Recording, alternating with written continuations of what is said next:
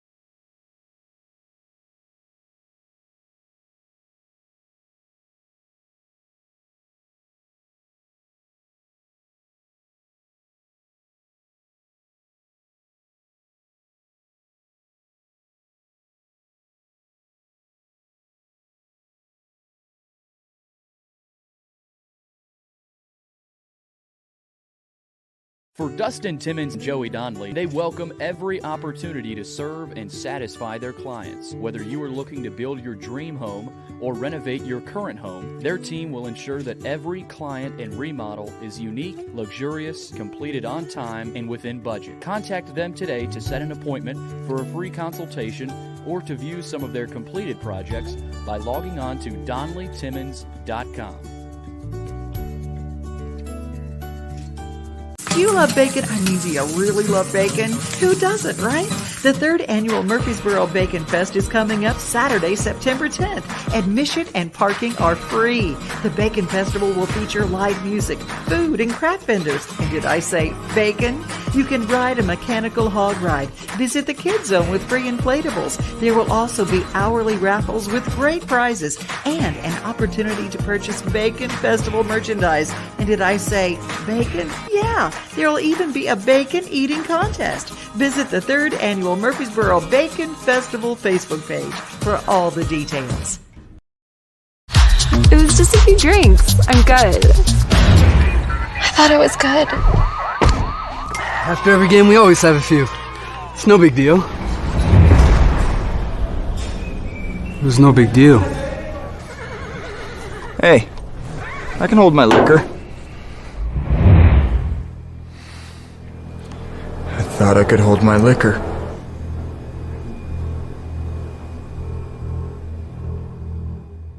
Hi, this is Melissa Hoisington, Regional Crisis Director from Volunteer Behavioral Health. Disasters can affect everything in your life, including your emotional health. Help is available during these uncertain times. The Tennessee Recovery Project is a free, supportive resource for adults and children who have experienced the effects of natural or human-caused disasters.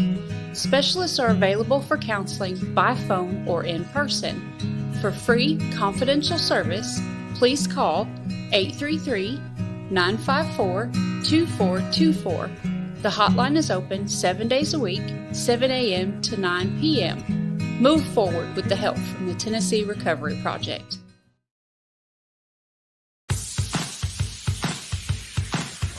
Broadcasting from the Main Street Media television studios in Nashville, Tennessee, it's time for Friday Night Live, the best high school football coverage in Middle Tennessee, featuring Tennessee Radio Hall of Famer George Plaster, Zach Womble, and Billy Derrick, and also reporters from Main Street Media. Friday Night Live is presented by the Tennessee Highway Safety Office. Fans, don't let fans drive drunk.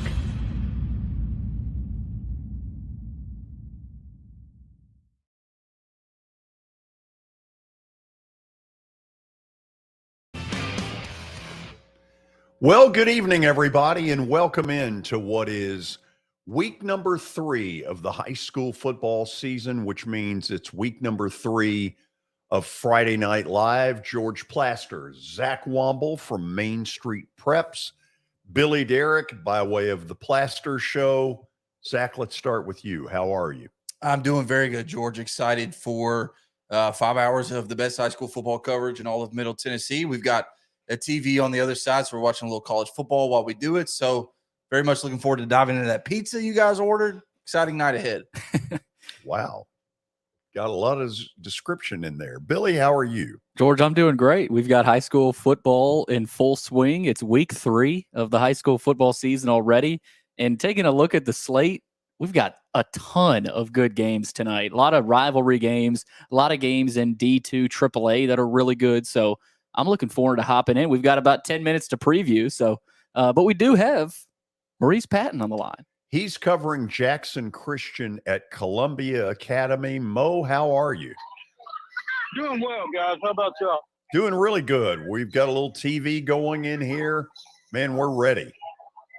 Yeah, y'all sound like y'all got a pretty neat setup there. Maybe I can get a Friday night off and come hang out. I don't know. But, yeah, we've got Jackson Christian at Columbia Academy, matchup of a couple of undefeated, both 2-0. Jackson Christian ranked number 1 in the state in Division 2A, and Columbia Academy coming off of a stunning to some, but certainly impressive 28-14 win last week down at Waverly, who was ranked number 8 in Class 3. So expecting a pretty good one here. Hoping the weather holds off. It's a little overcast, or maybe it's just getting dark. Heck, I don't know.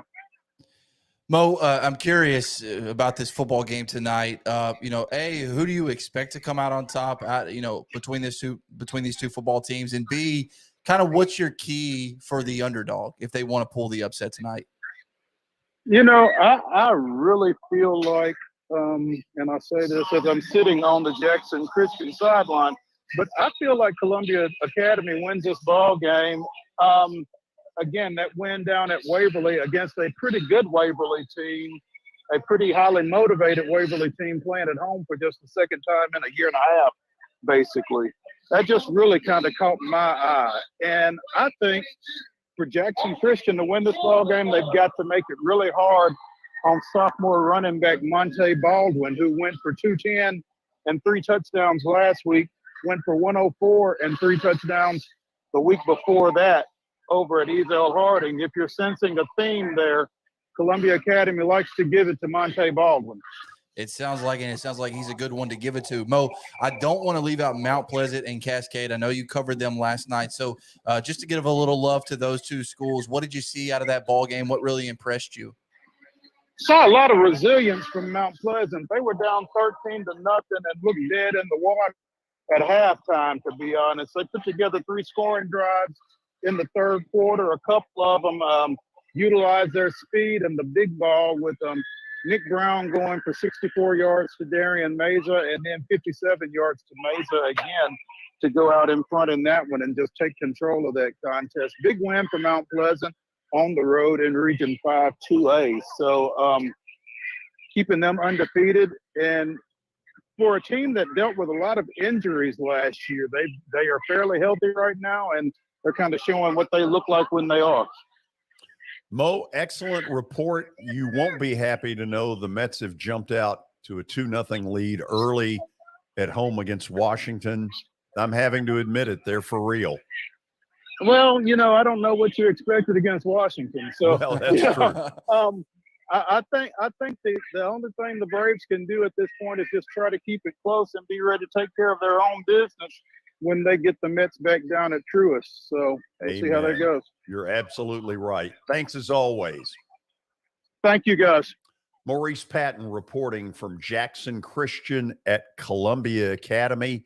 So he brought up the weather, that it looked a little overcast. So I went to the trusty iPhone. There it is, which is telling me 40% chance of rain tonight by 8 p.m.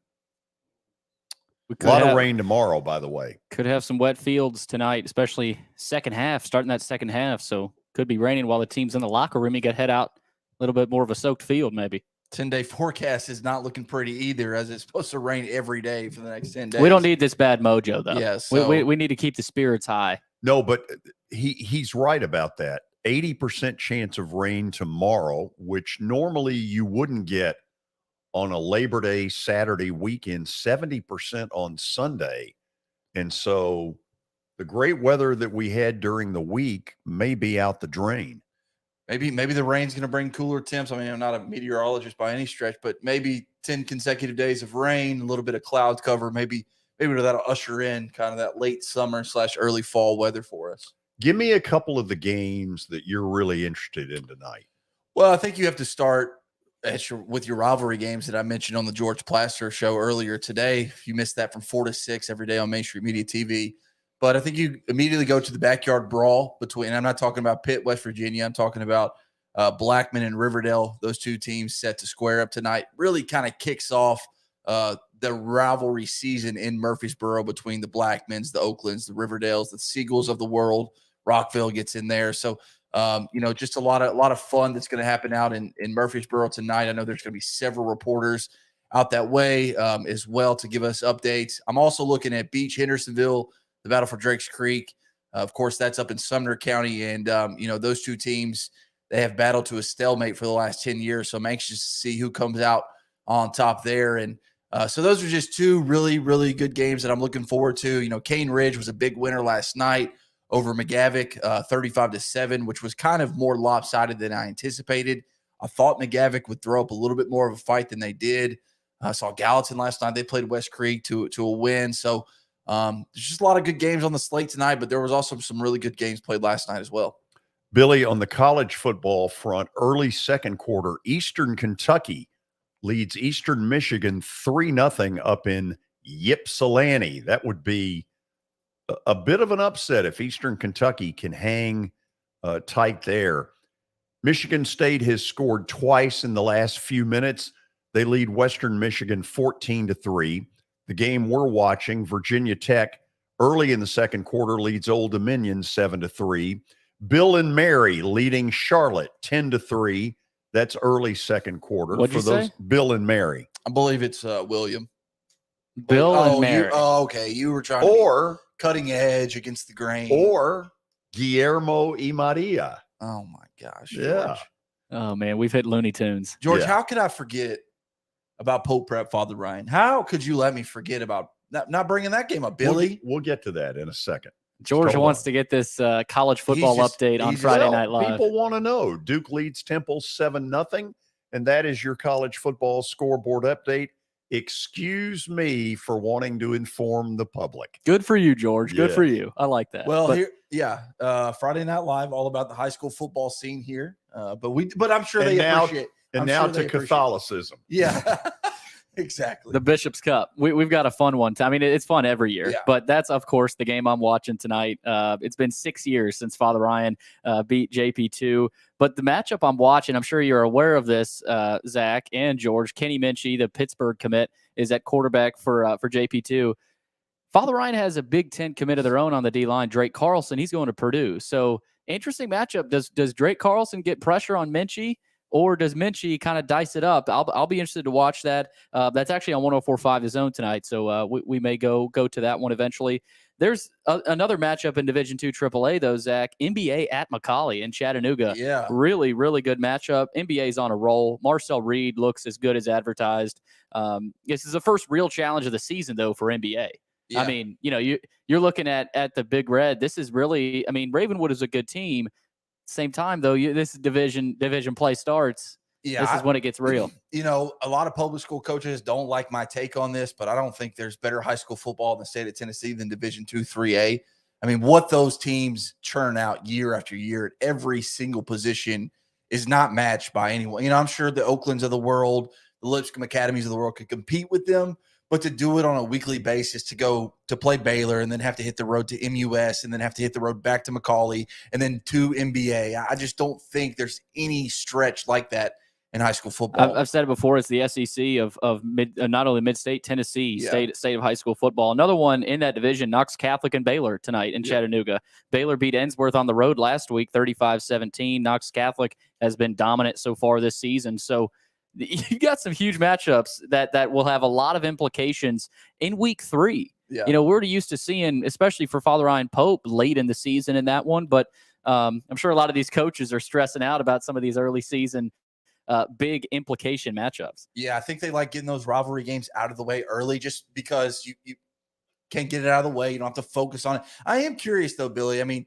and I'm not trying to pick at you, but you're a Father Ryan graduate. You love that school. You love that program. What's it been like for you on your end watching your arch rival beat you 6 times in a row? Yeah, it's been pretty brutal. It's been brutal. And Father Ryan used to be the team that beat JP2 and when they were called JP2. But Pope Prep changing their name kind of coincides with how they've changed as an athletic department. Yeah. I mean, their vision is to become a prep type school, like an Ensworth, like a Baylor, like a McCallie, like any of those schools. And they've done it. I mean, they've, it's weird saying recruited well, but I mean, they've got talent at not just football, every sport in that school. In Hendersonville, there's not a better place to pull kids out of. And it's definitely been for Father Ryan people. It's been tough.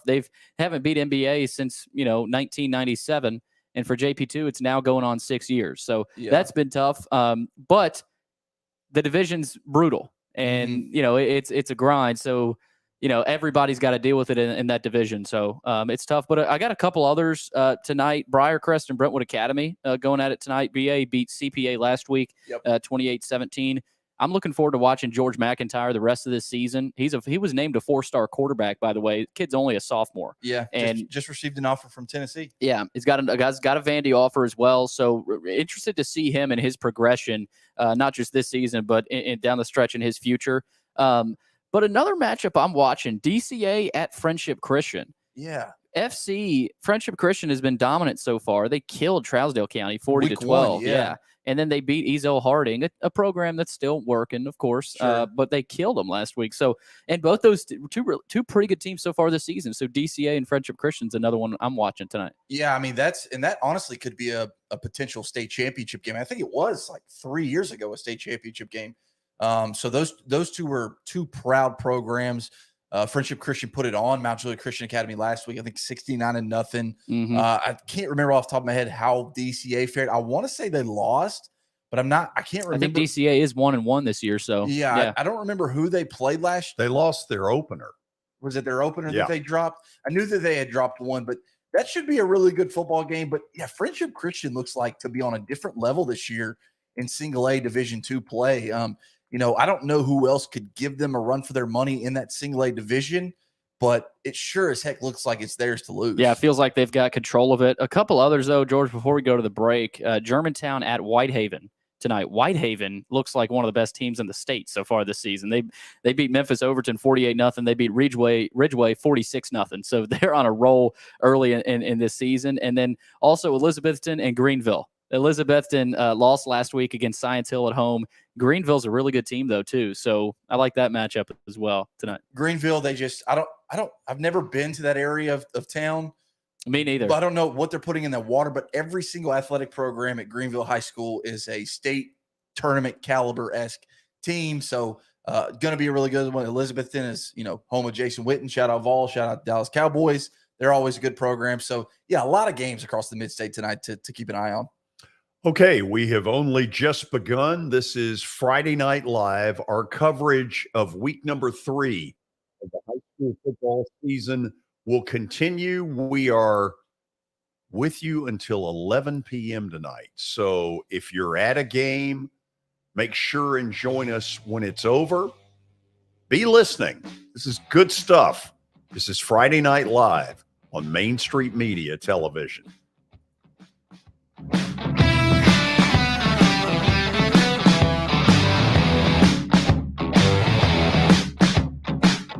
Dustin Timmons and Joey Donnelly, they welcome every opportunity to serve and satisfy their clients. Whether you are looking to build your dream home or renovate your current home, their team will ensure that every client and remodel is unique, luxurious, completed on time, and within budget. Contact them today to set an appointment for a free consultation or to view some of their completed projects by logging on to DonnellyTimmons.com.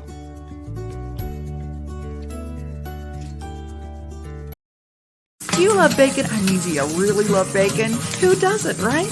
The 3rd annual Murfreesboro Bacon Fest is coming up Saturday, September 10th. Admission and parking are free. The Bacon Festival will feature live music, food, and craft vendors. And did I say bacon? You can ride a mechanical hog ride. Visit the Kids Zone with free inflatables. There will also be hourly raffles with great prizes and an opportunity to purchase Bacon Festival merchandise. And did I say bacon? Yeah. There will even be a bacon eating contest. Visit the 3rd annual Murfreesboro Bacon Festival Facebook page for all the details. Jody Jones Dentistry can handle all your dental needs, from the basics to cosmetic procedures. All of this in the nicest dental facility I have ever seen. Jody has done it right. They're located conveniently at 55 Music Square East, and for an appointment, it's simple. Dial 615-259-5100 and tell them Plaz sent you.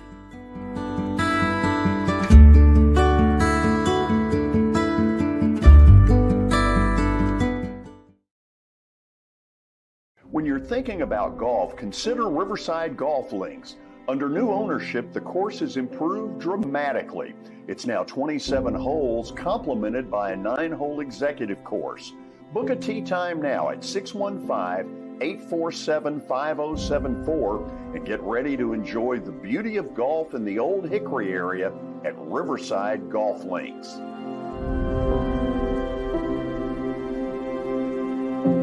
Hi, this is Melissa Hoisington, Regional Crisis Director from Volunteer Behavioral Health. Disasters can affect everything in your life, including your emotional health. Help is available during these uncertain times. The Tennessee Recovery Project is a free, supportive resource for adults and children who have experienced the effects of natural or human-caused disasters. Specialists are available for counseling by phone or in person. For free, confidential service, please call 833-954-2424. The hotline is open 7 days a week, 7 a.m. to 9 p.m. Move forward with the help from the Tennessee Recovery Project. It was just a few drinks. I'm good. I thought it was good. After every game, we always have a few. It's no big deal. It was no big deal. Hey, I can hold my liquor. I thought I could hold my liquor.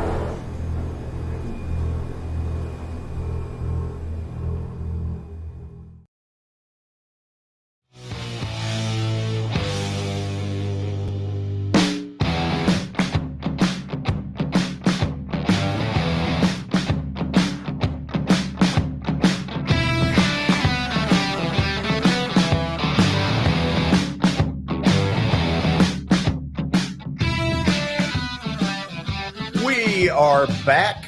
This is our coverage of Week 3 here on Friday Night Live. Zach Womble, Billy Derrick, yours truly, George Plaster. And Billy was right earlier when he talked about more big games for this early in the season, a Week 3, than you would normally have. Any particular reason for that, or just coincidence? I think it's just coincidence. I mean, we're 3 weeks in, so we got to start playing. I mean, we have to start playing region games. I mean, they're just like college football. The coaches want a couple tune-up games before they get into region play. And, I do like the fact that rivalry week is kind of this week, kind of early. Let's just get to it. We don't have to wait all season long to see the games played. As Pope Prep is already up 7-0 over Father Ryan in the battle for the Bishop's Cup. And so it's, I'm excited that there's all these big matchups early. Yeah, it's fun because, it's probably not as fun for the coaches. Week 3, boom, you already got a big division rival. But I'm with you, Zach. I mean, this is high school football, and early season momentum for a team. If say Pope wins it tonight, or NBA goes down in Chattanooga and beats McCallie, that's so much momentum for that team. And so especially early in the season. So, but I've got a couple other games here, George. Independence at Centennial tonight in Williamson County. Centennial's a team that has played pretty well this season, but Independence is a team that I really like. But they've had such a tough schedule. They had to play CPA in week 1, and so now they at Centennial. That's not an easy game either. And then MTCS at Clarksville Academy also tonight. Another Middle Tennessee Christian school coming over to Clarksville Academy. But one I forgot to mention up top, FRA at Davidson Academy. That's a region matchup. Two really good teams. FRA is a program that I think people need to keep an eye on down the road. Coach Geisinger is a phenomenal coach, a guy that played as an offensive lineman in the SEC at Vandy, and he did a tremendous job at Pope Prep. And now he's over at FRA. He's already gotten some talent there. So FRA Davidson Academy, I'm watching that one too. Yeah, I think that was probably Pope Prep's biggest loss in program history was losing Justin Geisinger. And, we don't have to get into the specifics of why on air, but yeah, I mean, losing him is as big of a blow as there could be, I think. I mean, I think he is a premier coach in not only Middle Tennessee, but the entire state. And I think what he's going to do at FRA with the support that he's going to get down there is going to be magical to see. It seems like what he was able to do was teach that school how to win. Absolutely. He brought a winning pedigree to that school. This is a guy that's been a winner his entire life, all the way back to high school, through college and the NFL. And, he just brought this mentality of, if we can take care of the things inside of our locker room, he called them perishable crowns would take care of themselves on the field. So if they handle the imperishable, I'm sorry, I have it backwards. If they handle the perishable crowns, the imperishable crowns would take care of themselves on the field. And so that's the type of mentality that he brings to a football program. And so do not be surprised one bit if you see FRA start competing for the quarters, the semifinals in that D2 AA playoff picture here in the next soon. Yeah, and it's not like they're in a good region, but I think it's not like he has to build a team in the SEC of high school football. He's got to build a team in a fairly winnable division, and it's competitive. Sure, but I think part of Geisinger is like, hey, finally I'm out of that monster of a division. Absolutely. But he wants competition. He'll get it. He'll get it tonight. Davidson Academy is a really good team. Another great coach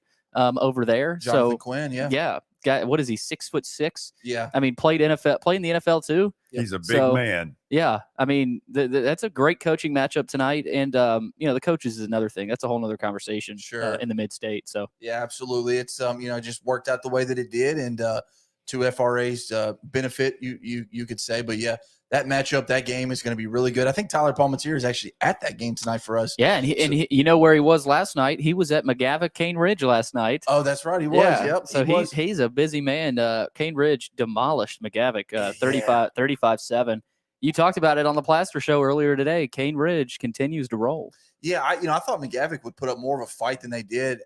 I don't think it's an indictment of McGavock. I think it just doubles down on how good Cane Ridge is. Honestly. They've got some talent. They've got a lot of talent on that team. They've got a really good quarterback, Siobhan Abdullah. Yep. And, he's also their kicker, George. I don't know if you knew that. Kicker, punter, wide and receiver, I think ball boy. Yeah, Jaden Jackson, is that his name at receiver? So and then he made that one-handed catch. Week 1 on that opening Thursday night game. So Cane Ridge, really one of the more impressive Metro teams I've seen in a while. And Moss Phillips III, the son of Moss Phillips Jr., who played at Tennessee, who's Hold on on that a team. second.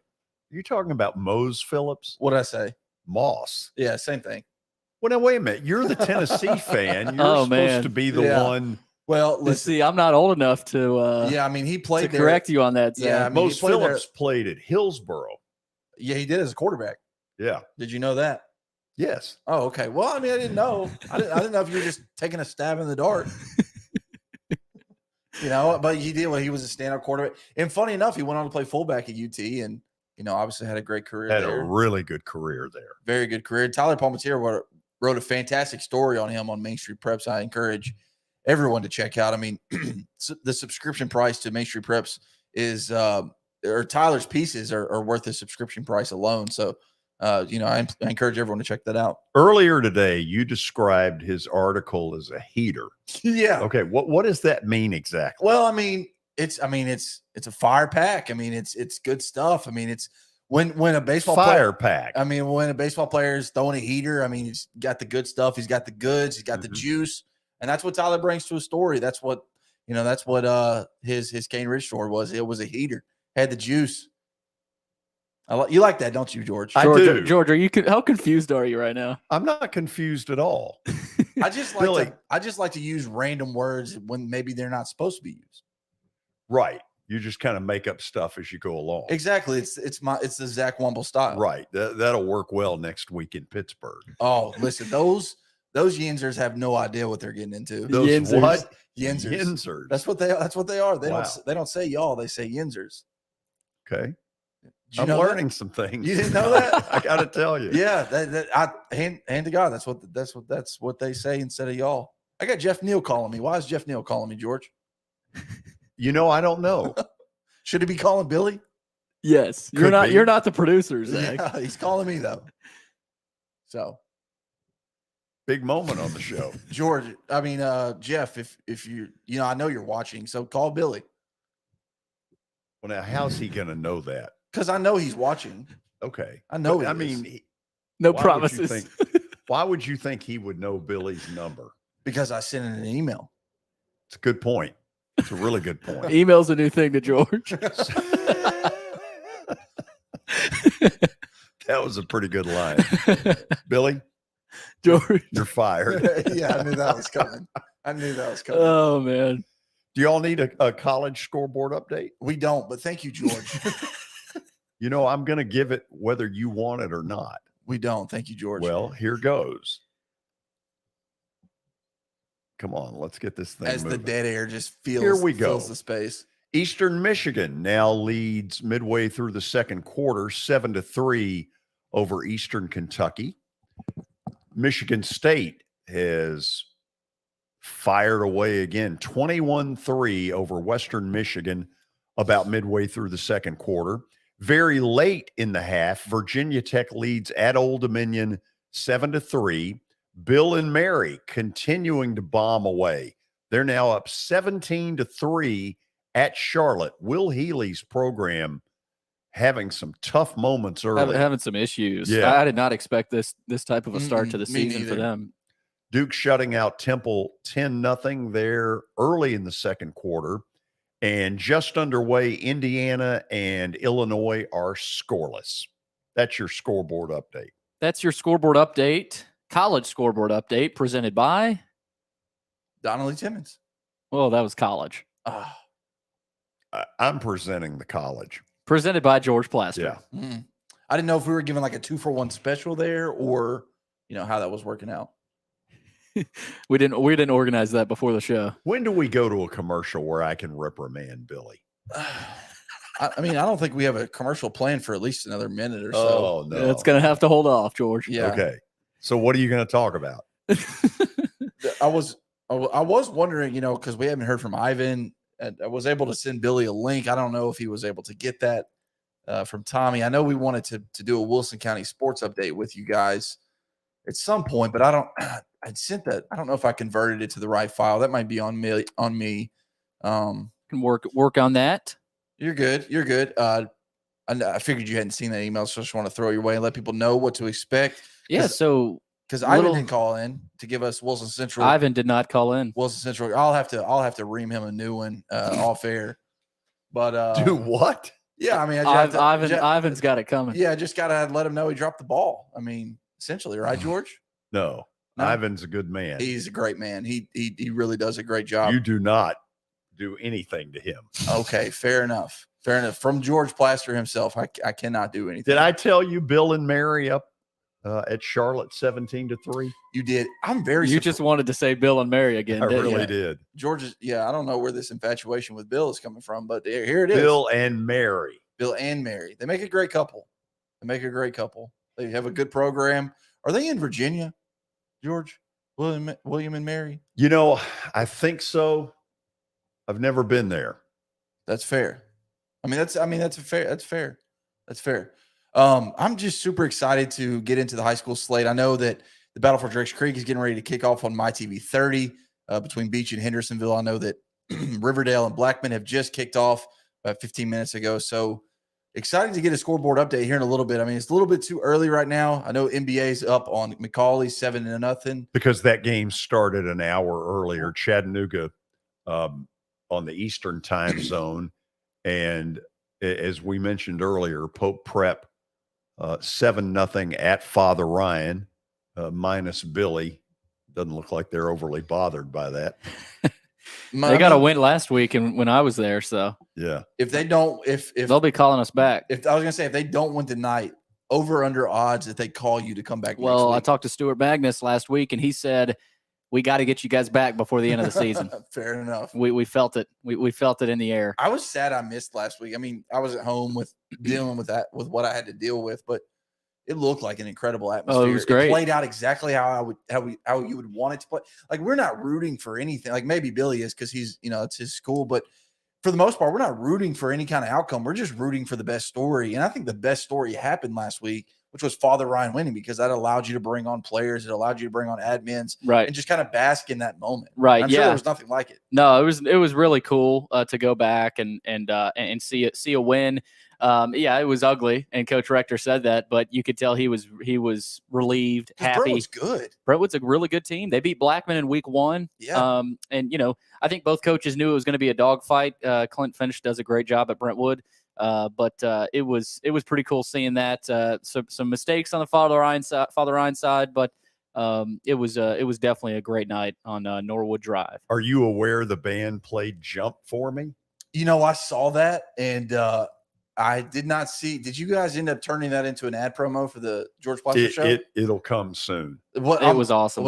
It was iconic. Not supposed to break that news. I'm sorry. No, okay. No problem. Okay. It was really cool. It was awesome. I didn't expect it to actually happen. But the band director came over, and he had the whole band behind him, and they came over, and George started directing the band, and it was it was great. They're one of the best bands, high school bands in the country. They've been to the Macy's Thanksgiving Day Parade. Awesome. It wasn't like it was a group of 8 kids, but it was it was probably what 20, 30 kids that came out. Yeah, so they did a really cool. good job. I mean, to learn that song the way it has to be done for a band in that short amount of time, pretty impressive. Yeah, it looked really good. It came through clear. Yeah. I very much enjoyed it through the eyes of my computer.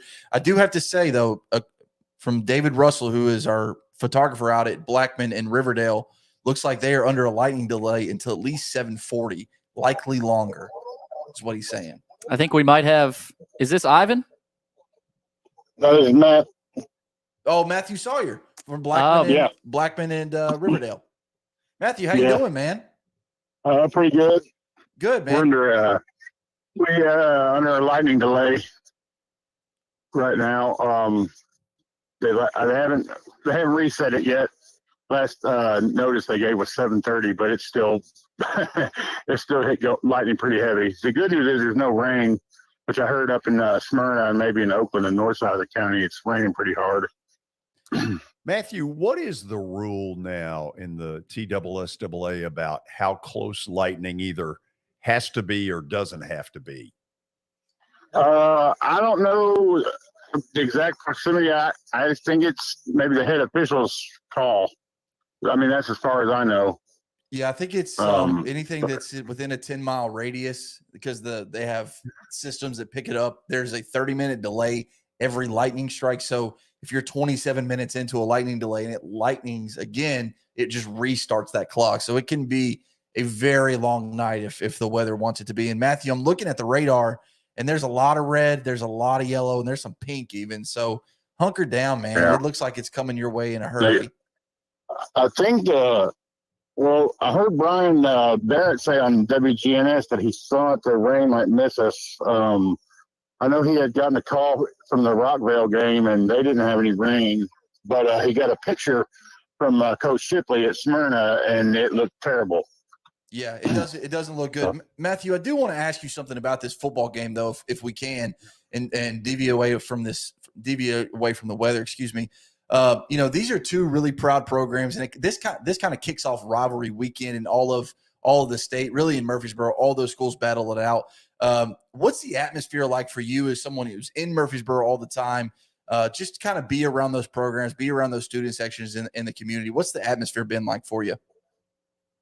Well, I've been here all my life, and I played, but when I played, it was just Riverdale and Oakland, and this Blackman and Riverdale rivalry kind of reminds me of that. And I think it's kind of, especially with Oakland being so dominating in the past 5 or 6 years, I think this Riverdale and Blackman rivalry is kind of taken over and become more fierce and, more of a buzz than Riverdale, Oakland, or, whoever around here. I mean, it's packed. They're still pouring in the gate right now.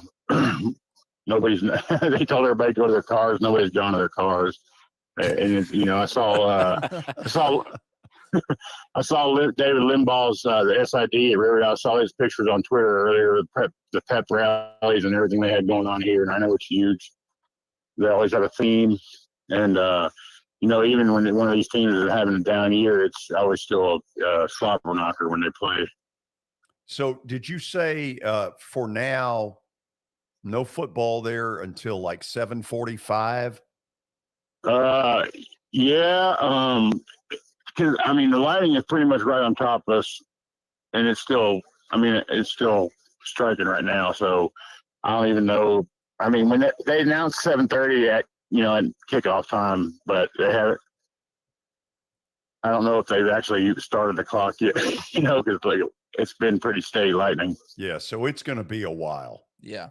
Yeah. It's going to be a long night for them out there, which works for us because we're on until 11, Matthew. So listen, man, if you get bored, just give us a ring and we'll talk to you. Okay. Thanks so much, Matthew. I'll do it. All right.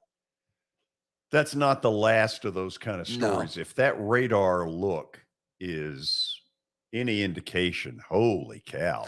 Yeah, it didn't look pretty. Like, I wasn't exaggerating. There was some purples, there were some pinks, there were some reds, yellows, all over the city of Murfreesboro. So David Russell reporting not until at least 7:40 they'll get kickoff there. And so potentially a little bit longer. I think you're going to have that across the mid-state, though. But, look at Father Ryan Pope Prep, 14-7 with 4:07 left in the first quarter. So they're moving right along, which – goodness gracious, how quick did Pope Prep score? Because didn't Father Ryan just go down and score and tie it up? I missed it. I've got 4 tabs open. I went over to the other tab, and then 3 seconds later, JP2 just scored. So yeah, I had to take a kickoff back or something. Yeah, but Father Ryan responded. It's 14-7, so Father Ryan had a kind of a longer, more methodical drive. So I think it's a matchup of, all right, Father Ryan wants to slow it down and run the football. JP2 wants to sling it every play. And so who's going to own the tempo? I think we'll have to see in this game. Listen, I always, if you're asking me to pick and choose, I'm rolling with the team that can control the ball, control the clock, especially at the high school level over a sustained amount of time, over 4 quarters. Which is gonna play out more likely? Yeah, and I think knowing Coach Rector and knowing this Father Ryan team, that's the way they want to do it. They want to They want to be the more physical team. They want to march the football down, and so we'll have to see. But it's looking like it's going to be a fun game from the looks of it so far. If it's a shootout, I mean, if it's going to end up 38-38, I'm taking Pope. Oh, yeah. Pope all the way. Father cannot afford to go toe-to-toe with them in a shootout. Well, I don't think they can. To be fair, I don't know many teams outside of the upper echelon in D2-3A that can. The Macauleys of the world could. The NBAs of the world could. Right. BA. No one really outside that division, really. Yeah. I mean, maybe one of the Williamson County schools, maybe. But at the end of the day, you get to the fourth quarter against this type of team. Yeah. It's tough. I will say, though, where Pope Prep is susceptible is in the trenches. And so the fact that Father Ryan has a Big Ten commit please remind me his name. Drake Carlson, a Big Ten commit in him. Mm-hmm. I mean, he could create pressure because if there's really, I think there's two questions with Pope Prep. I think it's in the secondary and I think it's in the trenches. And so if they can control that battle, George, as you know, you've been around the game long enough to know if you win the battle up front, 9 times out of 10, you're going to win that football game. You're going to win. So period. Very interested to see how they play out in that third quarter after they've been leaning on each other for about 35 minutes up until that point. Just saw a really weird special team screw up, ironically, by Virginia Tech, who under Frank Beamer was the best special teams deal going in the country. So Virginia Tech botched the center snap on a field goal attempt. Old Dominion took it the distance, and they now lead 10-7, a minute left in the first half. It's a big moment. I don't know a ton about Old Dominion, but this is a big moment for them to be able to host a power like Virginia Tech. Yeah, George, interesting nugget about this game. Brent Pry is the head coach of Virginia Tech. Right. He coached under James Franklin at Vanderbilt. Who's Old Dominion's head coach? Ricky Ronnie. He coached under James Franklin at Vanderbilt as well. So Ricky Ronnie, he was the quarterback coach, I'm pretty sure, at Vanderbilt under Coach Franklin, and also Brent Pry, a guy who's worked his way up. He was at Penn State with Coach Franklin. So a couple of Coach Franklin kind of, he helped them in their coaching careers, and now they're going at it. I saw that from our guy Larry Leathers. He tweeted that out the other day. So the AD at Old Dominion is Wood Selig, who started his athletic director career at Western Kentucky. They were showing a shot.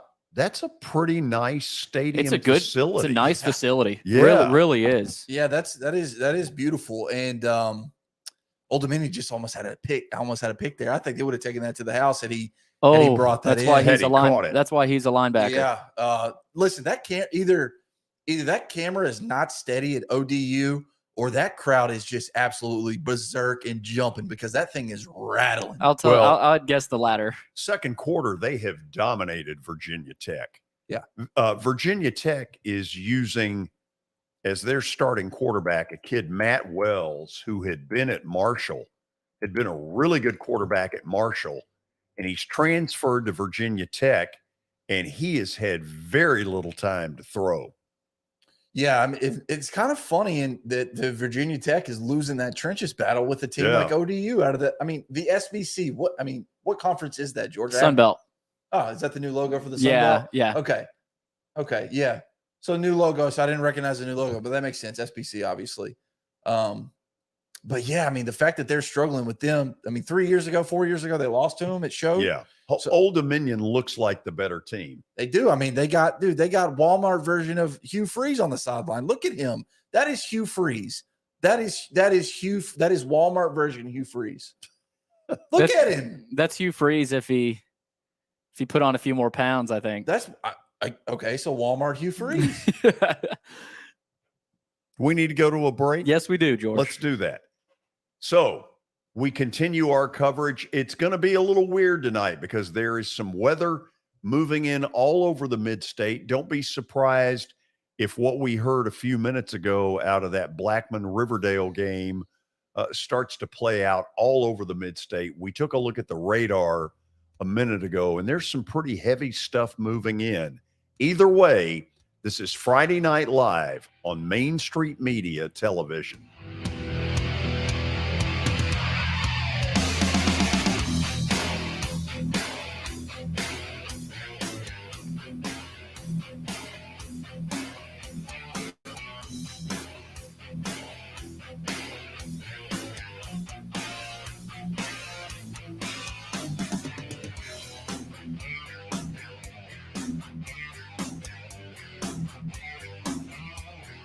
For Dustin Timmons and Joey Donnelly, they welcome every opportunity to serve and satisfy their clients. Whether you are looking to build your dream home or renovate your current home, their team will ensure that every client and remodel is unique, luxurious, completed on time, and within budget. Contact them today to set an appointment for a free consultation or to view some of their completed projects by logging on to DonnellyTimmons.com.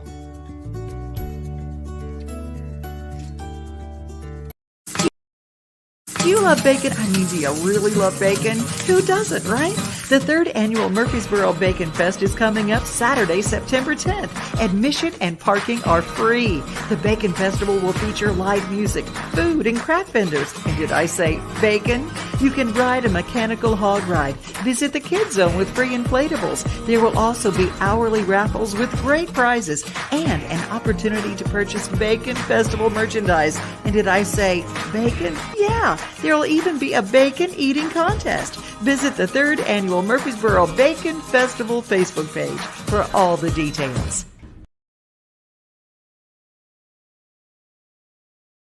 Jody Jones Dentistry can handle all your dental needs, from the basics to cosmetic procedures. All of this in the nicest dental facility I have ever seen. Jody has done it right. They're located conveniently at 55 Music Square East, and for an appointment, it's simple.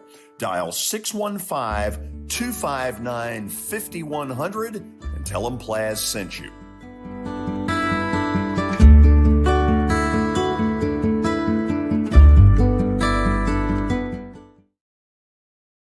When you're thinking about golf, consider Riverside Golf Links. Under new ownership, the course has improved dramatically. It's now 27 holes, complemented by a 9-hole executive course. Book a tee time now at 615-847-5074 and get ready to enjoy the beauty of golf in the Old Hickory area at Riverside Golf Links.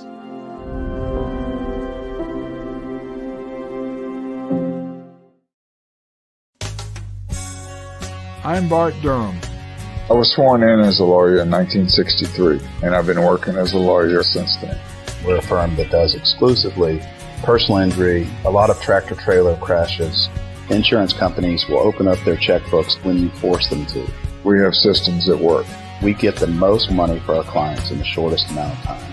I'm Blair Durham. My dad and I want to help. Give us a call at 615-242-9000. It was just a few drinks. I'm good. I thought it was good. After every game, we always have a few. It's no big deal. It was no big deal. Hey, I can hold my liquor. I thought I could hold my liquor.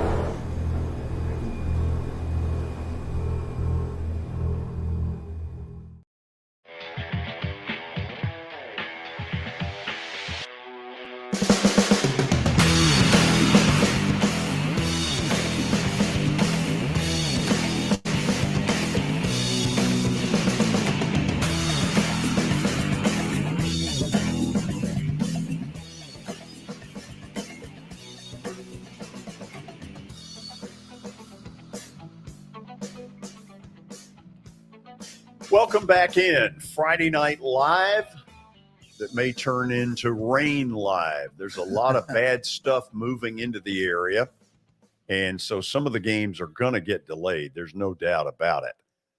Update real quickly on the college football scoreboard. Most of these are late in the first half. Eastern Michigan now leads Eastern Kentucky 14-10.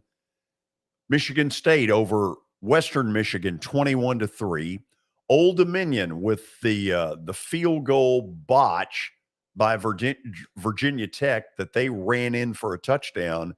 ODU now leads Virginia Tech 10-7, under a minute to play in the first half. William and Mary leads at Charlotte 17-10. That's very late in the first half. Duke all over Temple 24-0 midway through the second quarter. And Illinois just got on the board. This is a later start, 7-3 Illini about midway through the first quarter. I'm laughing at that meme there. An incredible Old Dominion fan shot. That was after the scuba score. If obviously for those listening, you can't see this, but Old Dominion fan giving us the double choke symbol as he sticks his tongue out after a scuba score. That is incredible. That's bold from an ODU fan. Hey, he's feeling it. It's getting loose in Virginia tonight, boys. In Norfolk. That's right. We now know that. We have learned. Yeah. How many games do we know of are being delayed? Several, George. Several. I mean, it would be probably quicker to tell you the games that are being played as opposed to not being played. But yeah, there. I mean, it's mostly in the South Nashville area. It looks like in Nashville, like the closer to Nashville you get, the safer you are. Like Tyler's at Davidson Academy, for example, their games being played. Father Ryan, their games being played with no hesitation. It looks like the further south you get in the Murfreesboro area is where it's really, really hurting teams. So there's several games being played in that area.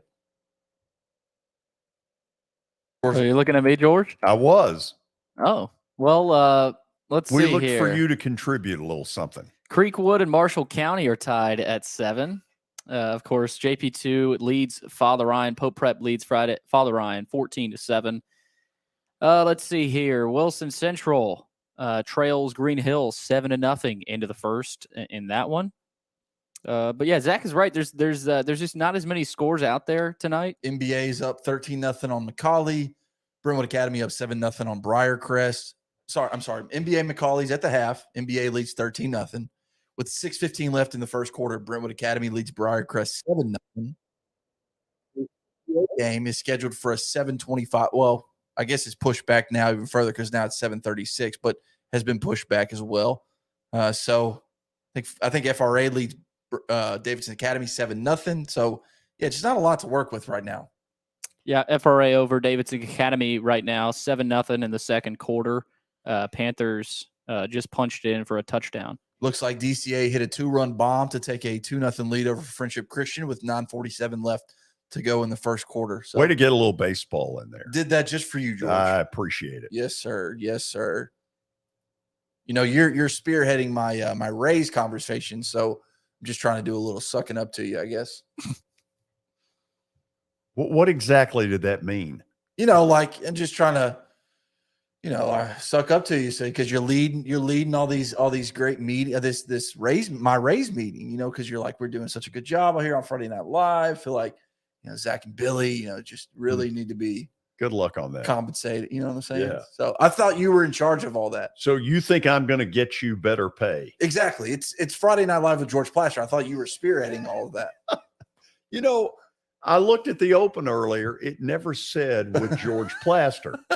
That is true. It did not. It doesn't say that. Right. And until it does, you're not getting anything. Fair enough. Fair enough. Billy, can we get that graphic made? I got you, Zach. Appreciate that. I'll make it. I'll make it. Okay. So all of this, though, seriously brings up coaches and how they handle whether it's lightning delay, rain delay, both. Teams get all juiced up to play, and then all of a sudden they've got to back it down, and then an hour later get it back up. I tell you what, that's not easy.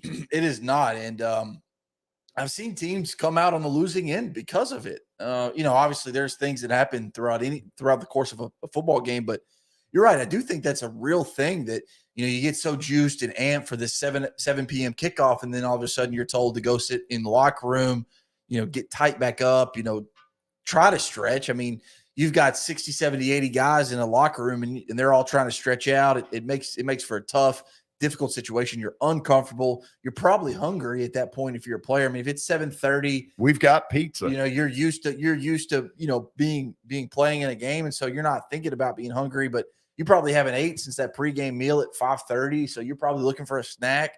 So yeah, it's, you know, coaches, they do it. Those who can figure out a way to manage that time, I think it is so undervalued and underappreciated. Yeah, and at the high school level, you know, it's not, you're dealing with, you know, 16, 17, 18-year-old kids. You know, you're not dealing with college age kids who, you know, have been through these situations before already in high school.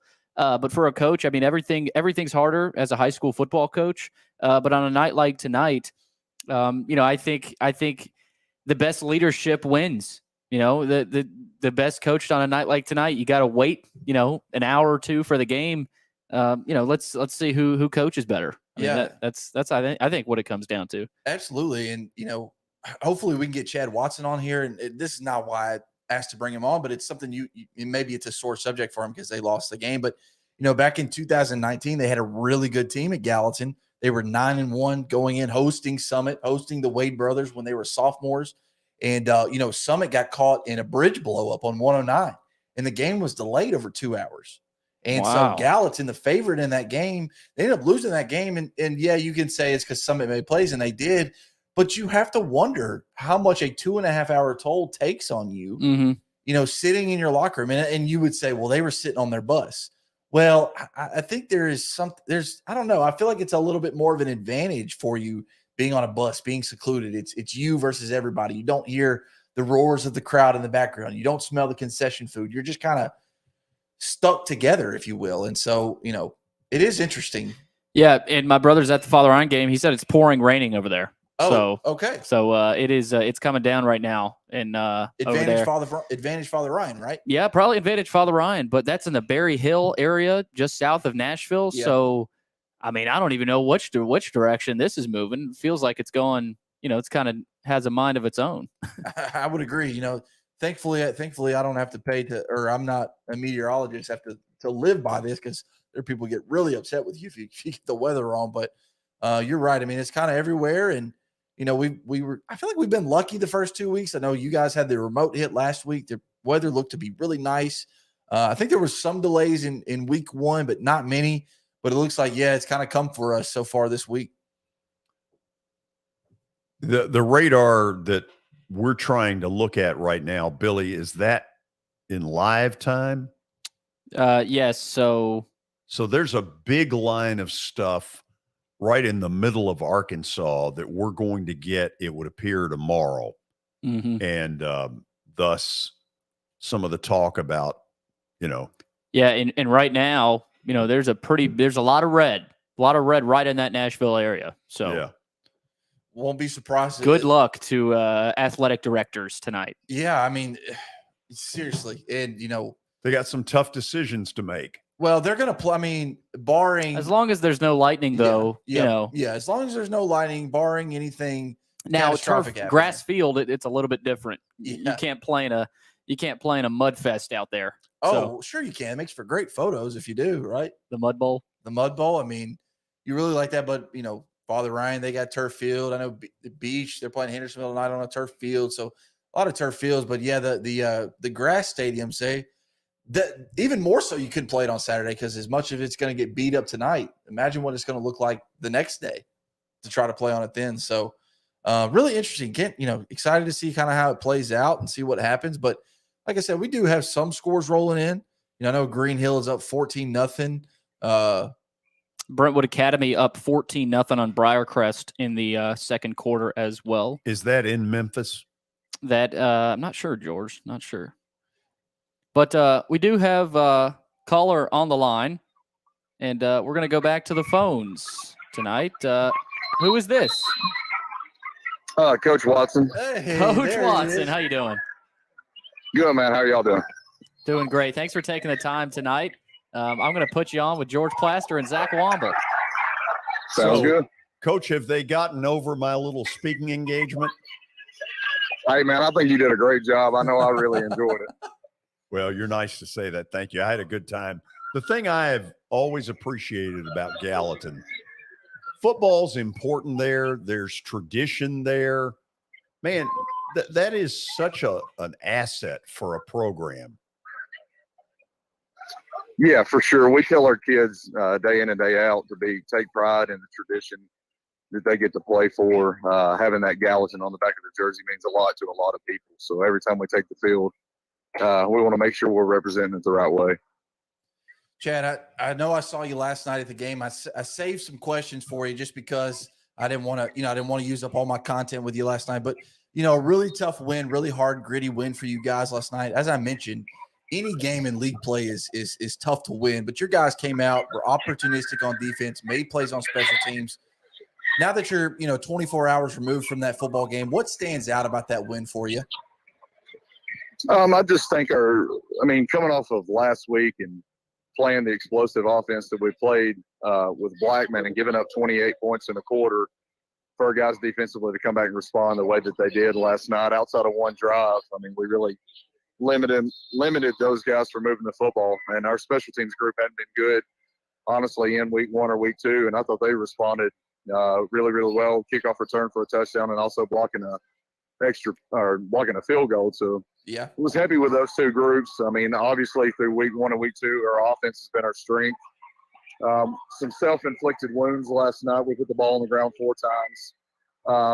And when we go back and watch the tape, man, we're 1 or 2 blocks away from some of those 4 and 5 yard runs getting out the gate for 40 and 50 with some of the backs that we have. So it's mainly just looking at us, seeing what we can correct, and started today, like all next week, just seeing how much better we can get as a team. And this is not the West Creek team of a few years past, is it, Chad? This is a team that is much improved. Can you tell our listeners and watchers just how good that West Creek team has improved in such a short amount of time? Yeah, Coach is doing a great job, Coach Gallowitz. I'm very familiar with Clarksville football, played at Austin Peay, lived in the Clarksville area for a long time, but that group has always had talent, and they've always looked good in pads, but he's getting something out of them. So hats off to him. But yeah, they're a much improved football team. Coach, much improved football.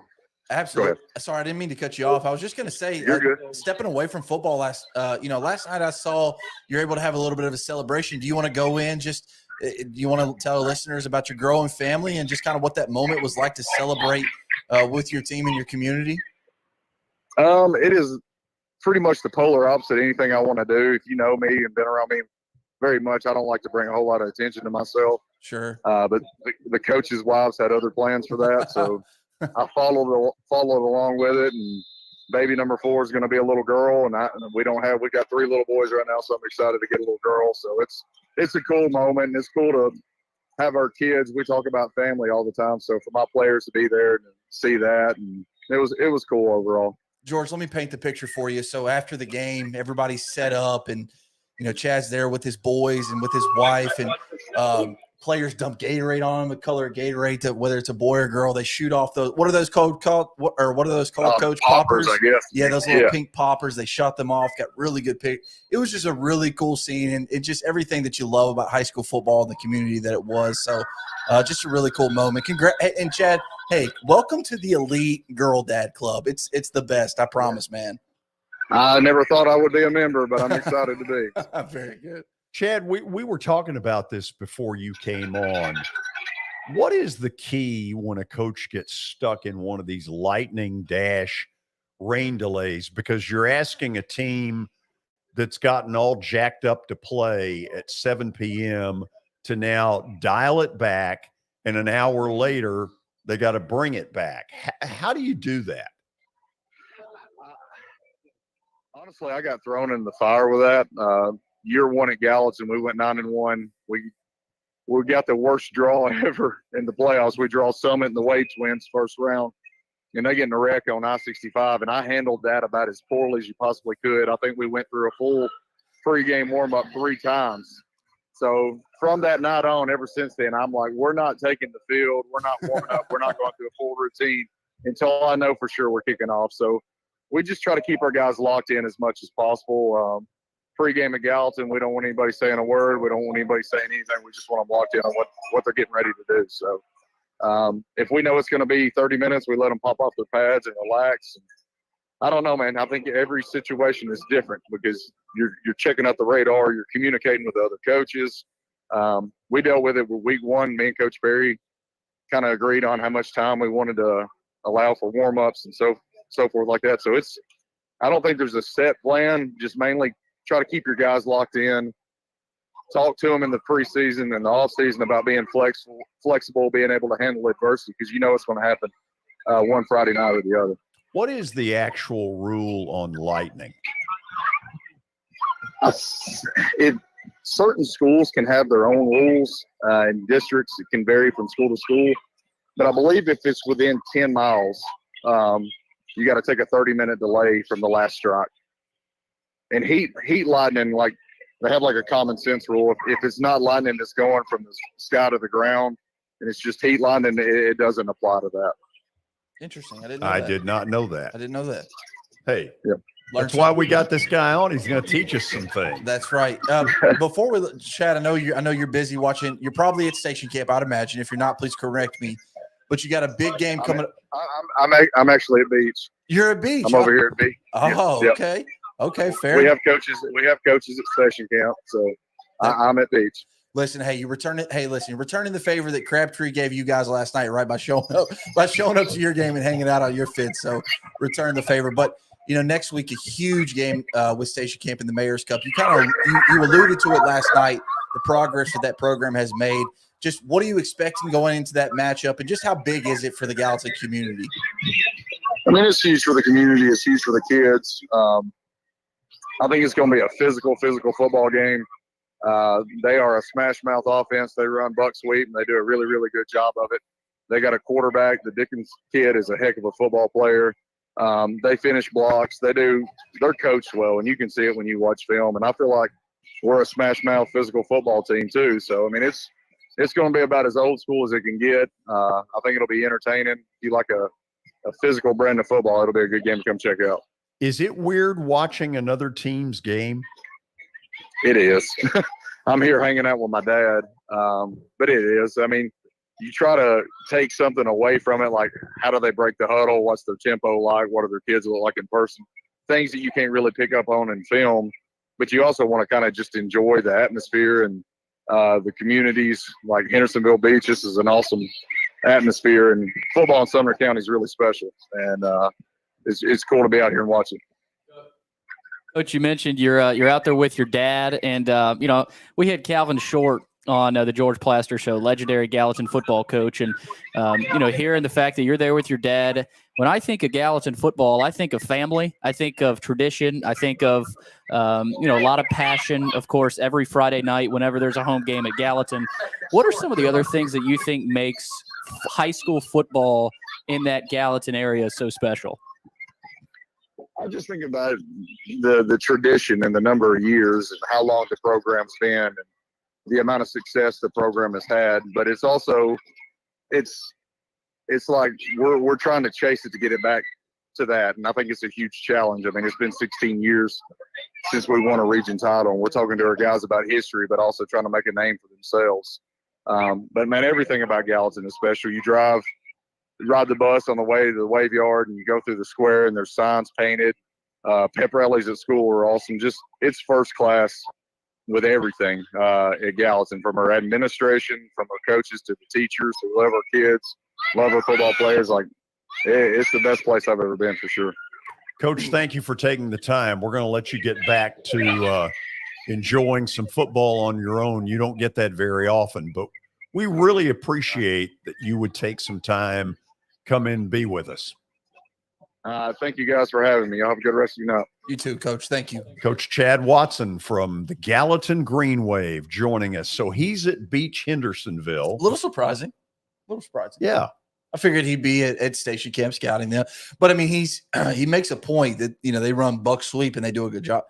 Well, I like to run buck sweep left, buck sweep right, buck sweep up middle. And so, I guess there's probably not a lot of game planning that you need to see, knowing that you're going to face 3 offensive plays or whatever it may be. Just want to go ahead and get a scout on your other teams. But I thought maybe he would still be at station camp. But they're playing White County, who is a region team. But, Gallatin's not going to play White County this year. You can double up at Hendersonville Beach. You can see 2 future opponents in one. So I guess I get it. 2 birds with 1 stone. That's exactly right. I really appreciate Chad jumping on kind of last minute. I actually called him driving to the studio. I was like, hey, man, I know this is last minute. Can you hop on the show with us at some point later tonight? And he so graciously did and gave us good stuff. And as I like to say, George, he brought the heat. He sounds like one of those alpha males, just, nose to the grindstone, football guy, just hearing the way he talks. And there's something about Gallatin. Yeah. We've heard a lot about it, George, but it's not fake. I mean, that community, their relationship with the sport of football and how they come together. I know we've got a ton of communities like this, but I keep hearing Gallatin come up every week. Yep. And I don't think it's a coincidence. I think they're second to none. I mean, I'm from Mount Juliet, so I have zero ties to Sumner County, zero ties to Gallatin High School. But I would venture to say they are the most passionate fan base in Sumner County. I love probably even Middle Tennessee. I mean, they are just – I mean, the support that they give their teams, whether it's football, volleyball, basketball, baseball, doesn't matter. I mean, when the Green Wave are winning, it is a powerful, powerful force that comes out of the 37075. There are about 10 of these kind of schools around the state. Lincoln County, Warren County, up in the Portland area. Yeah. Gallatin. First of all, a little bit of it, I think, is the whole Green Bay Packer look. Sure. The uniform has a very much a Green Bay Packer look, and it's got a Green Bay Packer kind of fan base that is loyal as loyal can be. And somebody said it, when they go on the road, that's when you want to commit the robbery in Gallatin because nobody's home. I love it. Yeah. And the look too, that's a part of it. You know, they don't have some, they don't have some uniform combination where they're trying to do too much. They've got a basic, simple Green Bay Packer look, and the fans, I mean, they probably eat that up. Oh, they love it. They probably had that combination since the 1950s, for all we know. Yeah, I mean, I'm trying to listen. Their very first football team at Gallatin High School played in 1928. If you can believe that, they had 11 players on the team in 1928. They obviously were not wearing green and gold then. The picture was black and white, so technically, I guess you really can't tell what color they're wearing. But it's probably a black, grayish sweatshirt, like the old look that you would get. But you're right, that green and gold. I should know it, and I could probably text somebody during the break and be like, "When did Gallatin introduce the green and gold iconic look?" And he'd be able to tell me.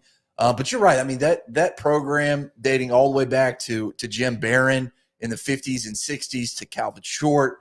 I mean, the winning that they did, the winning they accomplished, and the way that they went about it was second to none. You know, I'm working on a story for Main Street Preps and the Gallatin News highlighting their 30-year state championship win in 1992. And in the process, I've spoken with several players from that team, several coaches from that staff. And, you know, they didn't hope to win. They expected to win every Friday night. And there were more often times than not, they did win. I mean, You look at a guy like Lauren Lassiter, who quarterbacked that 1992 state championship team, 29-1 over 3 years. I mean, they did a lot of winning back in the day. And you know, obviously it's a little bit tougher sledding these days. Listen, you don't have, back then when they were running everything, it was Gallatin and Hendersonville in those city limits. Now you've got Station Camp, you've got Liberty Creek, you've got Gallatin in that city. Then you've got Beach, Hendersonville, Pope Prep in Hendersonville. You could really even put Pope Prep in Gallatin. So it's just not the same as it was. But you're right. During their heyday, you could probably argue their popularity was just as high as the Tennessee Volunteers. Truthfully. I'm not joking. I mean, you speak with the Bill Buntons of the world. George, you may know who Bill Bunton is. I worked with him for years. Yeah, I mean, he was heavily involved in both programs. He was offered to take the Lady Vol basketball gig to do a TV show in Knoxville for Pat Summitt, turn them down to stay as the voice of the Green Wave. That's how big high school football is in the city of Gallatin. That's awesome. Okay, we're going to go to a break.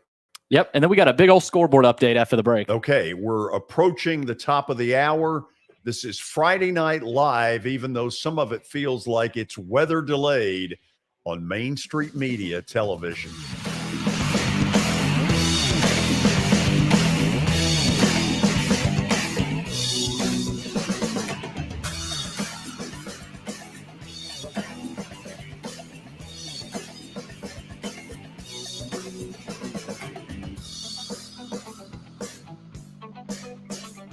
For Dustin Timmons and Joey Donnelly, they welcome every opportunity to serve and satisfy their clients. Whether you are looking to build your dream home or renovate your current home, their team will ensure that every client and remodel is unique, luxurious, completed on time, and within budget. Contact them today to set an appointment for a free consultation or to view some of their completed projects by logging on to DonnellyTimmons.com.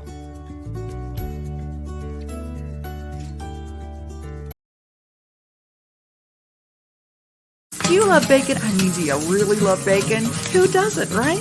The 3rd annual Murfreesboro Bacon Fest is coming up Saturday, September 10th. Admission and parking are free. The Bacon Festival will feature live music, food, and craft vendors. And did I say bacon? You can ride a mechanical hog ride, visit the Kids Zone with free inflatables. There will also be hourly raffles with great prizes and an opportunity to purchase Bacon Festival merchandise. And did I say bacon? Yeah, there will even be a bacon eating contest. Visit the 3rd annual Murfreesboro Bacon Festival Facebook page for all the details. Jody Jones Dentistry can handle all your dental needs, from the basics to cosmetic procedures. All of this in the nicest dental facility I have ever seen. Jody has done it right. They're located conveniently at 55 Music Square East, and for an appointment, it's simple. Dial 615-259-5100 and tell them Plaz sent you.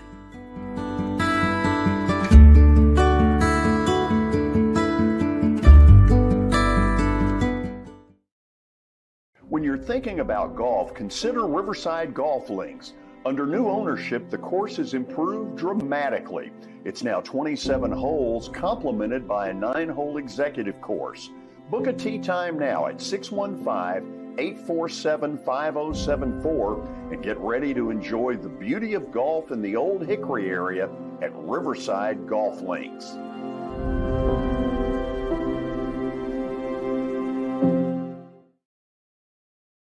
This is attorney Bart Durham, and this is me. I'm Aaliyah. Keeping in good physical condition is really important to me. But when I had a wreck with a tractor-trailer truck that hurt my legs so bad I couldn't work for almost a year, I knew I needed a lawyer that understood tractor-trailer cases. So I called Bart. Bart gets millions of dollars for his clients every year. At Bart Durham Injury Law, we've handled hundreds of tractor-trailer cases. My dad and I want to help. Give us a call at 615-242-9000. Hi, this is Melissa Hoisington, Regional Crisis Director from Volunteer Behavioral Health. Disasters can affect everything in your life, including your emotional health. Help is available during these uncertain times. The Tennessee Recovery Project is a free, supportive resource for adults and children who have experienced the effects of natural or human-caused disasters. Specialists are available for counseling by phone or in person. For free, confidential service, please call 833-954-2424. The hotline is open 7 days a week, 7 a.m. to 9 p.m. Move forward with the help from the Tennessee Recovery Project. It's just a few cocktails at happy hour. It's just a few cocktails at happy hour. You really good try. There aren't any cops around. I didn't think there were any cops around. I drink and drive all the time. Sir, you've been in a serious crash. I need you to hang on, okay? Cover your hands, sir. You are right now? Now.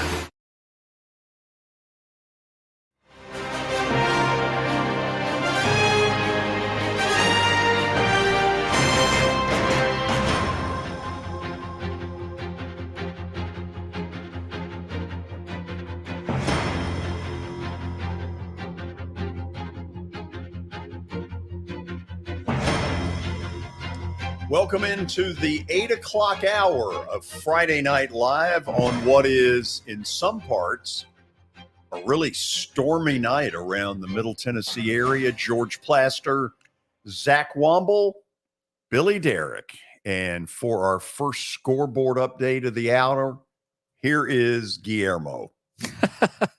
I love it, George. Donley Timmons Custom Builders is the scoreboard update sponsor. They, of course, do a phenomenal job in the Nashville area. Whenever you need a custom home built for you, you can customize it, fully customize it yourself. Log on to DonleyTimmons.com.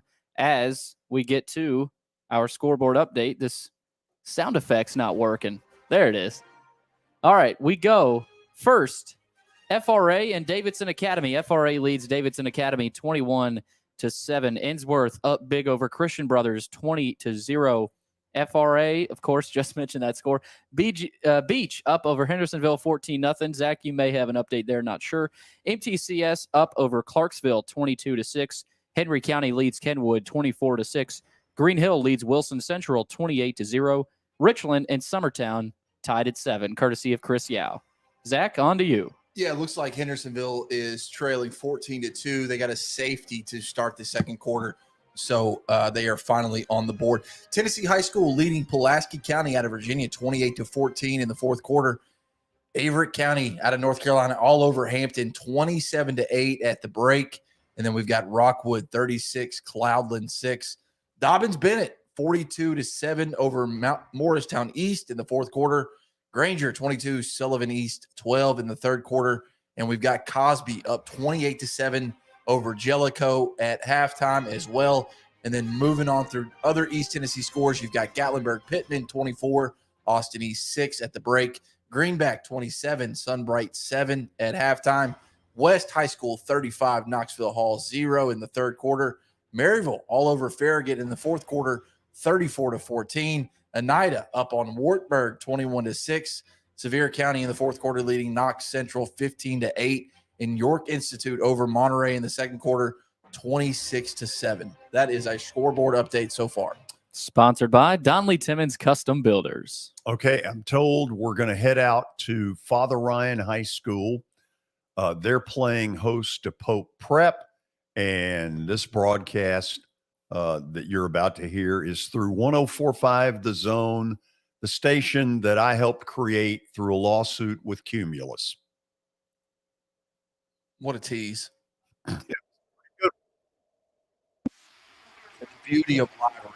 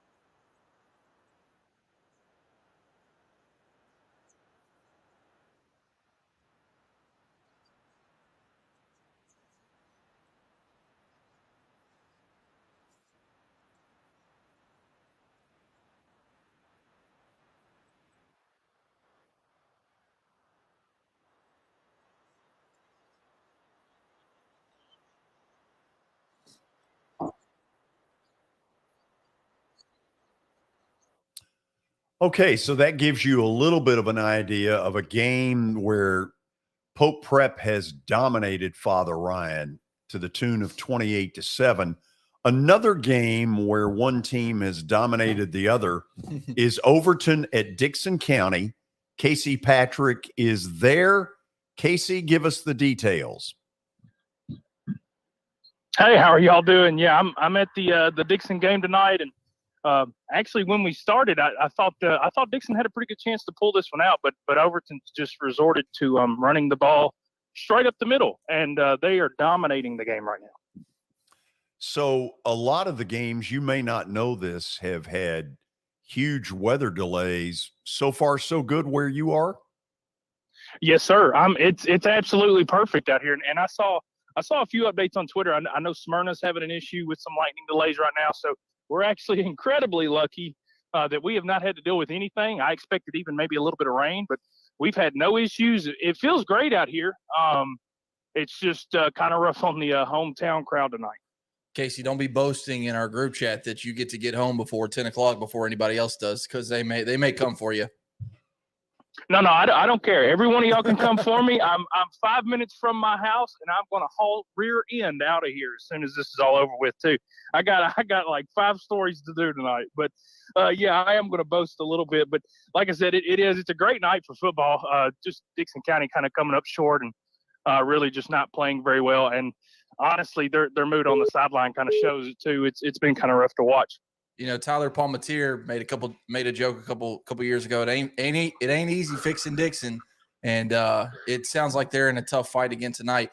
Casey, what do you think is their biggest struggle in that area of town? Just trying to find a way to put it together.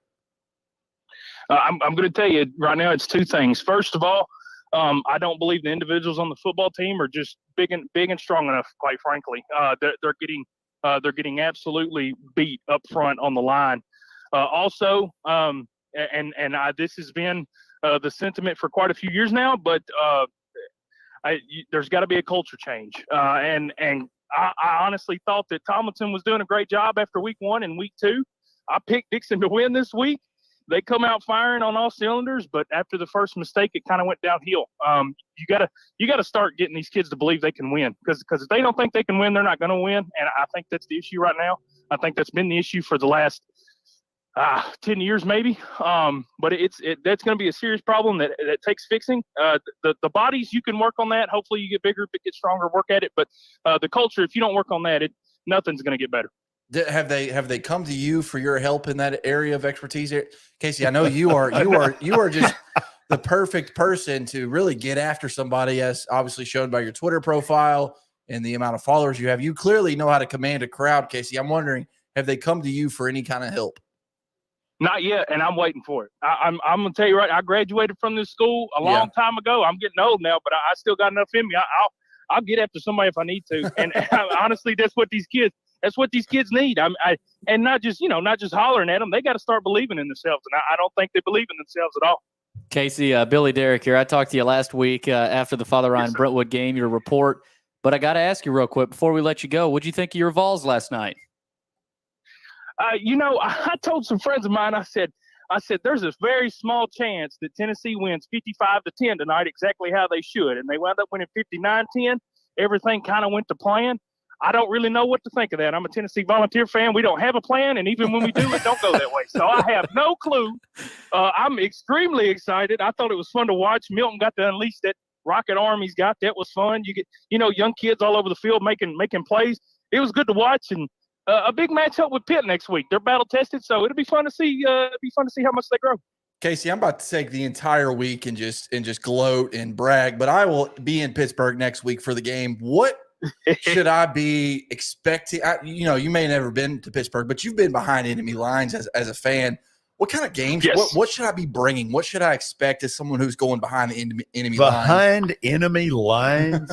Give me a break. Well, it is just Pitt. I mean, they're not really. I mean, it's not like a Steelers game. Right. I think Pitt fans, they're fairly decent folks. Now I've been to some other SEC schools. You got to be ready for a fight when you walk in. I mean, it's just on site. You got to be ready to defend yourself.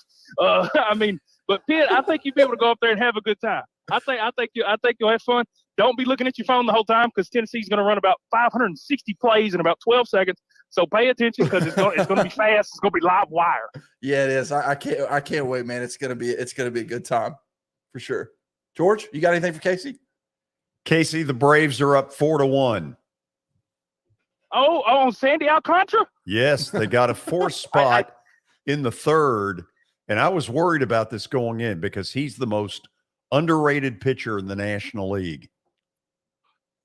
I'll tell you right now, Sandy Alcantara is probably my favorite player that doesn't play for the Atlanta Braves. I mean, he is absolute electricity when he's on the mound, and I've wrote about it a few times. I've talked about it on my podcast. Alcantara's one. If you don't know who he is, you're not a real baseball fan. He might be the most physically gifted pitcher in the game right now, not named DeGrom. He's fun to watch. The fact they got 4 on him, and I think Vaughn Grissom got a home run off of him, didn't he? Because I saw that on Twitter. Haven't been able to see it. You may well be right about it. I believe Vaughn got to him, so it's nice to see the rookies doing some damage still. That's been fun to watch all year long. We done? Yeah. Sorry, he kind of looked at me, Casey. Like I keep talking. Yeah. Hey, y'all want me? It don't matter. We got Russell Venozzi giving us a report from Father Ryan Pope Prep, Casey. But thanks for taking the time tonight. Yeah, y'all have a good evening. All right. All right, Casey. Thanks, Casey. It's the best. Okay, so let's check in. Russell Venozzi. Well, we don't have him quite yet, George. Wow, you cut off Casey to not go to somebody while dialing him. Gotcha. Okay. Well, this is high tech. This is a high tech setup here. I mean, listen, it doesn't get more advanced than the one here in Old Hickory, Tennessee. No, it doesn't. Tennessee. So, it is what it is. But Casey's the best, man. Yep, he's the best. And I think we've got Russell Venozzi reporting live from Giacosa Stadium out there at Father Ryan High School. Russell, it's been a tough first half for the Irish, huh? Yes, I'm trying to get away from the speakers here, Billy. Give me just 1 second. He's trying. They're blasting some pretty loud. There we go. Okay. Pope Prep rolling right now over Father Ryan 28-7. They really just have not had an answer for Kenny Minchie and Josh Maylander. Those guys have connected for 3 long touchdown passes. And Father Ryan has just kind of dinked and dunked the ball down the field and hasn't had a lot of success so far. Russell, everybody knows about Kenny Minchie and Colin Cook in Division II 3A. But when Pope Prep landed this kid, Josh Maylander, out of California, it did something for their offense. What have you noticed about the spacing that this Knights team now can play with, adding such a key transfer in Josh Maylander? Oh yeah, no, there's no doubt. It's a perfect fit because they already had Kenny Minchie at quarterback, of course, the Pittsburgh commit that can sling the ball over the field. They've already got Elijah Robb at running back, and then they had Colin Cook, kind of a slot receiver type, kind of a shorter receiver that's really sure-handed.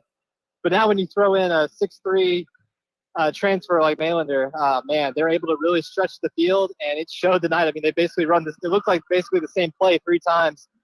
Just told Maylander to go straight down the field, head for the end zone, and Minchie gave him a good ball all 3 times.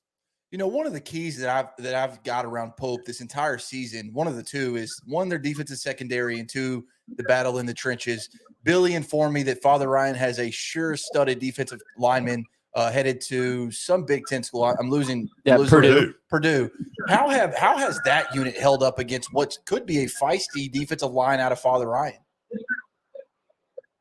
Say that again. Who's holding up against who? How has the Pope Prep offensive line held up against this feisty Irish defensive line? Oh, yeah. No, they seem like they're holding their own. I know that group is – Zach, you know better than I do, but I think that group is largely made over from last year. Had a lot of seniors last year. But they're holding their own. And quite honestly, with the way that Pope has been able to open up the field, it's kind of not allowed that Father Ryan defensive line to do a whole lot. I mean, Minchie's getting the ball out of his hands quick, and they're holding up. And Elijah Robb has found a couple holes here and there. He had a 19-yard touchdown run as well when it was pouring rain. They did.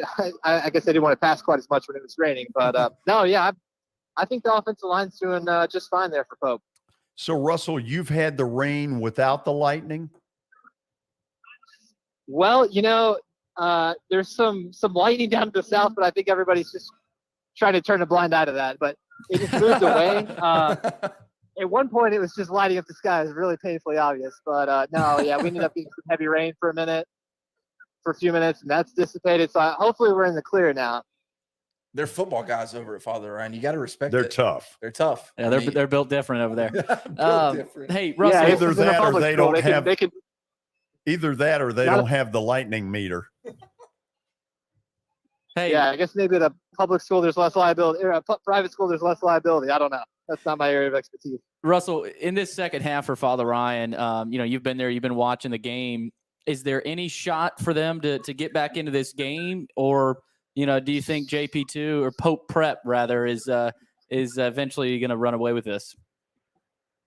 I can't say I'm too optimistic if I'm a Father Ryan fan. One of the few momentum plays they did get was an interception about 5 minutes before halftime. Then 3 plays later they fumbled it back to Pope. So that would have been a real key drive there if they could have gotten back within 2 scores. But with the way that Minchie is playing right now, it almost feels like even if this game got close, they could kind of just pull the video game stuff out again and throw another long touchdown pass. So it's going to be a long road ahead for Father Ryan, and I've really got to see more out of their offense because right now they haven't given me a whole lot of belief that they can move the ball consistently enough to make up this deficit right now. Russell, looking at this Pope Prep roster, their depth that they have, Zach mentioned the receiver Maylander they got from California. They look like an even better team, as at least offensively, than they were last year. How far do you think they can go, and how far do you think Minchie and this offense can take them down the stretch of the season and into the playoffs? Yeah, that's kind of the $1 million question for them. They got all the way to the state semifinals last year. That was a place they hadn't been, at least in Division II AAA. So that was a big milestone for them. But I don't know, Billy. I mean, it's such a tough road for them because you've got to deal with Montgomery Bell Academy, who looks like they're a notch better than they were last year. Yeah, they're okay. They were the state runner-up. Yeah. And then you've also got to deal with Brentwood Academy. It looks like it's back on the rise.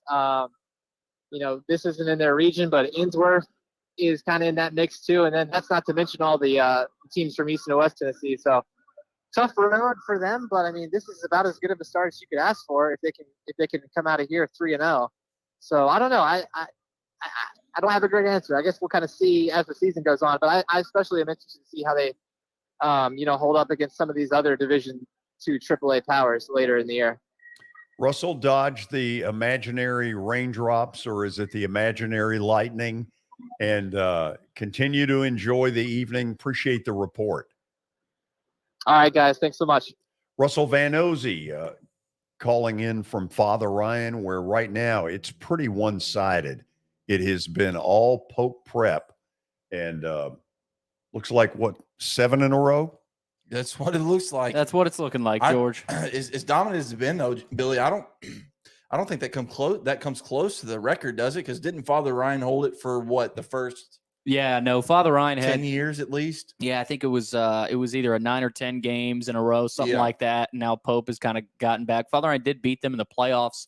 I think it was five years ago. I think something like that. But like I said, it's Father Ryan is a step behind them, and there's no denying it right now. Pope Prep has a deeper, more talented program. That's why I asked Russell that question. Is there hope? Is there any chance? And the way the first half has gone, it doesn't really look like it. I would say, not to be pessimistic, but Russell's right. I mean, the gauntlet that they have to go through, I just don't think there's any way they can win a state championship. I'm sorry. I think a win for them is Final Four, state semifinals again, with the McCaulleys of the world, with the Montgomery Bell Academies of the world, with the BAs of the world. I think that is kind of that's their ceiling. I mean, I hate to say it, but it just is what it is. I mean, if you look at last year's semifinal game with McCallie, it was like 42-7 or something just outrageously gaudy that in the semifinals that should not happen.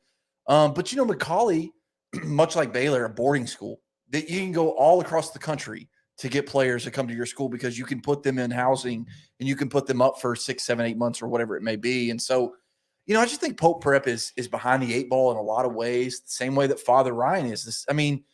I just don't see schools like that competing with the big dogs on a yearly basis, the schools that can hand out and throw around these big dollar figures. Right. Now, you could be ahead of Father Ryan or, St. Benedict in that division, but that doesn't mean you're up with NBA, right?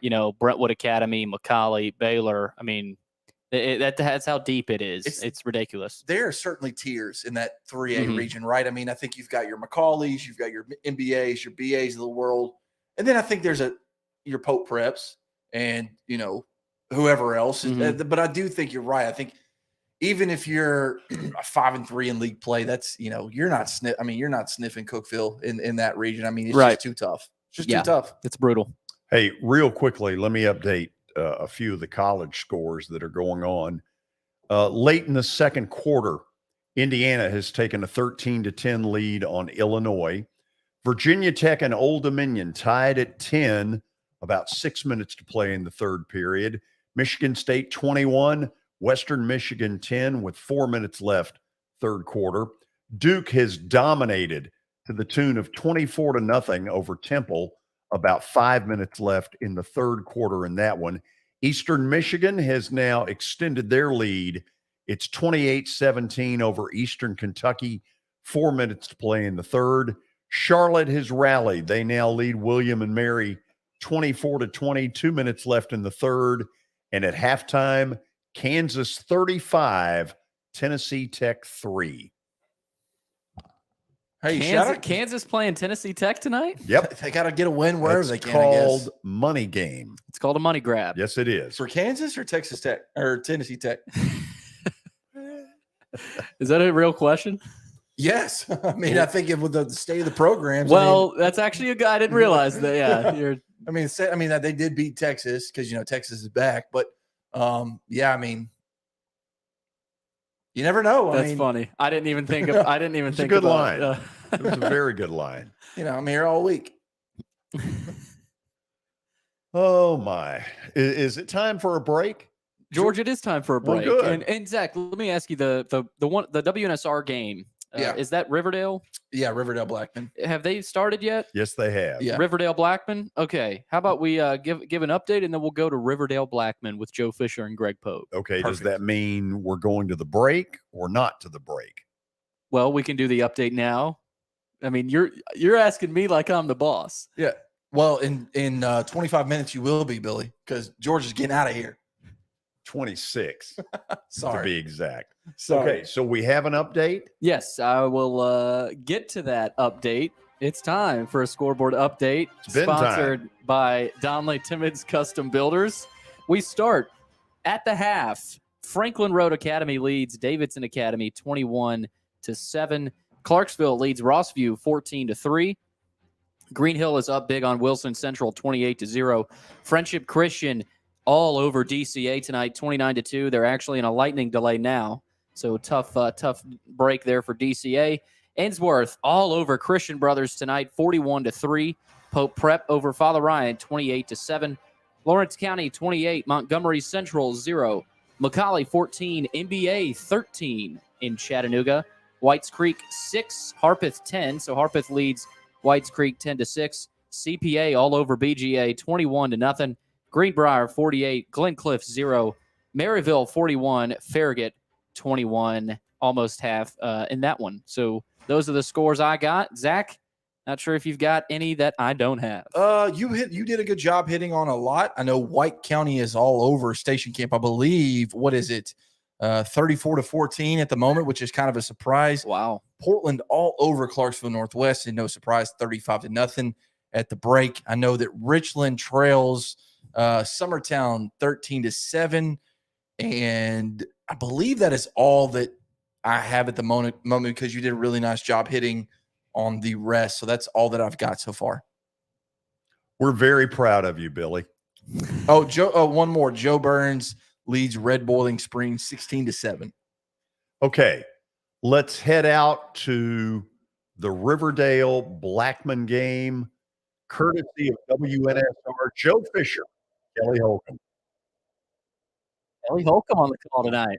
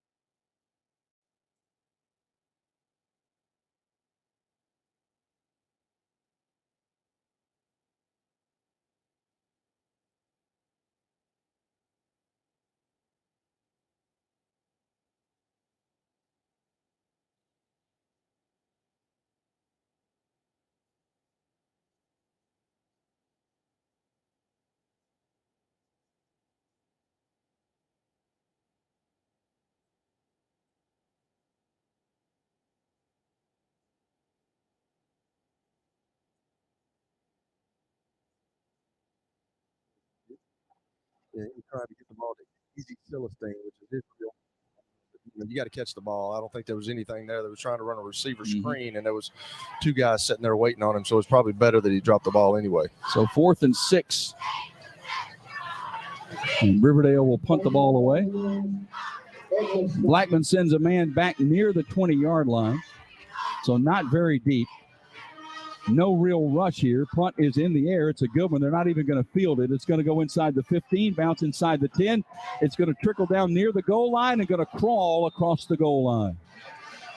Boy, if they had somebody down there, Kelly, they could have down that inside the 5. That was a good job by the Blackman return guy of signaling fair catch and going to the other side of the field. And all the Riverdale, that's the young kids are not communicating with each other, and they went to the returner instead of to the ball.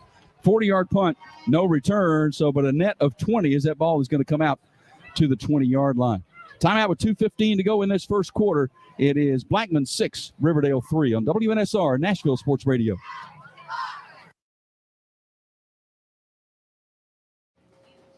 And we are back. Thanks to WNSR for getting us that live look in of Blackman and Riverdale. Looks like it's going to be a really good one as it just started coming down in the first quarter. George? Well, what we've got tonight are a bunch of weather situations, and depending on where you are in the mid-state area, you may be getting absolutely nothing. You might be getting drenched, and you might be getting an absolute lightning show. Or you could be getting darn near all of the above. It's almost like each site, like you've either, you got lightning at 7. This site's getting lightning at 9. This site's getting rain at 7. This site's getting rain at 9 o'clock. So everybody's getting a little bit in the action. So I don't know if there's a good weather night at any stadium tonight, except for in here. I think this might be the only night this season. Where honestly, this is the place to be right here. This might be the only time all season we get home before our army of reporters who are across the mid-state. There's a lot of truth to that. This is a long night for them because it's a little bit like a baseball rain delay. You just don't know when or. And they're not gonna play it tomorrow. I mean, the weather's just not bad enough to push it the next day. So I mean, I've seen games go 11, 12 o'clock. I mean, it's not out of the ordinary to do. They don't have school tomorrow. It's not like you've got to worry about getting Susie Johnson in homeroom at 8 o'clock and getting her to math class on time. So Susie, I was his first name came to mind, George. Yeah, and it means a great deal to my heart. So it came. Is her last name Q? It was actually Susie Q. She was my kindergarten girlfriend. Shout out to Susie Q, wherever she may be. The other thing though about this is these aren't preseason scrimmages. Yeah. Like this is week 3 of high school football. Yeah. And you see a lot of big games around the state. So you got to believe the coaches, they want to get them in and they want to win them too. They don't want to, they don't want to go down tonight or have to cancel, have to forfeit, have to postpone. It's a lot going on tonight. Yeah. Imagine driving to Henry County from South Nashville and being told, and we're going to play news, tomorrow. Hey, you're going to have to play tomorrow or give us 2 hours. We'll give you a decision. Get a hotel. Yeah. So, I mean, not a fun spot to be in for a lot of these teams, a lot of these players and these reporters, but that's why they make the big bucks. And, sometimes, doing what you love ain't all roses and butterflies. And, you got to be out late. And that just happens to be one of those nights tonight. Did I tell you the Braves are leading? George, you haven't reminded us. That's the first Braves update I've heard all night. No, not totally. 6-1. We had one from Casey Patrick. We did. Yeah, there was a little bit of convo between him and Casey. Yeah. I think he's paid for at least 2 an hour. Gotta be. Can we check our little TV on Old Dominion, Virginia Tech? Old Dominion, Virginia Tech. Yes. That's probably the only time you're going to hear big that. Big game in the state of Virginia. Oh, yeah. Huge game. Hokies traveled a long way. Don't think it isn't up there. 17-10 Virginia Tech. George breathes a sigh of relief as his bet of the day is sitting a little bit more Did secure. I take Virginia Tech in our stuff? You took Virginia Tech in a 2-team teaser. Oh, that's right. That's right. I did with Arkansas. That's how confident you were. Yeah. Hey, Arkansas is a good bet. Listen, the Razorbacks, if they don't do anything else, they do a nice job of covering. Yeah, and calling the Hogs. That's right. Woo pig. It's one of the great atmospheres. My dad grew up in Little Rock. And so, I've been there a few times. that Arkansas used to play some of their home games at Memorial Stadium in Little Rock. Now they play them all in Fayetteville. But that state, that's basically the franchise. Yeah, it really doesn't get any better than that. And I know some people that live in Kansas, and they're big Arkansas people. There's some people that live in Oklahoma, I know, and I'm like, who's your team? Arkansas. So Arkansas, kind of in that area, that region, they dominate a lot, not just in the state of Arkansas, but they just draw people that want to go out and have a good time and cheer for a winner most of the time too. No disrespect, but I mean, what else is there to do in Arkansas other than go to the hot springs? Hunting. Hunting and drinking. It's like Nebraska. It's like Nebraska. They're lauded for taking half the state to Ireland. It's like, what else are they doing? I mean, no, they're on the state. It's kind of. I'm not trying to make fun of them. It's to your point. Like, that's all they have, and they're so passionate about it. That is their thing. That's like Alabama, right? How Alabama doesn't have any pro teams, and so they're all in on the Crimson Tide. It's kind of the same feel. It's like that's who you got, so that's who you rock with. But there's really not an Auburn in Arkansas. That's a true, fair point. Yeah, and Arkansas is that more Midwest farm feel, where Alabama is deep South, and you got Auburn, you got bigger cities down there.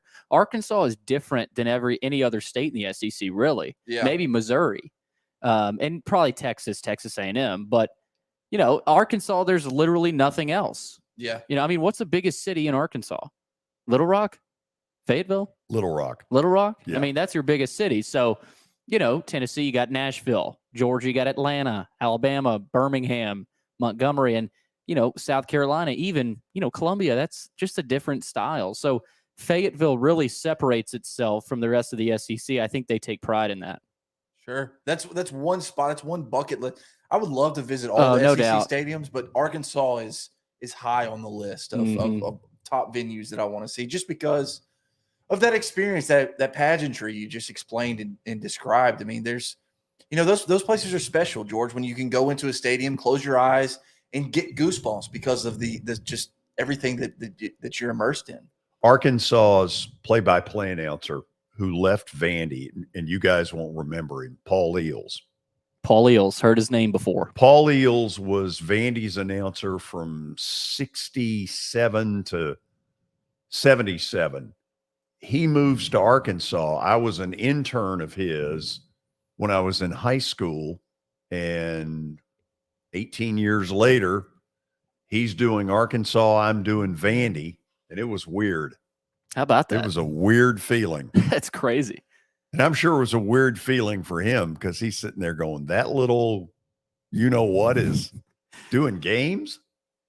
In a game I'm doing also? Yeah. So do we go to a break? Yeah, why not? Let's go to a break. 8:48 it is. You're watching Friday Night Live, our continuing coverage of high school football, although there's a little more going on tonight, what with all of the weather delays and a pretty good amount of college football as well. This is Main Street Media Television. It's just a few cocktails at happy hour. It's just a few cocktails at happy hour. You really good try. There aren't any cops around. I didn't think there were any cops around. I drink and drive all the time. Sir, you've been in a serious crash. I need you to hang on, okay? Tell me your name, sir. Where you are right now. Hi, this is Melissa Hoisington, Regional Crisis Director from Volunteer Behavioral Health. Disasters can affect everything in your life, including your emotional health. Help is available during these uncertain times. The Tennessee Recovery Project is a free, supportive resource for adults and children who have experienced the effects of natural or human-caused disasters. Specialists are available for counseling by phone or in person. For free, confidential service, please call 833-954-2424. The hotline is open 7 days a week, 7 a.m. to 9 p.m. Move forward with the help from the Tennessee Recovery Project. When you're thinking about golf, consider Riverside Golf Links. Under new ownership, the course has improved dramatically.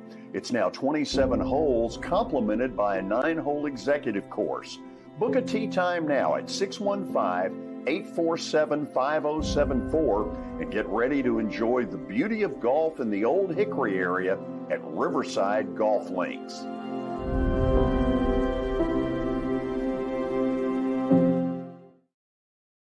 Jody Jones Dentistry can handle all your dental needs, from the basics to cosmetic procedures. All of this in the nicest dental facility I have ever seen. Jody has done it right. They're located conveniently at 55 Music Square East, and for an appointment, it's simple. Dial 615-259-5100 and tell them Plaz sent you.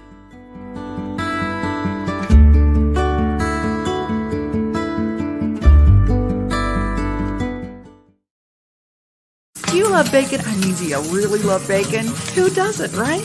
The 3rd annual Murfreesboro Bacon Fest is coming up Saturday, September 10th. Admission and parking are free. The Bacon Festival will feature live music, food, and craft vendors. And did I say bacon?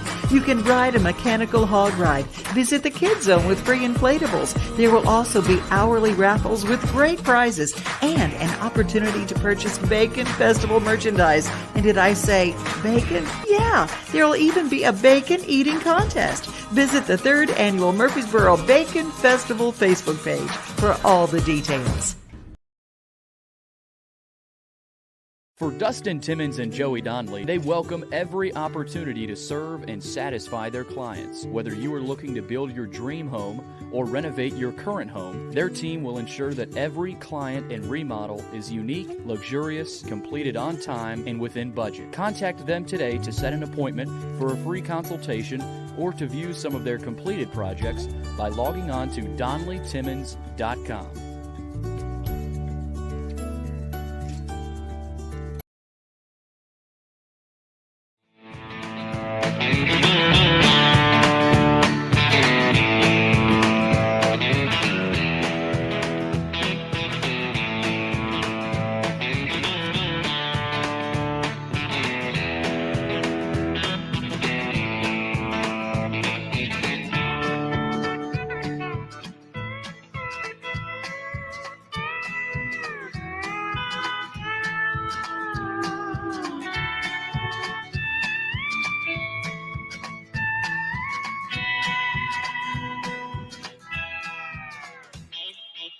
Okay, we're back. In my case, not for long. These guys will take it. That's Zach Womble, Billy Derrick. They'll be with you until 11 o'clock tonight, but I know when I get home, I will turn both of you on.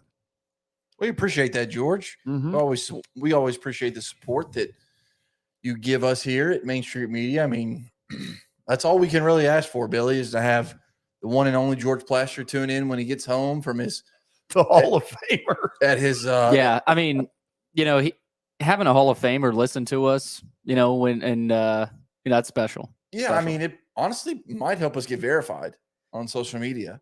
I Yeah. think we may send it up the ranks to Twitter just to see where getting a Hall of Famer to listen to your show falls. Hold on a second. You got a free meal out of that night.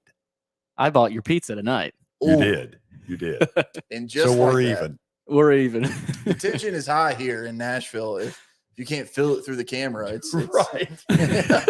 certainly cut it with a butter knife. But so what will you all do the rest of the evening?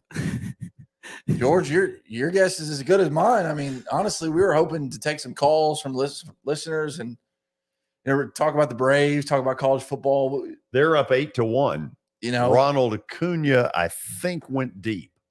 How about I think actually, in all honesty, George, I think we are going to be in good shape because a lot of these games are going to come out of their weather delay, and it's going to be second, third quarter, and it'll be 10 o'clock here. And usually in that last hour when we're going over big surprises, big games the next week, our top 25, how it may look, we're trying to stretch that last hour. But tonight, I've got a feeling that we're actually going to be telling people to hold off just because we're not going to have enough time to get to everybody. No doubt, Zach.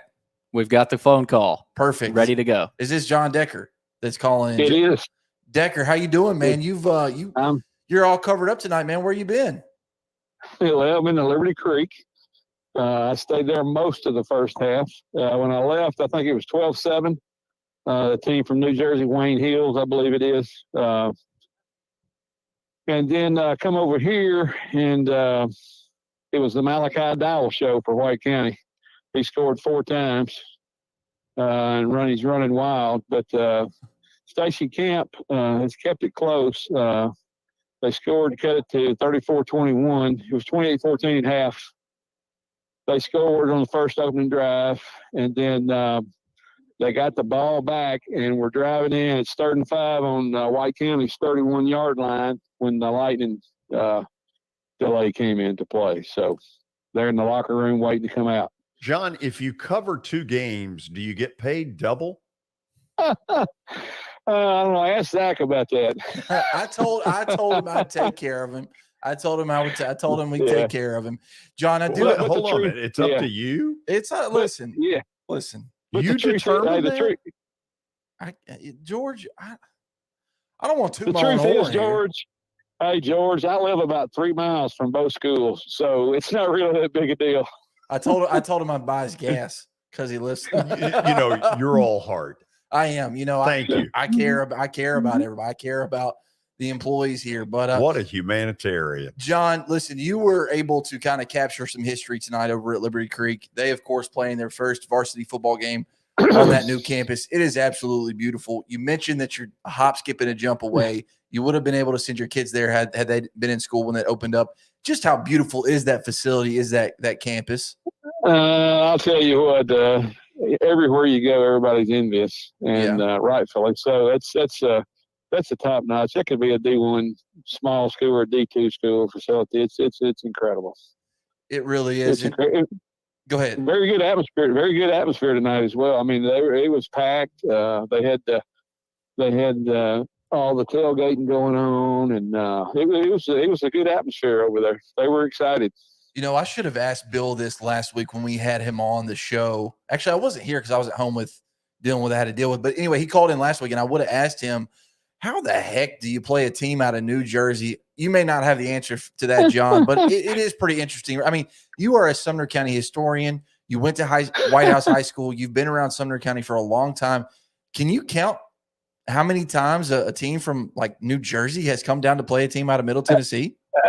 I'm going to venture to say this is the first. Now, we've played schools from some of those Chattanooga teams have played Georgia schools, and we've played some Kentucky schools up here in, our area, Franklin Simpson, Bowling Green, those type schools.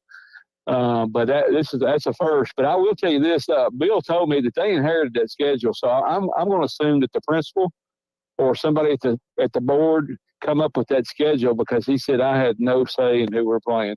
Interesting. Well, I mean, if you look at their schedule, there are some head scratching opponents. Wayne Hills, New Jersey won, another Oakland at the end of the season. Yeah. They've got to go to Oakland and play them. And so you wonder just who made that schedule up. But Liberty Creek too, as good as their field and their stadium look, their threads are just as beautiful wearing the powder blue. So how did they look through the camera lens?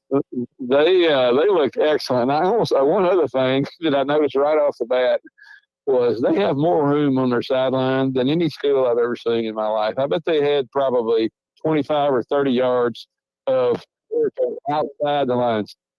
That's good to know, because when we go cover games there, we won't have to worry about getting in trouble by the officials who tell us to push back. You could set up a tailgate tent in there. It wouldn't be in the way.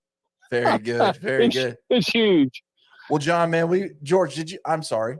I'm over here. No, taking the wheel. I was riveted to your interview skills. Sorry, look, John and I, we work closely together, so having a conversation with John is very easy. Determine his salary. Exactly, I determined that I'll get him $6 in gas money for tonight's travels.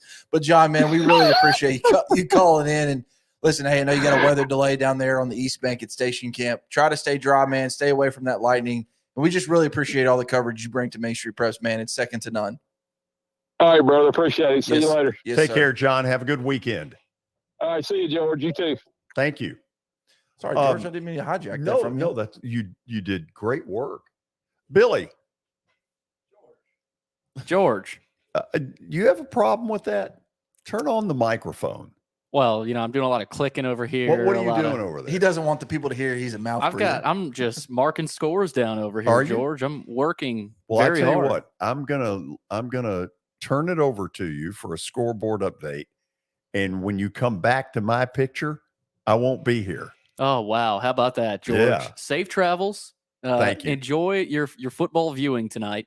And because this Virginia game, this is a good game. Virginia Tech, Old Dominion. So, George, thank you for your service. Thank you to you as well. Zach, I hear you'll be in Pittsburgh next week. I will be. And, I'll be thinking about you guys next week. But, and I'll listen, more than happy to give you a call in, live look in from Top Golf or wherever. I don't want Top Golf. I want the stadium. Well, I've never been there, as I was saying, so I don't know where the stadium is in proximity to Top Golf. I don't care about it. I have no idea where I'm going to be. Just catch an Uber over to the stadium. Yeah, the Top Golf part does me no good. I want the stadium. Well, if I'm yellow seats. If I'm 3 feet away from the stadium, then I'll gladly walk over there. But if it's what does Top Golf have to do with this? I think that's where our destination is after we get picked up from the airport, is because we couldn't get a tee time for the weekend to play the actual game of golf. There's a Top Golf here that you could go to. Right, but again, we couldn't get a tee time, so we're just settling for fake golf at Top Golf, and I'm very much looking forward to it. But like I said, I'd be happy to give you a live look in, give you a call in, see how you're doing. Check in on you, check in with you, and I'll give you a report on Monday. Let me give you a quick update. Okay. Heinz Field and the Pirate Stadium, PNC Park, are right almost next to each other. Right. Just down the road within walking distance is a casino. Well, George, I don't like to gamble. Well, that's your problem. Well, George, I have a high school audience, and so I don't think pushing gambling would be. I'm not pushing anything. I'm to just my telling agenda. you there's a casino. They have nice buffets. Check one out. Yes, the buffets. Gotcha. Do they have ribs, steak, chicken nuggets? Anything you want. It's a really nice casino. Is it Orion's? Is it? This is what we talk about on Friday Night Live. Guys, y'all rest well. George, good luck. See you, George. Thank you. Get out of here. I am getting out of here. Should we go to a break on that?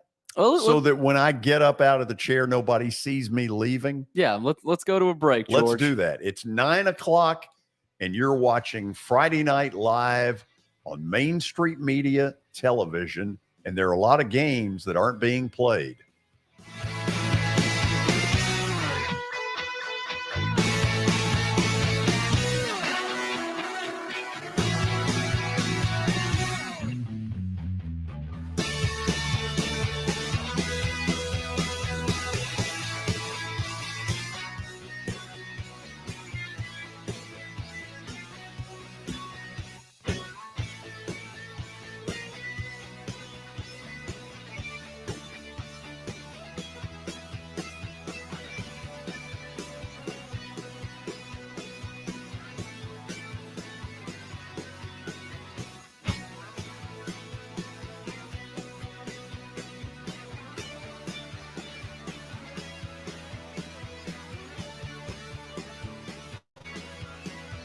For Dustin Timmons and Joey Donnelly, they welcome every opportunity to serve and satisfy their clients. Whether you are looking to build your dream home or renovate your current home, their team will ensure that every client and remodel is unique, luxurious, completed on time, and within budget. Contact them today to set an appointment for a free consultation or to view some of their completed projects by logging on to DonnellyTimmons.com.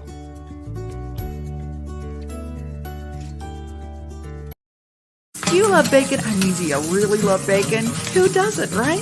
The 3rd annual Murfreesboro Bacon Fest is coming up Saturday, September 10th. Admission and parking are free. The Bacon Festival will feature live music, food, and craft vendors. And did I say bacon? You can ride a mechanical hog ride. Visit the Kids Zone with free inflatables. There will also be hourly raffles with great prizes and an opportunity to purchase Bacon Festival merchandise. And did I say bacon? Yeah, there will even be a bacon eating contest. Visit the 3rd annual Murfreesboro Bacon Festival Facebook page for all the details.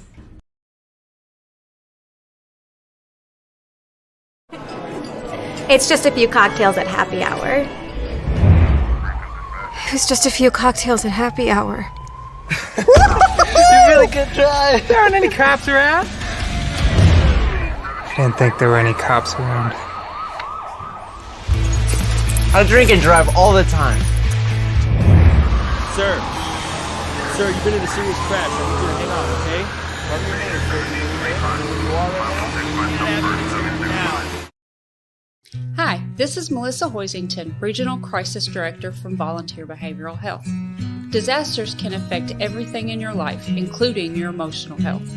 Help is available during these uncertain times. The Tennessee Recovery Project is a free, supportive resource for adults and children who have experienced the effects of natural or human-caused disasters. Specialists are available for counseling by phone or in person. For free, confidential service, please call 833-954-2424. The hotline is open 7 days a week, 7 a.m. to 9 p.m. Move forward with the help from the Tennessee Recovery Project. I'm Bart Durham. I was sworn in as a lawyer in 1963, and I've been working as a lawyer since then. We're a firm that does exclusively personal injury, a lot of tractor trailer crashes. Insurance companies will open up their checkbooks when you force them to. We have systems that work. We get the most money for our clients in the shortest amount of time. I'm Blair Durham. My dad and I want to help. Give us a call at 615-242-9000. When you're thinking about golf, consider Riverside Golf Links. Under new ownership, the course has improved dramatically. It's now 27 holes, complemented by a 9-hole executive course. Book a tee time now at 615-847-5074 and get ready to enjoy the beauty of golf in the Old Hickory area at Riverside Golf Links.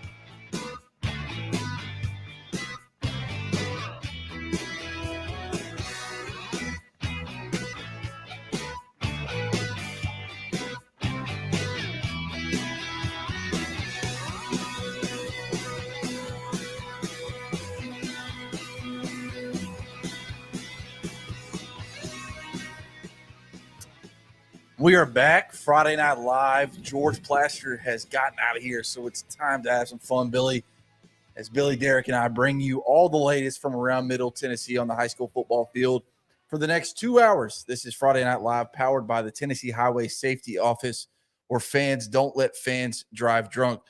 Billy, we've got a lot to get into. I know we teased the scoreboard update before the break. I know we've got several reporters calling in. Really a wide range we could go.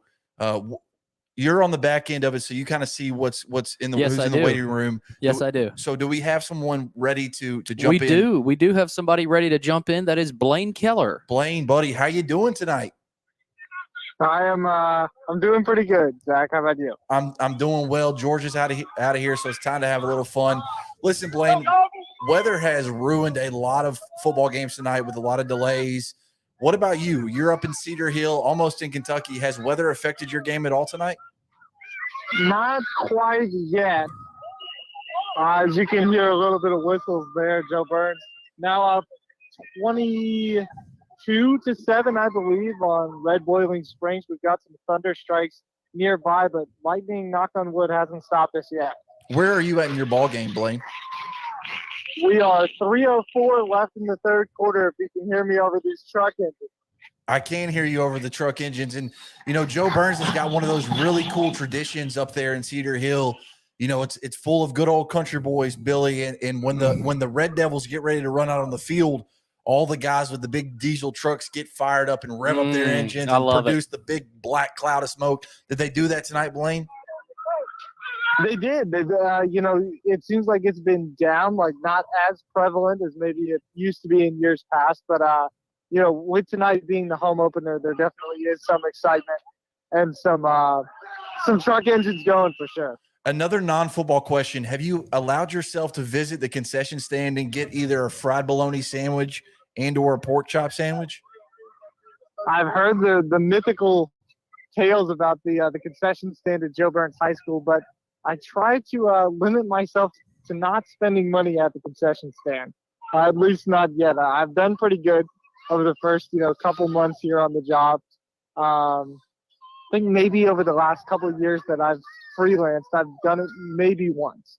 That's impressive. Yeah. I mean, that's one, great self-discipline by you, but two, you're dropping the ball, Blaine. You got to tell these people who you are, who you write for, so that you can get those free meals.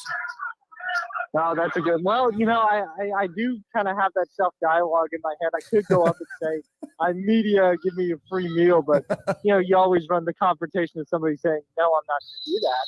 Yeah. So then I the risk is too great for the reward. Listen, you just got to go straight to Tom Atkins. You got to go straight to the source and just tell him, and he'll set you up.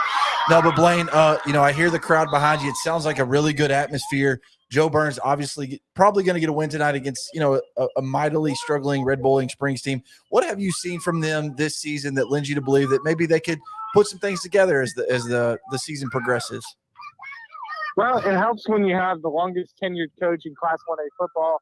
I think anytime Tom Atkins is at the helm of Joe Burns football, there's going to be a good chance for the Red Devils to figure things out.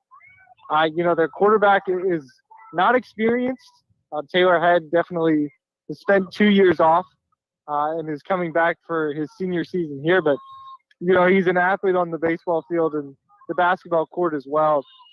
And I think anytime you can get an athlete at the quarterback position, you're doing something good for yourself. Absolutely. So that gives you optimism, and their defense is probably struggling at times. But like you said, maybe a confidence builder against Red Bowling Springs tonight. For sure. And it's a really fun atmosphere, a really fun community to be in. Blaine, enjoy it, man. We really appreciate the update, and we'll check in later. Thanks, guys. Have a good one. You too.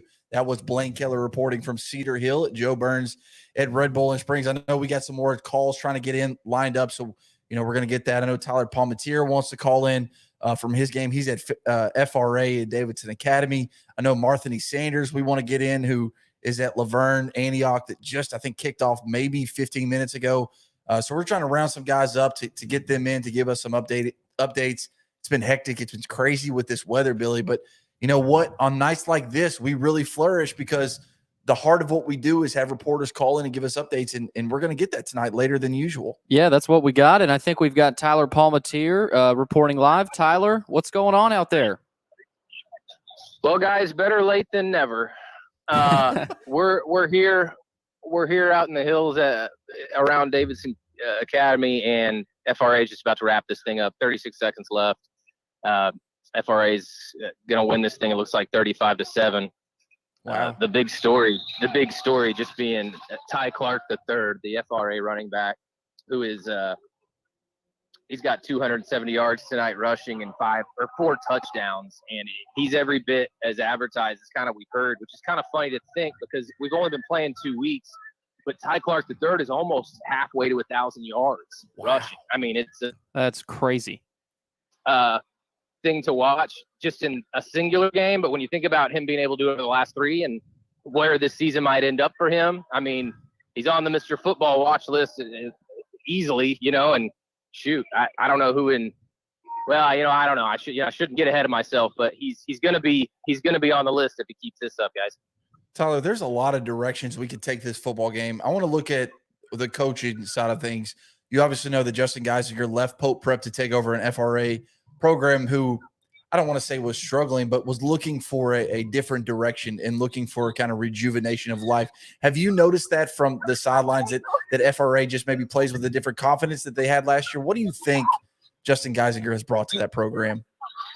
Yeah, it's hard for me to say because I didn't see him last year, but they're well put together. It's the mistakes are kind of there in week 3 still, but they're pretty disciplined defensively.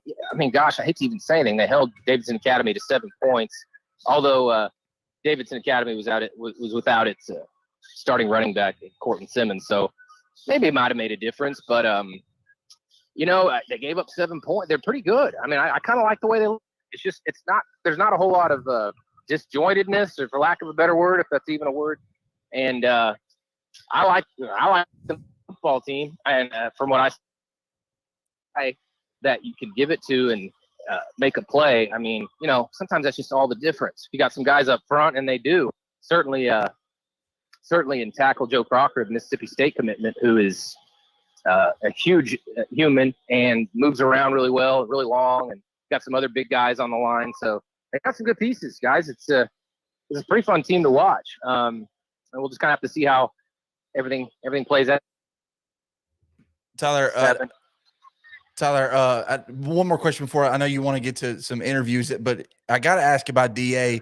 The last 2 weeks, it's really been kind of a surprise to see Davidson Academy go down in the way that they've gone down. Is there reason for concern over there, or do you think this is a situation where maybe they don't have all the pieces yet and they're still, a couple weeks away from putting it together?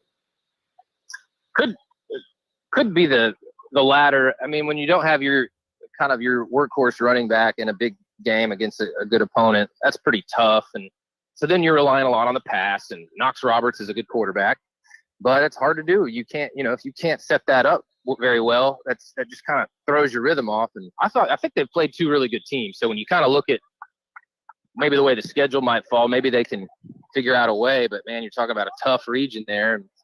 I don't know. It's kind of tough to say. I think they need to get Cortland back and kind of see where it goes from there, and at least have a whole group. And I think they'll have a better shot, but they're a little light up front. I think that might be a struggle. Maybe that's not as glaring when you have your starter in there, but FRA was definitely able to get in the backfield and kind of cause some disruption. Sure. And listen, FRA is going to be a team to keep an eye on in Division II AA. You obviously know that. Tyler, thank you so much for calling in. Give us an update, and hey, be safe getting home tonight. All right. Appreciate it, guys. Yep. See ya. See ya, Tyler. That was Tyler Palmatier reporting from Davidson Academy, where they fell to FRA. I can't remember. I think he said 35-7 was the final score on that one. But nevertheless, a big win for Justin Geisinger and the Panthers program on the road at Davidson Academy. Yeah, no doubt. We talked about it earlier with FRA. Geisinger's got a shot there. I mean, he's got a real chance there to do something special, and it'll be interesting to see what goes on there. But yeah, 35-7 domination against, and we talked about it before in the pregame show. Davidson Academy is a great program. I mean, they've been for a long time. So that's not, that's not some slouch win. That's a really impressive win. And how about Ty Clark? Not just tonight, but throughout the whole season, man. I mean, what he's done is crazy. Great nugget from Tyler on that. Almost. What do you say? Over 500 yards through 3 games or something like that. Something. Yeah, something he's crazy. halfway to 1,000 already. It's crazy. Yeah, and so you mentioned the good program that Davidson Academy is, and you're exactly right. So, I do wonder how quick can FRA compete in that D2 AA area. I mean, you've got Lipscomb Academy and you've got CPA as your obvious monsters in the Middle Tennessee area. But now you've got Gary Rankin down at Boyd Buchanan in Chattanooga. Here he is whipping up on Davidson Academy 66-0 in week 2 action. And now all of a sudden Boyd Buchanan is a force to be reckoned with in that D2 AA, region. Now, can they compete with established programs like CPA and Lipscomb Academy? I don't know, but that's another team to throw in there. And so it's not the SEC of high school football, but it's going to be tough. It's going to be tough. No doubt about it. And we have Marthany Sanders. He's down in Memphis. Is that right? No, Zach? that's his phone. That's his area code.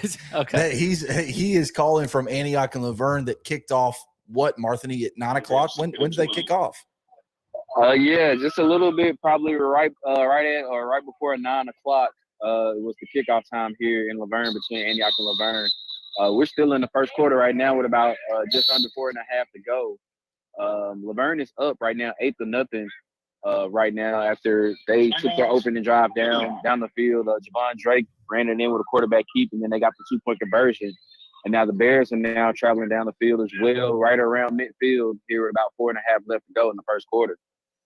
Marthany, this, obviously Antioch ushering in a new regime. They've struggled a little bit this season, but here you are telling us they're marching down the field with a chance to tie the game. Does this feel like an opportunity that Antioch has in front of them to pick up a win for this new regime that they've hired?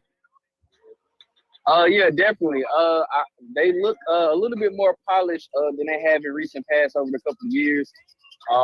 They look like they decided to try to spread out the ball a little bit more, try to keep it simple, but not necessarily always under center. Not with the same predictable plays that you would kind of see in a couple of past years there was Antioch. This is a big game for both squads as they're both trying to get their first win on the season. More importantly, this is a league game, so those are utterly important to try to get those league wins in your division. Absolutely. You hit the nail right on the head. I mean, these league games are so important. And honestly, coaches will probably tell you that the league games are their most important games on the schedule, no matter who else they're playing. Marthany, I know the game just got started for you, so enjoy it, man. Lock in, take you a 5-hour energy, and let's catch up later on, okay? Yes, sir. Will do. Appreciate you. That was Marthany Sanders over at Laverne and Antioch, where it just got started, still in the first quarter, Billy. Yeah, Laverne and Antioch. That's crazy. That's crazy. They're only in the first quarter. It makes me feel a little bit better about our situation, but no, it's credit to those guys for hanging tough. Guys like Marthany and who else we got that's gonna. It'll probably be a late night for them. Marthany, Jeff Neal. You've got, let's see, Casey. Well, no, Casey's not. Casey's not really going through it. Brian Stewart.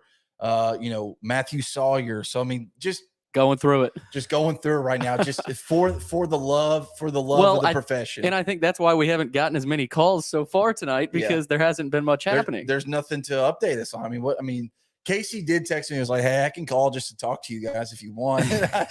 I do appreciate that, Casey. Yeah, I love it. We'll always have Casey there to talk to. He's the best safety net to have, and yeah, man. So, but you're right. I mean, we're not getting a lot of call-ins tonight because there's just not a lot of action going on. I mean, weather delays are going to do that. Yeah, and there's another weather delay at Father Ryan and Pope. Pope leads 42-21 late in the third quarter. We'll have to kind of sit around and see. Maybe we wait for 30 minutes. Maybe they wait for an hour. Maybe they've already called it, but who knows? I mean, the scoreboard's still up and the stream's still up, so we'll see if we can get an update there. I do have a final to report. Well, eventual final. MTCS is up on Clarksville Academy. 52-31 right now. They will hold on, it looks like, in that one. Harpeth over Whites Creek 17-6. That's a final. And then you also have Brentwood Academy 38, Briarcrest 7. So just a few kind of straggling early scores on Twitter that I was able to compile there. So starting to get more finals now, but we're going to have a lot of late finals. And when we get off of here, we may not even have all the finals we need. Yeah, your typical 10 o'clock hour where we're going through scores and surprises and picks and top 25 is probably going to be more call-ins and updates, just because, you'll be getting into the third quarter of a lot of these games, second quarter, what have you. And, you look at Station Camp right there, they're 5:13 left in the third quarter after a 45-minute weather delay. So, White County up on Station Camp, 34-21. Yeah, so just a lot of delays going on right now, but you know what? That's okay. That's okay. That's part of it. And we're here in a climate-controlled environment. We don't have to deal with the weather, so we can't complain Not too much. Bad. But not too bad. But do we know about Hendersonville? Look, they might still be in a delay. To my understanding, the last text message I have was 35 minutes ago. So maybe we've got an update. They are on the MyTV 30. Billy, if you want to throw it on, see if they're on the TV and see if they're there on the television. And if they are, maybe we can get some people to listen in on Hendersonville and Beach, or we could go back to NSR and hear Blackman Riverdale. There's a lot of different places we can go. I think at this point, just trying to find you and get you in the right spot for that. But like Billy said, just delays across the board. Father Ryan up on Pope Prep on Father Ryan 42-21 late in the third quarter. Mm-hmm. Billy just frantically searching for this My TV 30, which was a surprise to me that YouTube TV even has it. I didn't know that YouTube TV carried. Yeah, I looked at it our first show a few weeks ago, Friday night, and I was stunned to see that YouTube TV carries My TV 30. And as we go to it, to the moment of truth. No, we're looking at I don't know what this is. Let's call it Inside Edition. Yeah. I saw something about Harry Styles there. So yeah, so a little pop culture. So we're not going to that football game, but that's okay because I'm pretty sure Beach was leading 21-2 in the third quarter. Okay.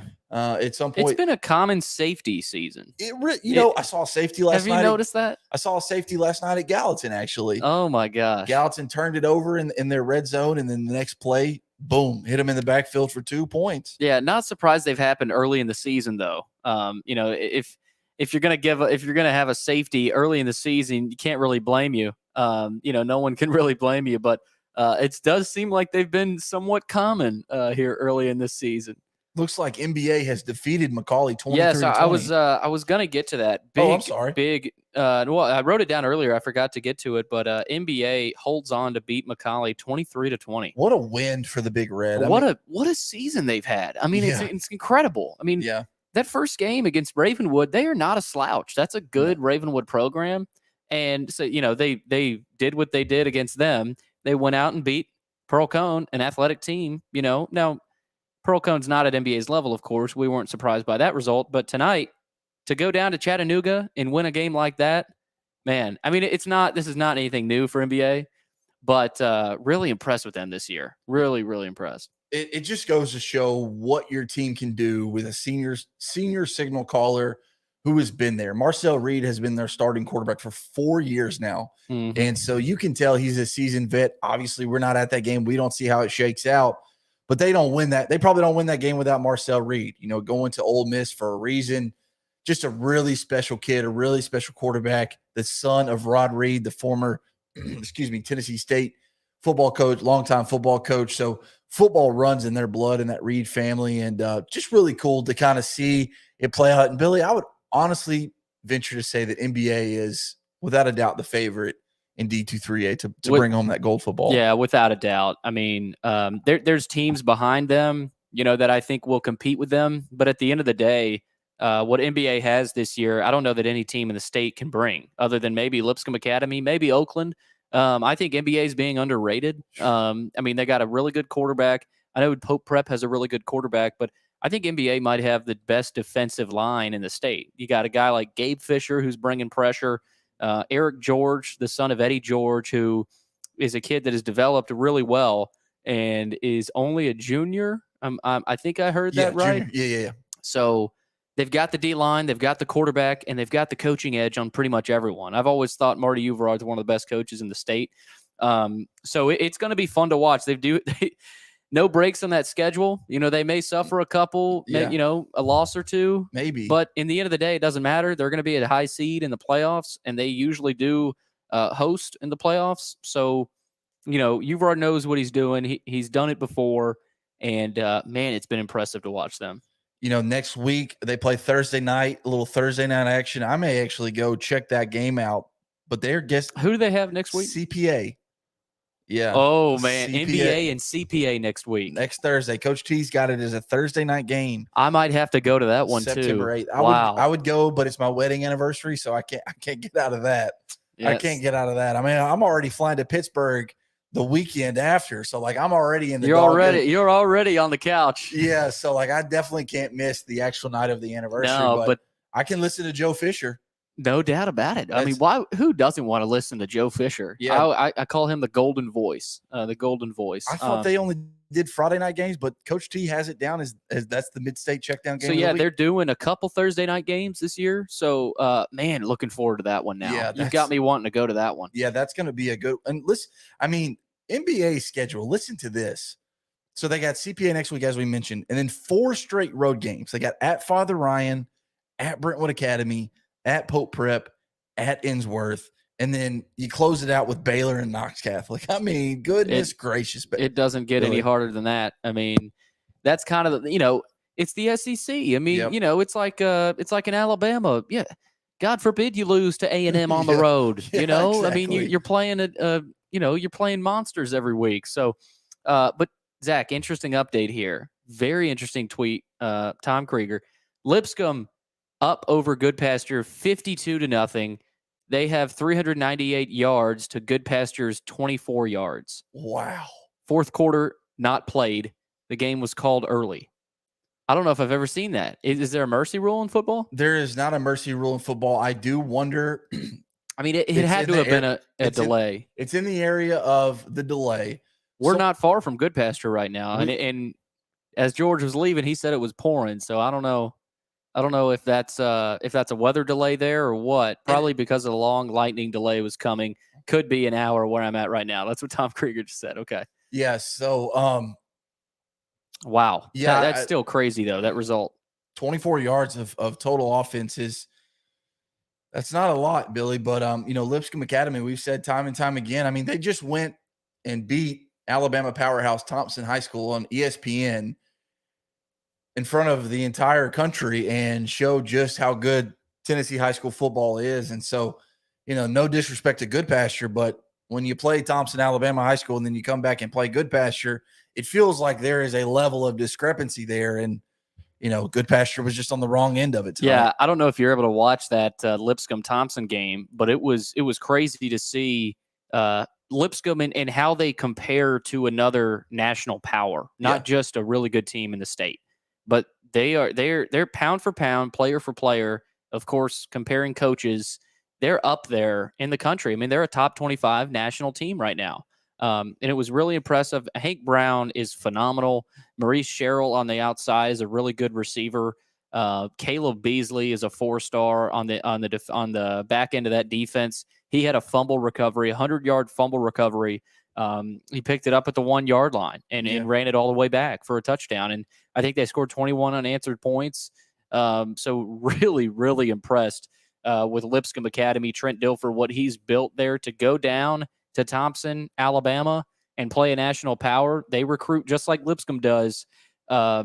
I mean, that had to have been huge for Dilfer to get that win. It's really cool for us as Tennesseans to be able to boast about that, right? Yeah, and that's what I was saying. I was watching it with some friends, and there's people that like the way Lipscomb operates. There's people that may not like it. Sure. And I totally understand that. Sure. But like you said, Zach, as a Tennessean, seeing that TN in parentheses next to Lipscomb Academy playing an Alabama AL school, that's pretty cool. Yep. I mean, it's pretty cool to see that and to see them go down there and win. I get where people are coming from with you. You haven't seen a high school in the mid-state do it like Lipscomb has done it.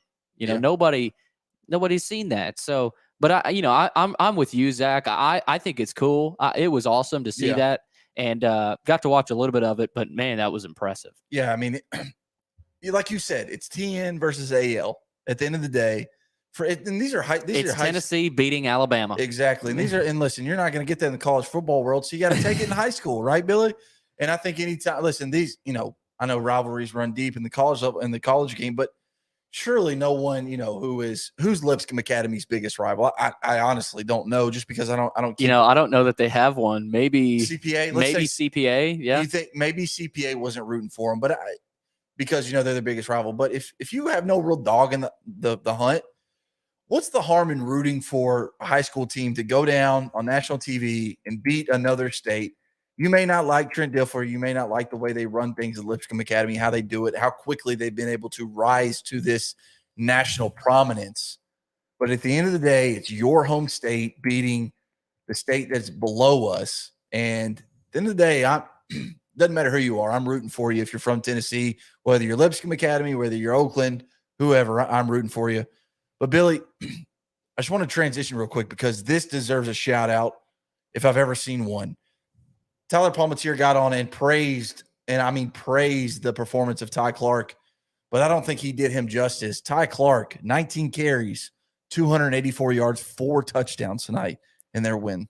Wow. Yeah. Wow. 284 yards, 4 touchdowns on 19 carries. I'm not a math guy, but it seems like that's a very healthy average. Oh my, that's unreal. That is unbelievable. Oh my gosh. I mean, those are video game numbers right there. Yeah, that's what I'm getting on the junior varsity difficulty on NCAA 05 or something. Yeah, I mean, that's crazy. What a talent. I mean, and you're playing Davidson Academy. Who's It's no not- slouch. You're not playing the Sisters of the Poor. You're playing a good program, great coach on the other side, and you go out there and manhandle that. That's impressive. And that just further illustrates our points on Justin Geisinger and what he's going to be able to do at FRA. And I know I'm beating a dead horse here, but Billy, it's hard to overlook. It's hard to miss as we see that Blackman goes out on top of Riverdale 20-10. Wow, what a crowd out there at Riverdale. With 27, what is it, 5:23 left in the second quarter. Yeah, those stands are just absolutely packed. I mean, those fans are sardines in there. Oh man, that's awesome. Looks like Riverdale, or it looks like Blackman was up 20-3 before the Werner 4-yard touchdown run. Yeah. So Blackman up 20-10 over Riverdale, 5:20 to play in that second quarter. And that's kind of where we're at with a lot of these games right now. I mean, second quarter, you've seen first quarter still, you've seen halftime. And I think a lot of teams have been lucky to finish. There have been a few finals out there, not too many though. I mean, looking around, there's not a whole lot of finals. So it'll be interesting by the end of the night to see which games were canceled, which games were postponed to tomorrow, and which games were just delayed for a while. So this is not breaking news. This was an hour ago. I just missed it. Smyrna Hillsborough game had been canceled. It will be deemed a no contest, according to Coach Williams at Smyrna. So someone had asked, what does a no contest mean? It doesn't count, ? And they responded with, not sure yet, but I have a feeling Smyrna will be 3-0. I'll let people know when it is figured out. So it was not a region game. A reason is not being given just yet. A full reason has not been given, but yes, Smyrna Hillsborough game has been canceled and will be deemed a no contest. But Cecil Joyce reporting that Smyrna will likely be 3-0 after the night. So wow. Not sure what went down with that contest, but it's interesting tonight to see a lot of these, say a game gets canceled, when does that get rescheduled? If it's postponed, do you play that the next day? Or do you look at your field and say, we can't even play this tomorrow? I mean, so there's these types of decisions to make for a lot of athletic directors and coaches and everyone involved. So by the end of tonight, when we get off at 11, we may not even have all the answers. Yeah. This might be an early morning type thing where, hey, we'll figure it out in the morning. But man, there are going to be some big decisions that have to be made. There will be. And, I would love. Do you think maybe we could get Russell on? Do you think he would have any insight on that? Yeah, maybe.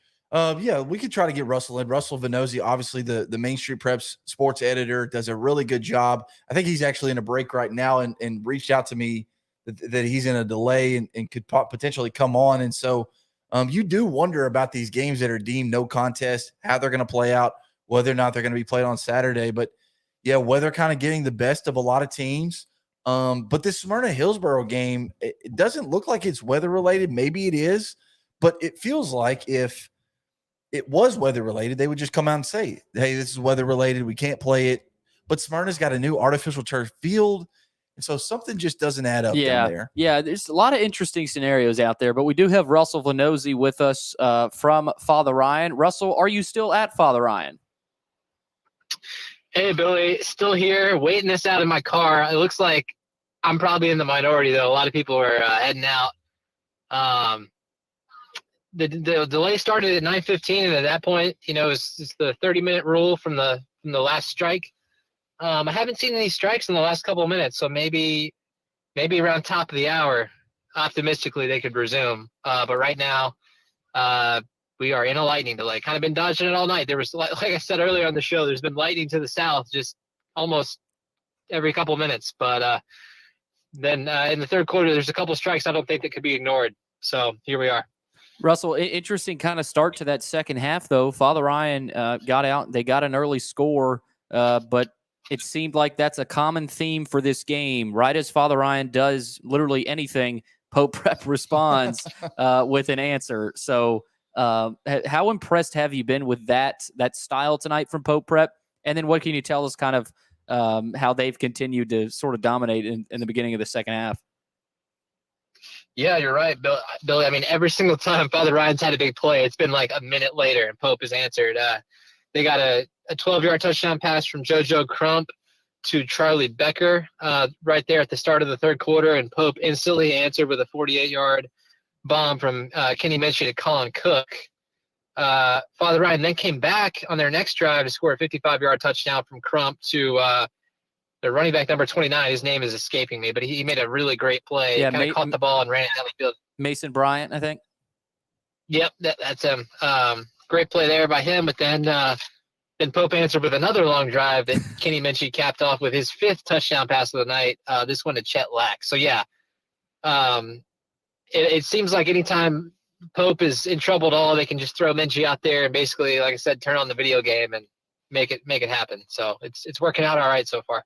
So Russell, you said 30 minutes after a lightning strike within 10 miles. You said you haven't seen any. So at this point, would your gut tell you maybe this game gets back up and running in about, 20, 30 minutes or so? I mean, do you have a guess on that? Well, that's definitely my hope. After I said that, I did see another strike to the south, but I don't have my tracker out, so there's no way to know. Oh, there's another one. Yeah, this is not looking so great, guys.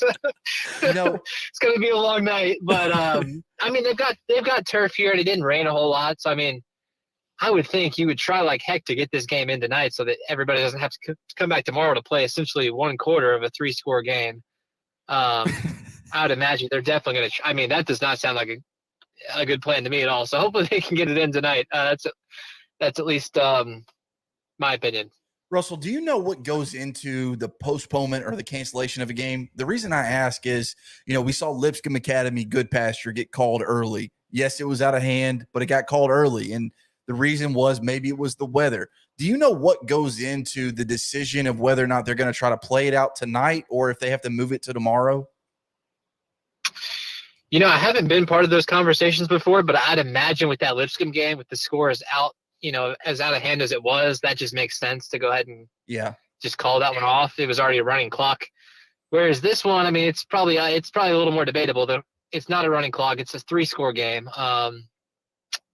But yeah, I remember a couple of years ago, it's really I think it's just up to the schools and what they can do and what they want to do. Because like a couple of years ago to start the 2020 season, I was down in Independence, drove all the way from Hendersonville to Thompson Station, only for that game to get not only postponed but canceled entirely. That was not a fun night. But it rained so hard there that grass field was not able to bounce back, and they just canceled it. A non-region game. But that's another thing too. If it's a region game like this, Father Ryan Pope Prep, I mean, you really want to get those in as much as possible, and especially when you've got the turf field. I would imagine that is really, a motivational factor to try like heck to play it tonight versus coming back tomorrow and playing on. If it was like first quarter, the game hadn't started, obviously tomorrow would be kind of a must. Right. But at this point, yeah. So I think it just depends on the score, the turf situation, and kind of how late in the game, you're already how far into the game that you are. Yeah, real quick here, Russell, before we let you go, thanks again for the time. Down in Chattanooga, NBA had a huge win over McCallie, 23-20. I told Zach, just can't be more impressed with what I've seen from NBA this year. Obviously, you were at Father Ryan. You were not able to probably stay as in tune with that one as some other people were, especially if they were at the game down there. But how impressed have you been with NBA so far and, hearing what they were able to do down in Chattanooga tonight? Yeah, from afar, I'm very impressed. They're kind of on that revenge tour right now because they started last year 1-3, and they lost that just difficult stretch to Pearl Cone, McCallie, and CPA back-to-back. Those were 3 losses last year, and they turned it around and went on that incredible run. So the fact that they're kind of blowing through that hard part of their schedule this year, I I think speaks volumes to the team that they've got, and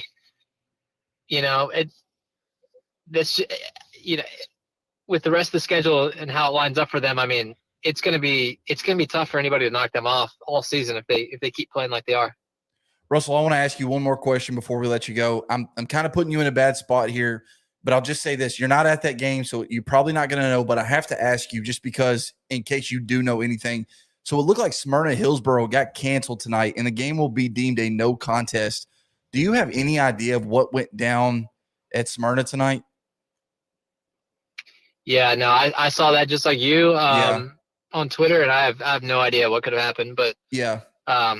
I'm sure we'll find out soon enough. Sure enough. No, I didn't, like I said, not to put you in a bad spot. I know you're at a different game, but I thought maybe if there was anybody that would know it would be you. So, I mean, no worries on that. I'm not trying to like make you sound bad. Yeah, come on, like Russell. How do you not have an answer for that question? Like how do you not have an answer for that? But just wanted to take a shot in the dark, a Hail Mary. But Russell, we're going to let you go on that one, man. Try to stay dry and, try to enjoy yourself out there in the parking lot. All right. Thanks, guys. Appreciate it. You bet. That was Russell Venozzi on to talk about Father Ryan. But listen, I had to take a step. Listen, I had to take a shot in the dark. I can't believe he didn't have an answer for us. Yeah, I'm going to have to talk to somebody about that. How do you not have an answer? That's a joke. And listen, I know this is not high school football, but I just have to mention this. Old Dominion with a go-ahead touchdown with 33 seconds left to go up 20-17 on Virginia Tech. This is crazy.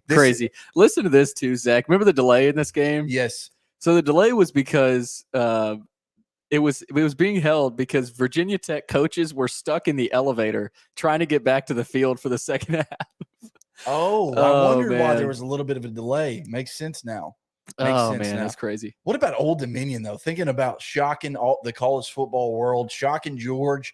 I mean, you don't take George's bets, obviously, because that looks like it might be a loser. We've known that for a while. Yeah, known that for a while. But, yeah, what a win it could be for Old Dominion over Virginia Tech. This is not the first time that program has been there. They showed in 2018. They hung about 500 on Virginia Tech for the upset win. And this is fun. This is a crazy scene looking at these fans. You got Old Dominion fans going crazy. I don't even know Old Dominion had fans. And then Virginia Tech fans. There's a lot of Virginia Tech fans there. They're just sitting there stunned.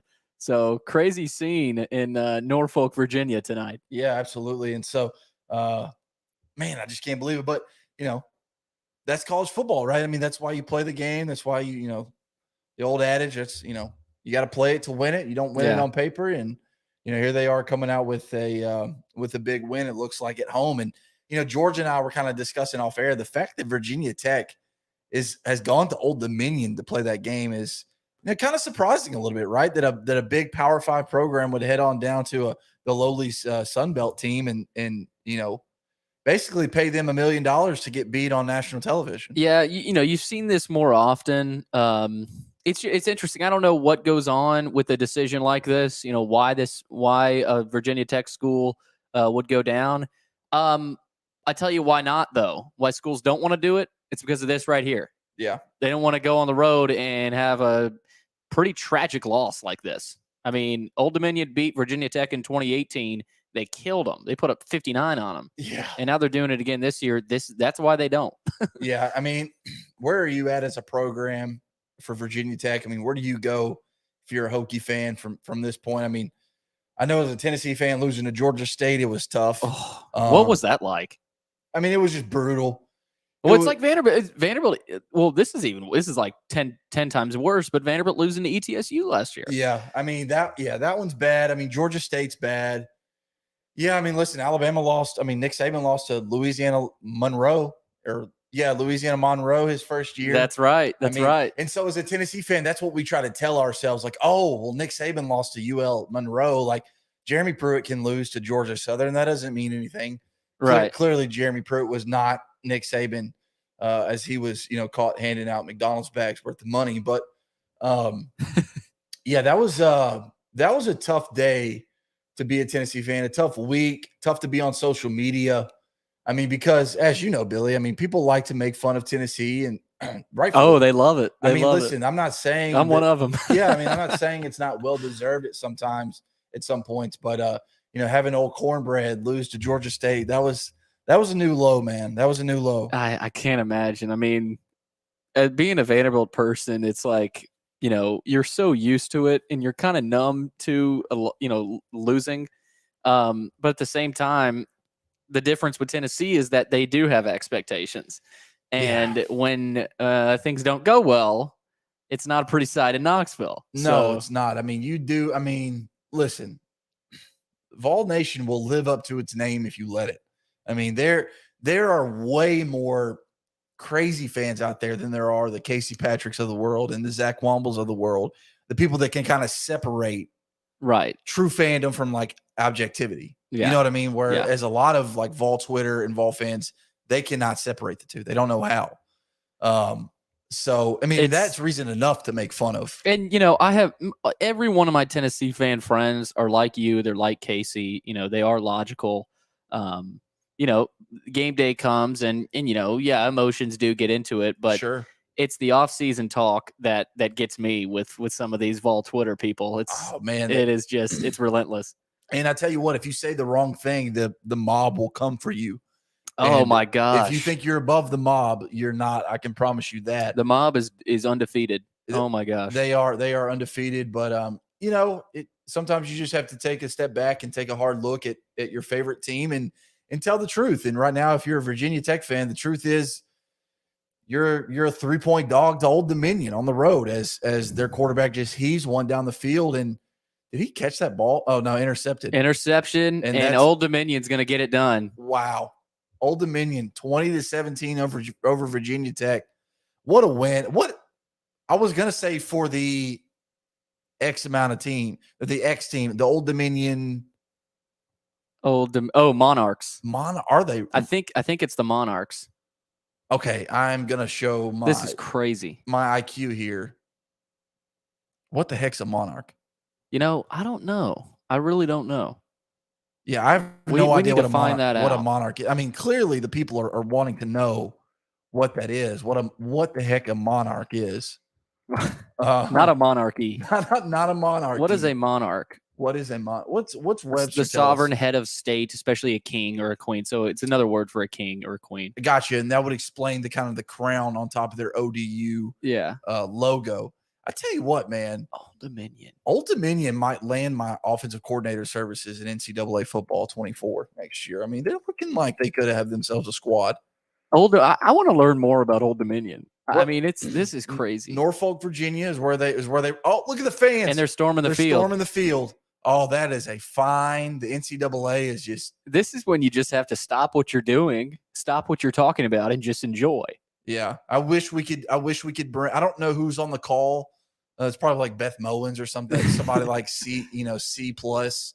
What are the odds, man? This is what college football is all about. It absolutely is. This is awesome, man. To be a student tonight at Old Dominion, to be a football player, to be second win over a Power 5 team in program history, and both of them have been against Virginia Tech. Get them off them off the schedule, Virginia Tech.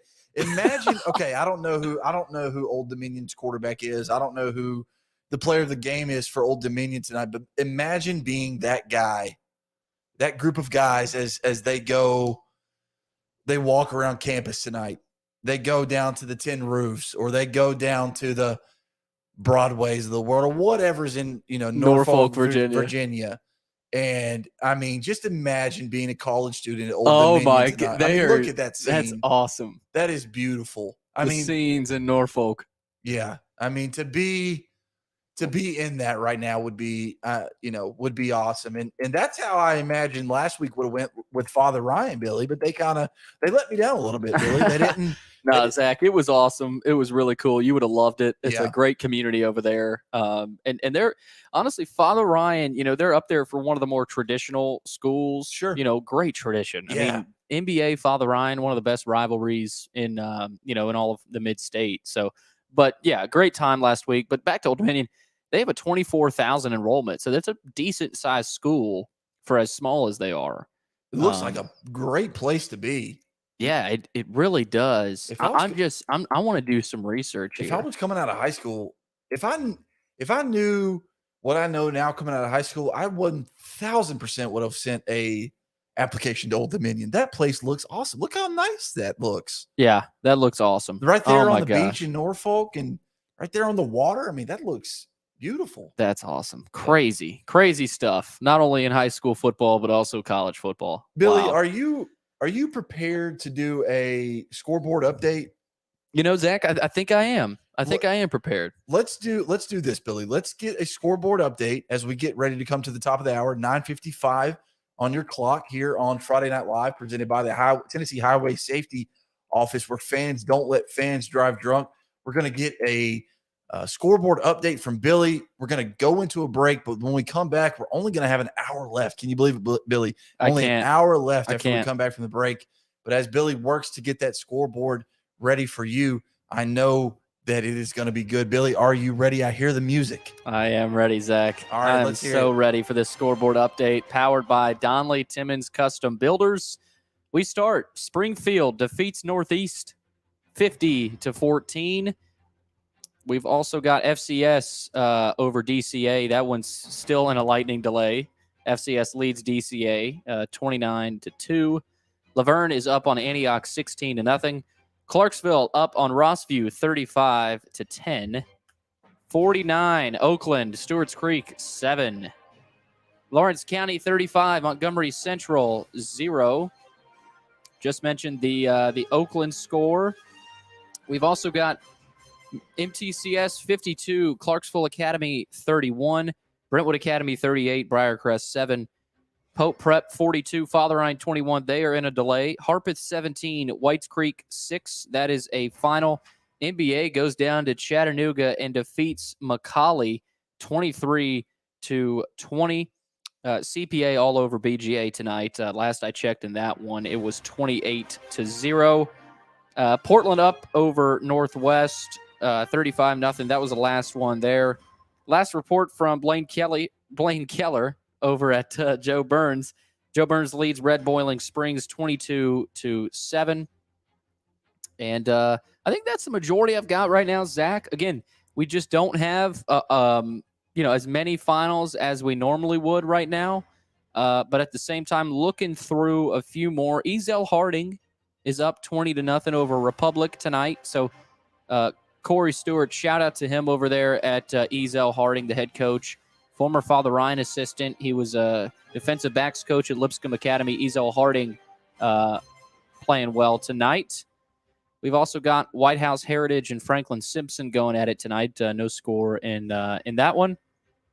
And CPA all over BGA, as I said earlier. Centennial over Independence right now, 14-10 in the second quarter. And Hendersonville and Beach in progress, it looks like, Zach. Yep. So 21-8 is what I got. The latest. Beach leading Hendersonville. Looks like MTCS beat Clarksville Academy 52-37.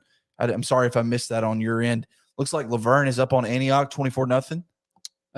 Yes. Yep. Just saw that one. And we've got Brady McAtamney coming in live. Where's Brady tonight? Brady, we got you on the line. We might as well ask you. At Clarksville. Where are you at tonight? So I was at Rossview High. I'm actually back in the parking lot now. Rossview posted their bitter rival Clarksville High in their annual battle for the Warfield Shield. One of the cooler trophies at Middle Tennessee, if you ask me. What did you call it? It's called the Warfield Shield. They're playing for an actual shield with their logos on it. That is pretty dope, actually. That's awesome. That is pretty dope. Did you get a photo of it? I did, actually. I got a photo of it on my Twitter right now. We also got some photos of it from Robert Smith, who had our gallery cover tonight. Very nice. I'm looking forward to seeing that. I think I've maybe seen it before in the past. I just can't recall what it looks like offhand. Well, either way, Brady, first off, it sounds like it was a decently good game where you were at. At least it was a nice crowd I could hear. What was the atmosphere like? Did they show up? Because I saw maybe over 2,000 people in the stands tonight. Yeah. So they called it about 2,500 or so in the crowd tonight. So obviously very good for a high school football game. Both sidelines were totally packed. Clarksville was wearing the white out, Rossview the black out. And it was the Clarksville High fans who got to make the drive home happy because Clarksville went out there and beat Rossview 35-10. Were you shocked at all by that score? At Clarksville winning, no, but I thought it was going to be a much closer game. I had in my pick Clarksville winning it actually just by 1. Gotcha. Okay. Well, hey, I mean, a winner's a winner, right? You know, a winner's a winner. Absolutely. I'm actually looking at this Warfield Shield. What a tongue twister on Twitter right now. That's really cool. You're right. That is one of the best trophies I've seen. Brady, a little bit different topic, but I don't know if you've heard, but Old Dominion has beat Virginia Tech 20-17, scored a go-ahead touchdown with 30 seconds left. How about that? Isn't that college football at its finest, Brady? College football, man, it's only been 2 weeks, and I feel like we've already just gotten a ton of great content already from it, man. I mean, you got to love it. Yeah, well, you got to love it if it's not your team, right, Brady? If Michigan State is losing to Western Michigan, you're probably not happy. The same way I wasn't happy when Tennessee lost to Georgia State. Well, I'll tell you, Michigan State did beat Western Michigan. I believe final was 35-13. So I was actually telling my friends before the game, Michigan State was only a 21.5-point favorite. And, I'm not much of a bettor, but I'd have taken that. Yeah, that's, those lines are hard to pass up. I was in the same boat with Tennessee and Ball State. I saw 34.5 favorite. I was like, well, I mean, surely they'll cover that. And then they did. So it looks like we were both on the winning side of it. But Brady, I know you got a lot to get into tonight. It sounded like the weather missed you. So I think you were on the good side of things tonight. So count your blessings tonight. We were just north of those storms. So definitely was one of the lucky ones, one of the few. Anyone stand out tonight, Brady, in the Montgomery area that maybe it wasn't even at your game? Maybe it was somebody else who forwarded you some stats or anything like that. Was there anyone in the Montgomery County area that stood out tonight with their performance? Not to put you on the spot, but to put you on the spot? Well, honestly, in my game, Jamar Carnell, he was one of Clarksville High's better players last year, and he's reprising that role this year. He had 3 touchdowns, a couple of really big catches, a couple really long runs. He's just a tough guy to bring down. He's their best running back and their best linebacker. So if that tells you what he's built like, he's also their power forward in basketball. So he's a tough guy to bring down, and he had a really good game tonight. Absolutely. Well, Brady, we really appreciate you calling in, man, just to talk shop, talk high school football, talk a little college football. So we're going to let you go, man. Get home safe, and look forward to reading your story later on MainStreetPreps.com. You betcha, guys. Thanks, Zach. Yep. That was Brady McAtamney reporting live from Rossview and Clarksville. Head on over to his Twitter account at Brady_MSP. You can see that Warfield Shield that he was talking about, a very cool trophy between Clarksville and Rossview. Billy. Yeah, that I saw that. I think I saw that earlier. It looked really, really cool. So I mean, it's cool for these kids to be able to play for something like that. And I mean, it's high school football, and every little thing, the details matter. So that I think that's awesome that that they're playing for a trophy like that. And the MyTV 30 game's back, Zach. There we go. Beach up on Hendersonville 28-8 right now. 10.5 to play in that one in the fourth quarter. Beach all over them. It just looks like they're too much for Hendersonville. Yeah, I had a feeling. I picked Beach in my pick'em in a 3-point win just because it's a rivalry game. You figure it's going to be close just because it typically is. But Beach, for all that I hate to say it this way, but for all that there's left to be desired in the trenches, they have a lot of really good athletes in space. I always do. And so what they like to run, those sweeps, those tosses, really kind of negates that interior line play. Mm-hmm. And so they're able to just utilize and capitalize on their speed and their physicality. And Hendersonville, they're in a rebuilding year this year. I mean, they graduated probably 90% of their offensive production from last year that saw the Class 6A semifinal round. And so, this year's just a rebuilding year. And, the student section for Beach looks like has come in a white out. Yeah, they look like they're ready to roll. Looks like a really good environment down in Shackle Island. And so, Beach is going to looks like they're going to get hold of that Drakes Creek trophy for the second time in 3 years. And so, very much, kind of surprised at the score, not surprised that Beach is winning, but, Yeah, I love Beach's uniforms. That's a great look. Great look at their uniforms. Got a good chunk of scores though here. Overton shuts out Dixon County tonight, 35-0. Upperman defeats Cumberland County 35-0. Moore County 21, Eagleville 0. Ensworth all over Christian Brothers. Said that one earlier, 44-10. Coffee County 39, Shelbyville 13. So just a few there, little pocket of scores there. But we do have a Nolensville score. Nolensville leads Lincoln County 31-6. What a start to the season for Nolensville. They are a team in 5A that I think is going to be tough to put out in the playoff round. You know, last year they made a run at it. They were able to go down and beat a very good Station Camp team on the road in round 1 and continue that. And I think we've mentioned on the show before, just the uptick in that Nolensville area, the athletics, just how good they are, and just kind of out of nowhere a little bit. I mean, they had just opened in 2016. Here they are winning championships in volleyball and various other sports and competing at the highest level as well. And now their football team is poised to really make a run at it in 5A. And so it's just really been neat to see their uptick. Yeah, and they're in a tough area. You know, Williamson County is full of really talented players and great schools. So you look at a team like Nolensville, and you know you appreciate what they're able to do there. So Zach, let's go ahead and take a break here. We'll take a break, come back, and give you more scores.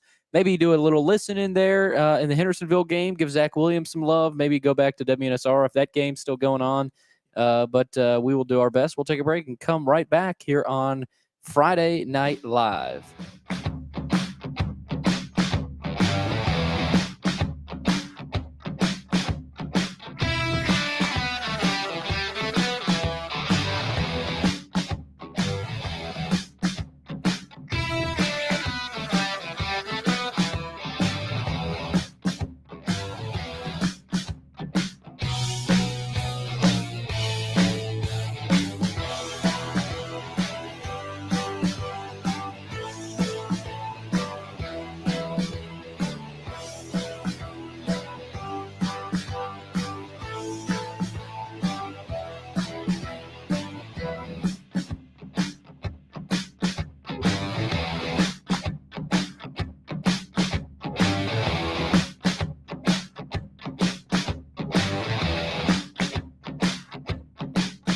Dustin Timmons and Joey Donnelly, they welcome every opportunity to serve and satisfy their clients. Whether you are looking to build your dream home or renovate your current home, their team will ensure that every client and remodel is unique, luxurious, completed on time, and within budget. Contact them today to set an appointment for a free consultation or to view some of their completed projects by logging on to DonnellyTimmons.com.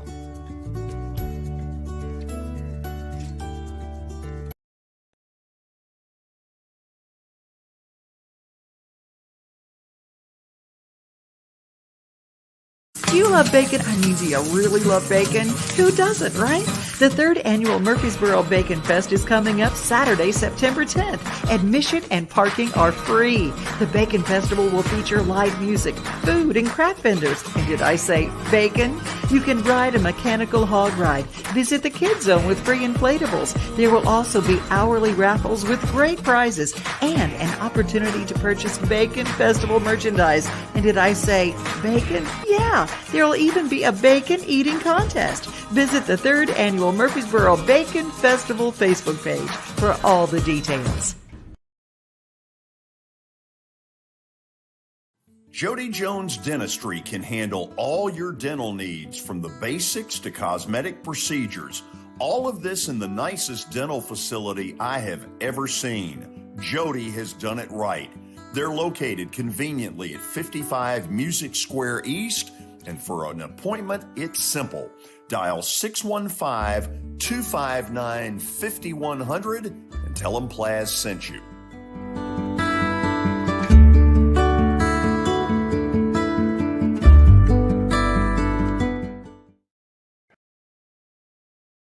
When you're thinking about golf, consider Riverside Golf Links. Under new ownership, the course has improved dramatically. It's now 27 holes, complemented by a 9-hole executive course. Book a tee time now at 615-847-5074 and get ready to enjoy the beauty of golf in the Old Hickory area at Riverside Golf Links.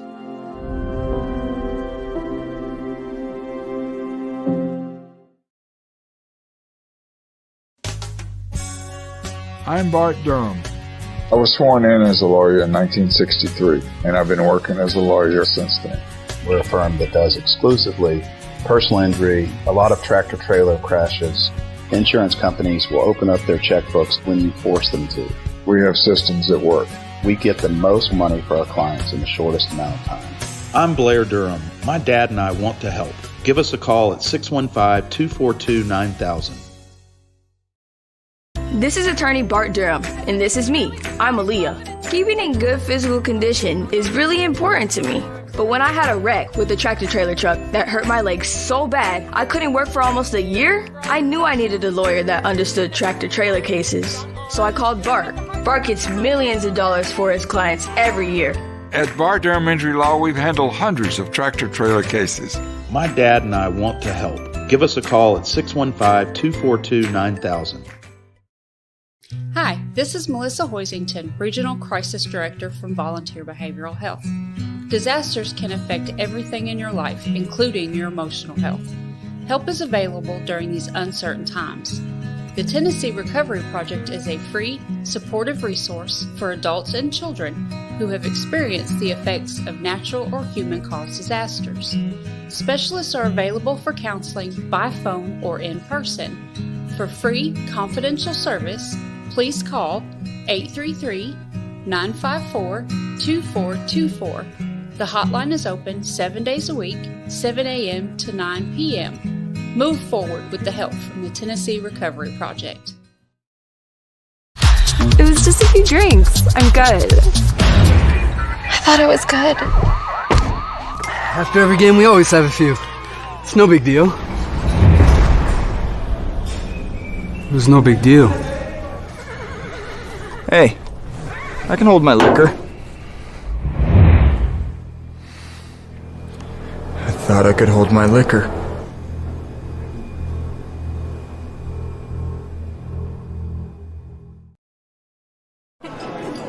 It's just a few cocktails at happy hour. It was just a few cocktails at happy hour. You really good try. There aren't any cops around. I didn't think there were any cops around. I drink and drive all the time. Sir, you've been in a serious crash. I need you to hang on, okay? Tell me your name, sir. Do you know where you are right now? Ambulance here now.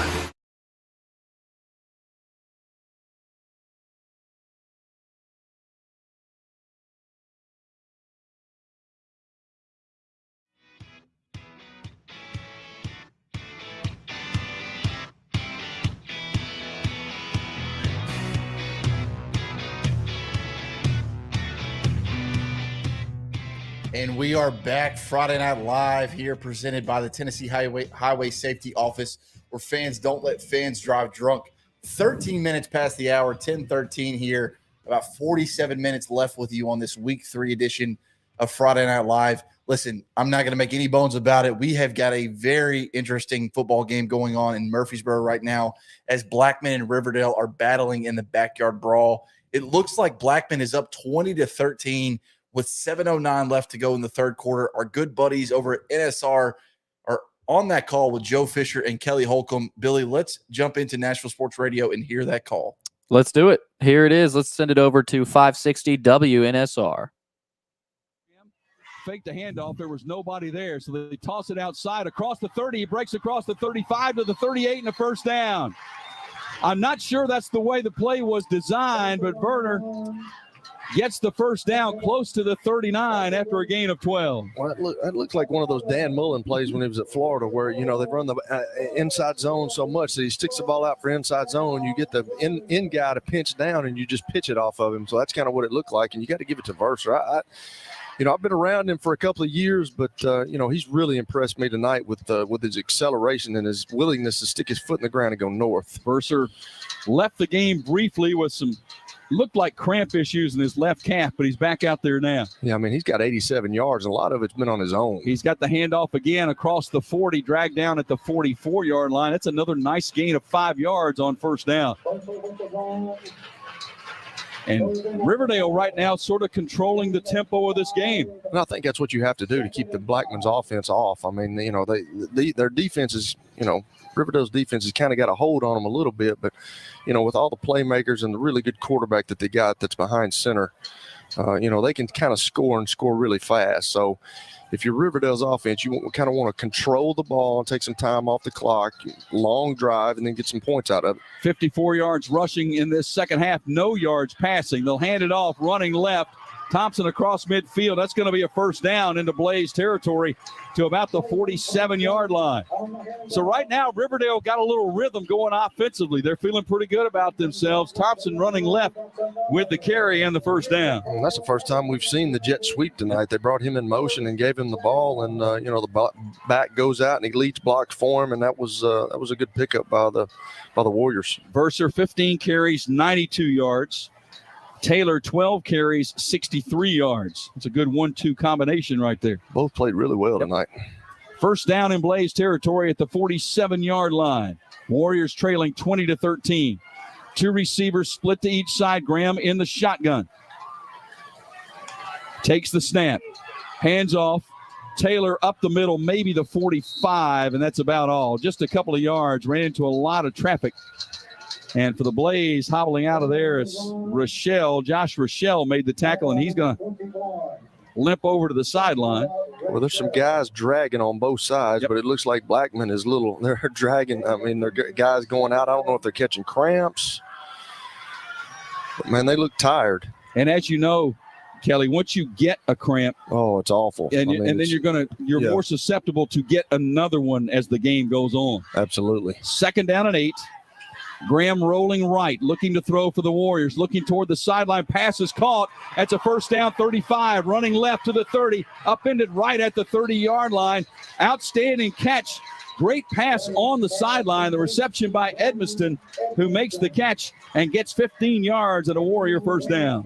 They just ran a sprint out to the right, and that was a good job of keeping the play alive. If you're Braden Graham, and Ryan Emerson was the third receiver in there, and I think he just found a hole. That was a really good job by a high school kid, just find a hole in the zone and sit down. Graham only 6 of 17 tonight for 74 yards. That's the first pass completion in this second half for the Warriors. It's a good one.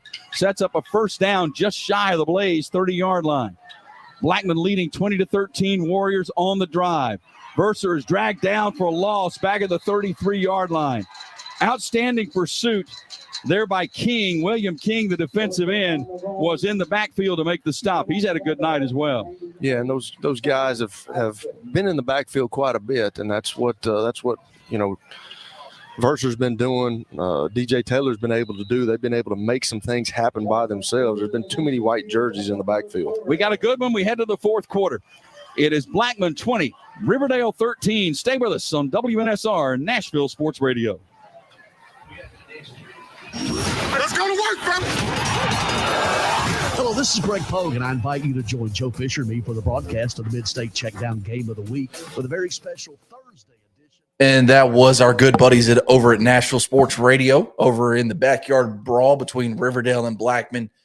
Had to go to a little commercial break, but no worries. We'll get you back over there as soon as we can, because that is a really fun football game that you're going to want to listen to.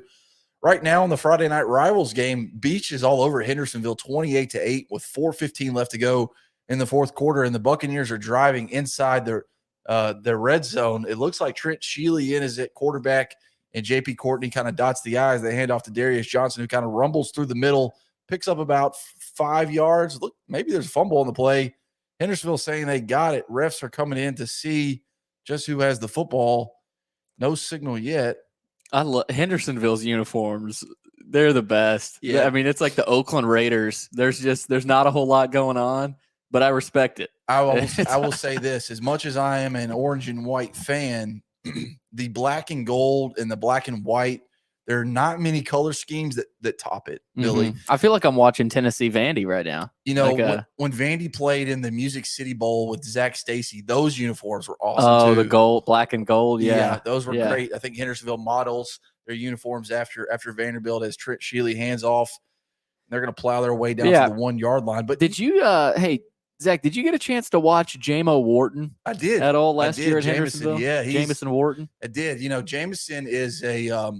I'm actually curious to know if he got in against Hawaii because I know Clark Lee said that he thought that I think he dressed. I don't know that he got in, but I think he dressed against Hawaii. So and you probably know this being a Vanderbilt guy, but his story is very interesting. He went in being a gray shirt, and then because of transfers out, there's a scholarship available.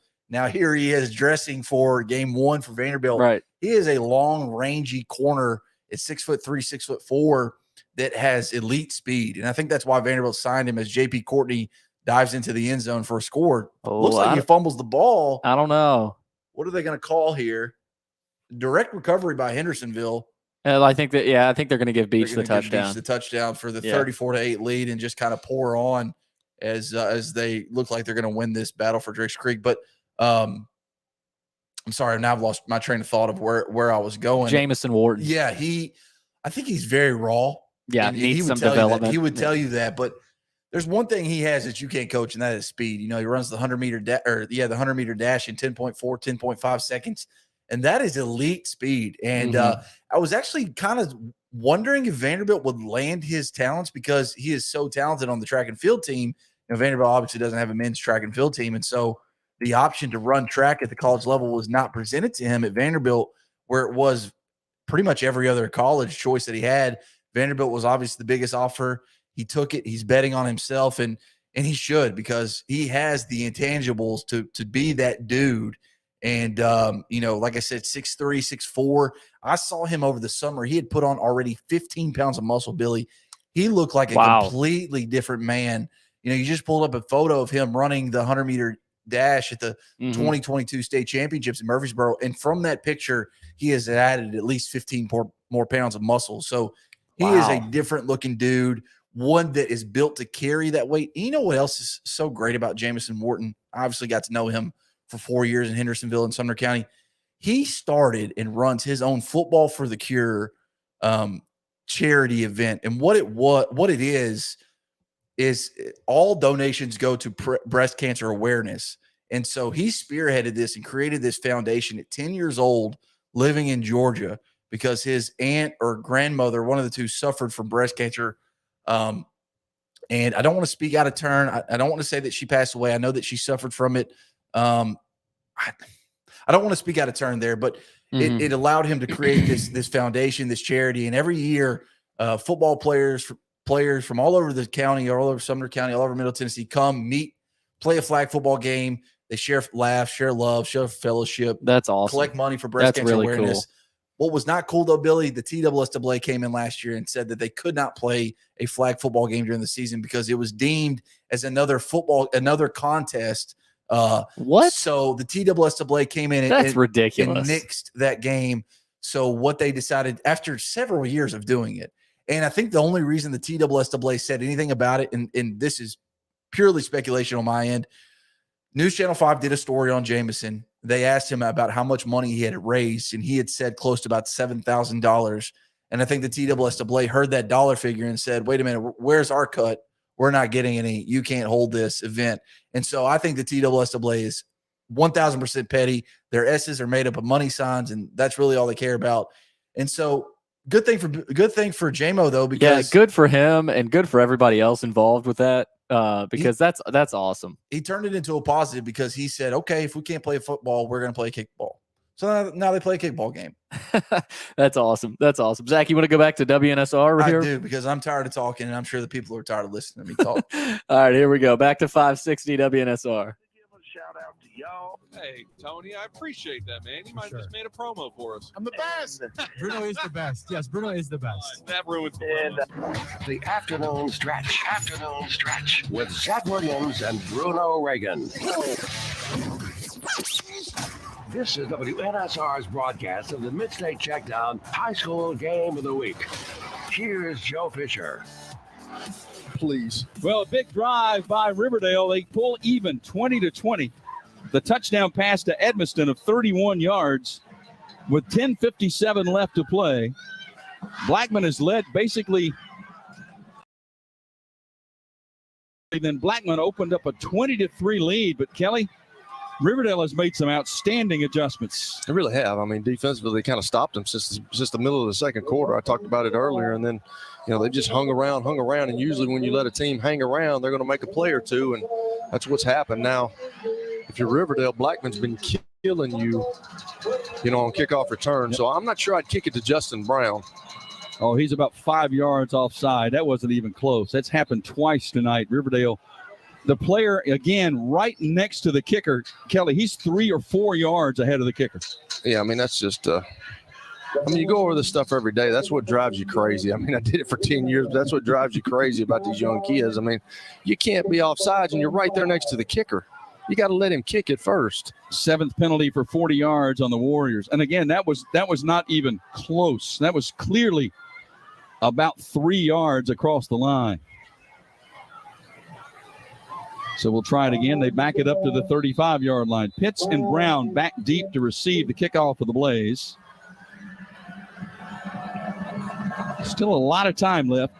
10:57 left to play. This kick is on the ground, bounces, nice bounce, and down immediately about the 38-yard line. It was fielded by James Haynes, the senior, and he wanted nothing to do with trying to return any yardage. He just fell on it, and they'll start in good field position at about the 38-yard line. Well, most of the time, that's what those guys are taught. If the ball's kicked short like that, just secure the catch and go down. Because there's really no time to set up a wall or anything. Right. So, you're just kind of out there on your own. Reisner, 14 of 24 passing, 146 yards, a couple of touchdowns. He'll hand off on first down, and, boy, going nowhere. Riverdale, great defense, maybe a loss of about 2 on the play as Holloway took the handoff, and, boy, he was snowed under immediately. 62, Ty Keithome, the senior, led the charge, and a loss of 2 on the play. Second down, Reisner to throw. Over the middle, incomplete, intercepted. Intercepted by Riverdale at the 46-yard line. Israel Celestine. Picked off by Celestine at the 46. Pass was just a bit overthrown, and the turnover, and now the Warriors really, Kelly, with all the momentum in the world right now. Well, I can't. I'm not going to blame that on Jack Reisner. He threw a good ball and went through the receiver's hands. It was, it was supposed to go to Ben Marshall, who's not here tonight. Right. So it went to the backup tight end, and he, this is something when you get to this type of game, and at this time of night, there's dew that gets on the ground, and the ball gets a little wet, and I just went in right into the DB's hands. So the turnover gives the Warriors the ball first down at their own 46-yard line. Graham at quarterback. Hands off. Versa, they try that counter. He cuts up the middle across midfield into Blaze territory to the 48-yard line. Rochelle with a tackle. That was a designed counter move. Yeah. He came back and got about 6 yards. Yeah, that's what they ran in the first half the other way. They ran it to the right this time, and that's kind of what you run against odd teams. This is an odd front team where they've got a nose and they've got 2 5s. And, it's easily kicking those guys. You can kick them. So that's what you do in the gun. You start one way, you 3 steps, and then you take it the other way, and that's paid off twice for them. It's been interesting. This is our 3rd week of games here, the Mid-State Checkdown High School Football Game of the Week. Pretty much everybody's been a 3-man front defensively that we've had so far. Second down and 4. Graham hands off. Burser tries the left side, tries to get outside, breaks the tackle. 45, 40 down the sideline, shoved out of bounds inside the 40-yard line. That's going to be another Warrior first down. Well, he's got good field vision. He really does. I mean, I've just been impressed with him. I mean, this is the first time I've ever really seen him play. I mean, I've seen him play in JV, obviously being on the sideline, but, he's been patient, and he's got another gear that he's not very big, but he's got another gear that guys, good running backs do not let the first guy tackle him, and that's what he has not done tonight. He's over the century mark, 18 carries, 103 yards, 6 first downs in this half for Riverdale, only 1 in this half for Blackman. First down from the 39-yard line of the Blaze. They're going to try that left side again, and it's going to go nowhere, maybe even a loss of a yard. Back to the 40-yard line. Tried that left side, and that time But now Taylor had nowhere to go. Joe, if you're Blackman, I mean, if you're the coaching staff too, you got to see like their heads are dragging right now. I mean, they're still in this game. It's 2020, but right now, you know, Riverdale's got the momentum. So who on defense is going to pick up their game and make a stop here for those guys? 2nd and a short 11. Ball just inside the Blaze 40. Clock continues to run. We're inside 9 minutes to play in a tie game. I think that's the first time I've ever heard that, Joe. I didn't know short 11. Long 10, short 11. 2nd down from the gun. Handoff, trying the left tackle. Gets a seam across the 30-yard line. That's Taylor to the 28. Going to be very close. I believe he's got a first down. Exploded over the left side. Boy, he showed a good burst right there over that left tackle position and gets the first down. I'll tell you what, you couldn't script it any better if you're the Riverdale coaching staff with their, you know, being able to run the football, take time off the clock from this potent Blackman offense, keeping them off the sideline. You just got a turnover from, but you want to keep those guys over there if you're Riverdale. 205 yards rushing for the Warriors tonight. On first down, handoff, boy, stoned and carried backwards. Big hit on the carry by Verser, and boy, he was stood up by King, and King stopped him immediately. Immediately, you're right. That was a good plug right there in the hole. William King, the senior defensive end, tackle for a loss. It's a loss of a yard. It's 2nd, and this is a full 11, not a short 11. It's a full 11. Never heard of a short 11. I didn't know 11 yards could be short. It wasn't last time they got it. This is 2nd and 11. Graham in the shotgun, 3 receivers right. Graham looking to throw against a 4-man rush, fires incomplete. Crowd wants a penalty flag. They're not going to get it. That should have been a penalty right there. They grabbed him around the waist and held him, but you know, you don't get that a lot of times in high school football. They're not going to call that. Just not going to do it. Landon McKinley was the intended receiver. Pass is incomplete. Brings up 3rd and 11. Well, remember, Armand has already made field goals from 40 and 42. As you sit here right now, if they don't get another yard, it would be about a 45 or a 46 yard kick. A 46 yarder. So that's, you know, that's kind of stretching it there. 3rd down and 11. Good night. 6 of 10 on 3rd down. 6 of 13 on 3rd down is Riverdale. That's still a good night. Still pretty good. 3rd and 11. 2 receivers right, 1 left. They're going to hand off. Tailback going to try the left side. Inside the 30 to about the 27. So they're going to get a couple of yards. And that'll make an interesting decision time. And, Armand has certainly shown the distance from 40 plus. He's had the leg to be able to do it. I would think you give him a shot here. Yeah, that's what they're going to do. It's going to be a 43-yarder. And I'm not sure. Let's see. Yep, here it is. Let's see where they're going to put it down. No, it's going to be further. 44. Yep, 44. Looks like 44. Just inside the near hash mark. From 44 yards, Riverdale gets the 11th man on the field. That's Herring. He's outside on the right. For the lead for the Warriors, 6:48 left to play. From 44 yards out, good snap and set. The kick is low, and the kick may be partially blocked and no good. Yeah, it got blocked. Kelly, I think they got a piece of it coming off of the edge. Yeah, he did. Elijah Pitts, I think, got there. Elijah Pitts got it, number 1. He sure did. It's been close the last couple of times on field goals, and I was wondering, it's just, I don't know, that was just kind of a wasted deal right there.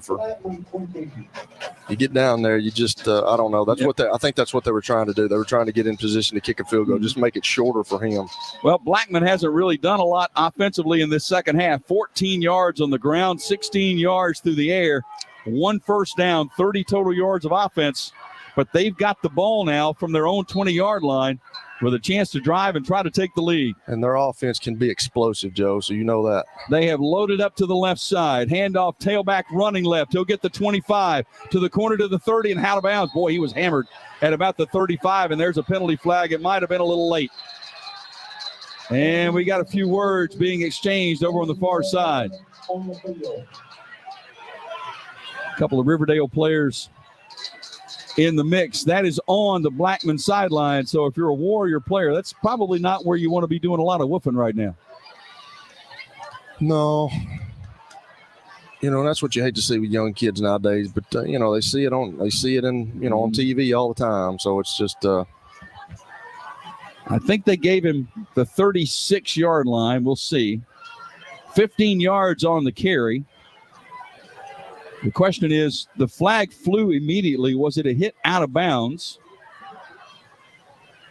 And we've got a discussion now. Ben Lawson, our referee, and the officials all talking at about the 33-yard line.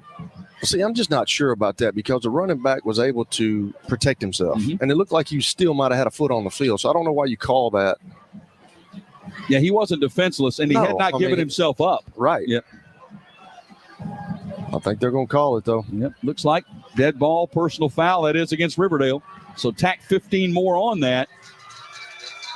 And now you've totally changed the field position game. You know, that's it's getting late in the game. They're 6:27, and now Blackman has totally changed the field position game with that one run and then the penalty. So they walk it forward. They're going to mark it down. Let's see. They're going to put it down at the 49-yard line. So just shy of midfield. The penalty gives Blackman excellent field position now. First down, just shy of their own 49-yard line. Reisner at quarterback, looking to throw, steps up in the pocket, looking long, going downfield, throws, pass is caught. It's caught. It's shy of the goal line. It's inside the 5. It is first and goal for the Blaze. Jacob Page. Nobody better than Joe Fisher. Zach on the mic. And we've got an update from Father Ryan and JP2. I keep saying JP2. I'm just going to keep saying it. Yeah, that's okay. Father Ryan and JP2, they're getting back out on the field. Yep, it says heading back out at 10:42 to warm up. 2:47 left in the third. They are heading right back out there. Zach, I might be able to listen to that on my way back home tonight. You might be able to catch it in person. the way it's going. Head back out there. I don't know if the crowd will be the same, but yeah, maybe you can get a half off ticket. But yeah, no. Back to Joe Fisher though. You know, let me say this about Joe. As someone who did not grow up as a Vanderbilt fan, I wasn't privy to listen to Joe on a daily basis or on a weekly basis like you may have.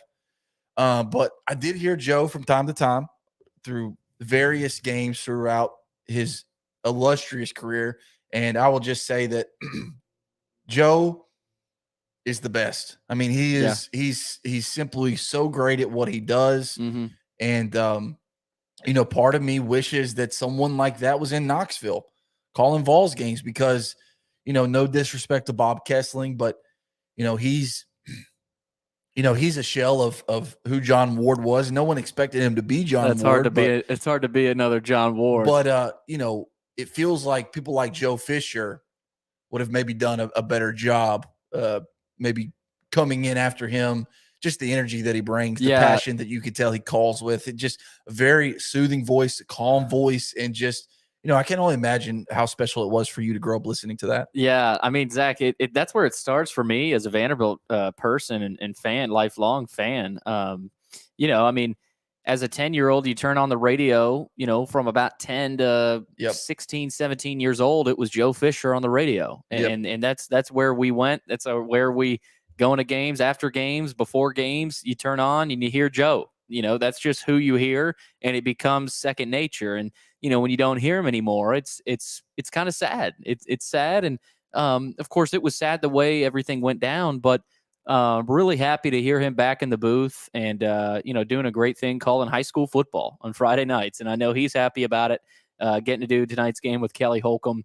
But you know, it brings back a lot of memories of hearing him and really good calls, and even Vanderbilt baseball calling the first national championship, you know, for a Vanderbilt major sport. So yeah, no doubt he's a legend, and he deserves to have that respect.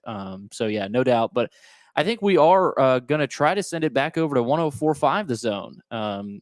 Another really good broadcaster, Will Bowling, on the call there at 104.5 The Zone. We will see if they are close or what they've got on the air over there at Father Ryan. Love a chance to save some money on insurance. We'll see if they have anything after this break. On insurance, Geico can help. Like with insurance for they play the commercial break, truck, motorcycle, boat, and RV. We'll go through this, and if they're back in the game, we'll leave it. But if not, we will give it back to us. Assistance and more, and Geico is an easy choice. Switch today and see all the ways you could save. A couple good games that are being played in the Mid-State. You know, we mentioned Father Ryan Pope Prep. We mentioned Black post game on Friday Night Finals. As always, Tate, brought to you by our friends at Performance back, Therapy Institute of Franklin. They have got your kids covered, your young athletes covered, whether that's football, whatever it is. in what they do. I know you love talking about them and the good work that group does. Yeah, man, you can find them at performnashville.com. And like I'd always tell you, man, Josh and the crew, they've got a servant's heart. They'll treat your kid the way they treat their own. I take my own kids there, and they're even taking Saturday appointments because they're ready to get the rehabilitation process started as soon as they can to get your athlete back on the field as soon as possible. So unfortunately, injuries are part of the game, but they're going to do everything they can to get them back out there. So go to performnashville.com. They've got the Saturdays hours. They've got 3 locations, Franklin, Brentwood, and Nashville. And again, I take my own kids there. I would recommend you do as well. Absolutely. Thank you so much, Tate. Appreciate the time as always. And we will talk to you next week. All right, Will, y'all are doing a great job, man, working overtime. That's right. Absolutely. Tate Matthews with us here tonight on 104.5 The Zone for Friday night finals of final scores that are going on around Middle Tennessee. We can update you that Pope Prep and Father Ryan are warming up, heading back out at 10:42. So we are just a couple minutes away from possibly getting football once again. A little bit of Middle Tennessee high school football after dark, perhaps, here tonight on 104.5 The Zone. Before we send it to break and get another update from Lucas Panzica, let's get another final scoreboard update in week 3. Locked and loaded. Here we go. Giles County, a 51-20 winner tonight. All right, so we were basically 104.5 The Zone there for a second. But yeah. I thought they were going to get back to the game a little bit sooner, but Zach, let's take a break, and then we'll come back in a few minutes, and we'll send it right back there. They'll have the game there for 104.5 The Zone. We'll play that for a little bit, and then we'll give one big old final scoreboard update. So sound like a plan? Sounds good, Billy. Let's do it. Let's do it. All right, we'll take a break, come right back. You're listening to Friday Night Live and watching Friday Night Live on your television on Main Street Media TV, powered by the Tennessee Highway Safety Office.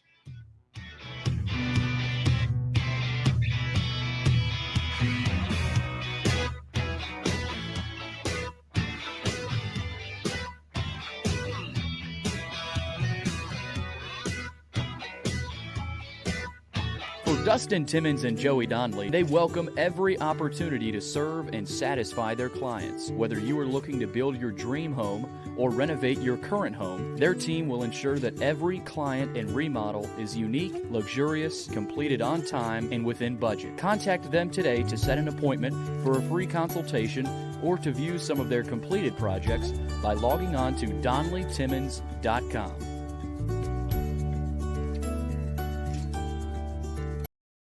Do you love bacon? I mean, do you really love bacon? Who doesn't, right?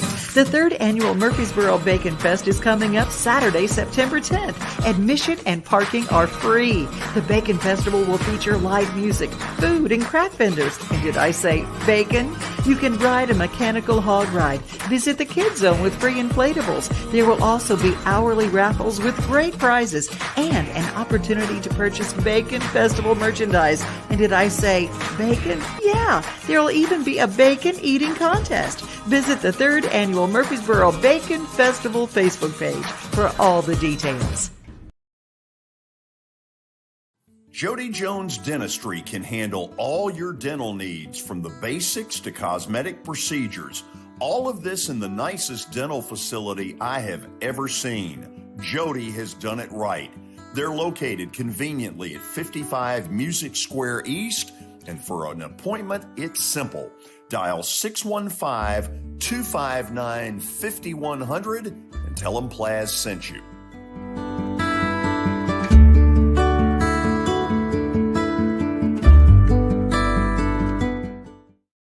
When you're thinking about golf, consider Riverside Golf Links. Under new ownership, the course has improved dramatically. It's now 27 holes, complemented by a 9-hole executive course.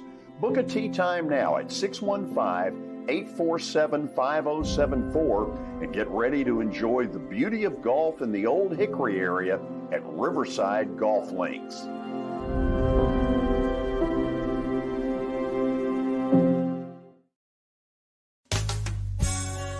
I'm Bart Durham.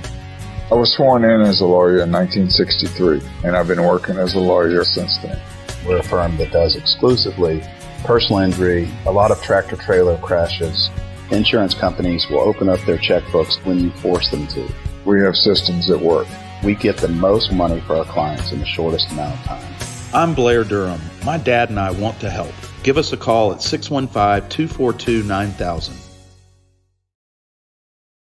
Hi, this is Melissa Hoisington, Regional Crisis Director from Volunteer Behavioral Health. Disasters can affect everything in your life, including your emotional health. Help is available during these uncertain times. The Tennessee Recovery Project is a free, supportive resource for adults and children who have experienced the effects of natural or human-caused disasters.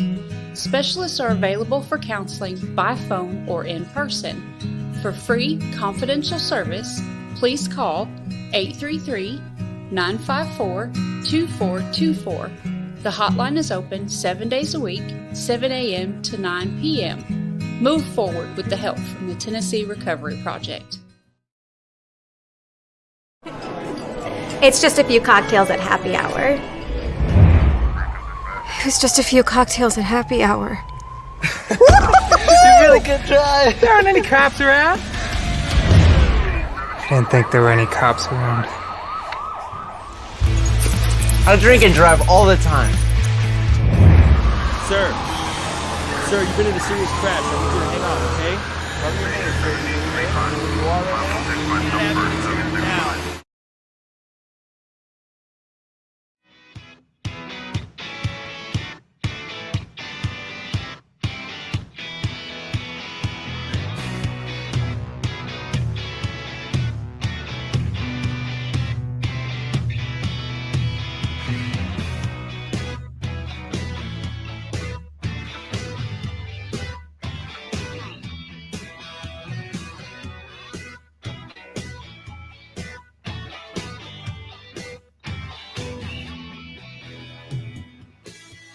Foot is starting to tap along here, Billy, as this intro music brings us back. Just 14 minutes away from the 11 o'clock hour, 10:46 on this week 3 edition of Friday Night Live. I am your host tonight, Zach Wobblin. Joining me as always is the do-it-all man himself, Billy Derrick. We have gotten into a lot tonight. It's been a wacky night. It's been full of rain delays, lightning delays, but we've gotten through it. Thanks to our army of reporters who have called in all night long to give us an update, no update, call in just to talk, just to spend a little bit of time with us. We really appreciate everyone. You know, I don't want to start naming anyone because I'll leave somebody off. We just really appreciate everyone doing their part to help make this Friday Night Live edition so special, and we couldn't have done it without you. And Billy, Zach, I know you teased a scoreboard update. Yep. Before the break.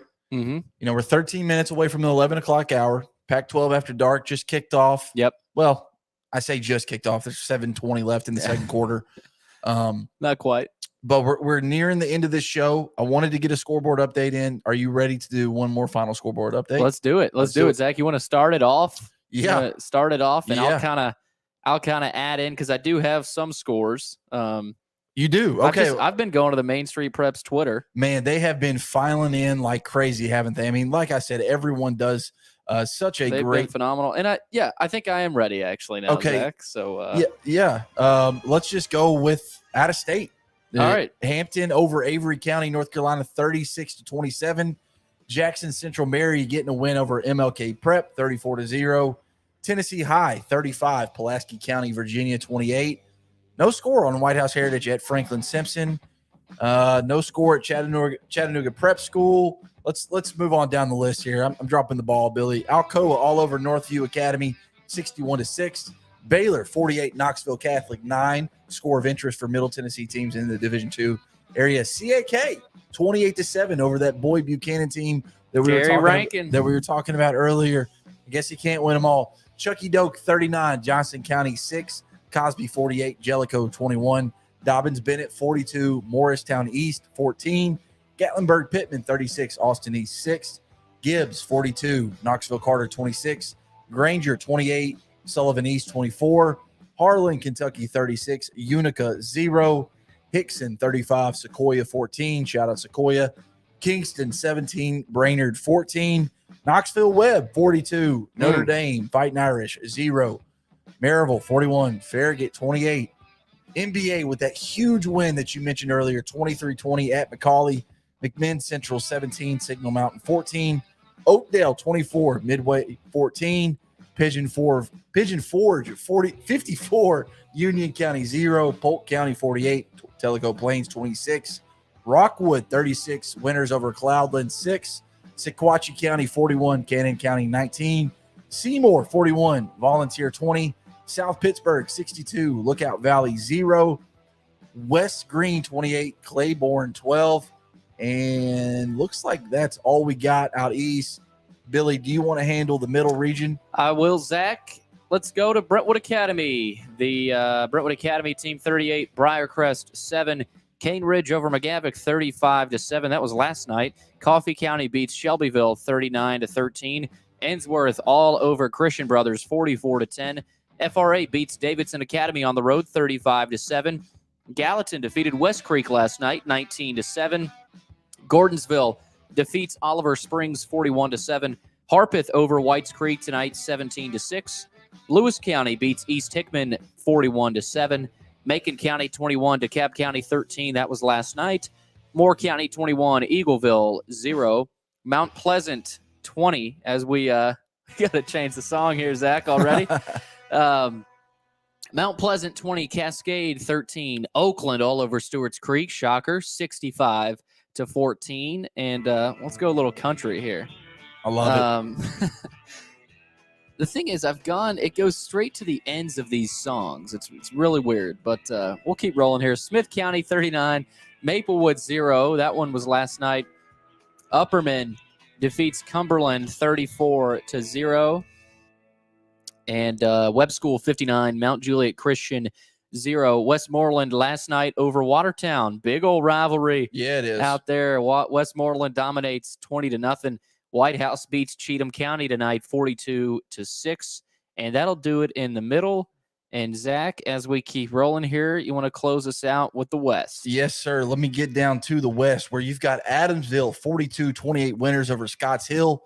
Bartlett 49, Arlington 19. Freedom Prep 40, Mitchell 6. Gleason 38. Hollow Rock Brewston 6, law firm, I guess.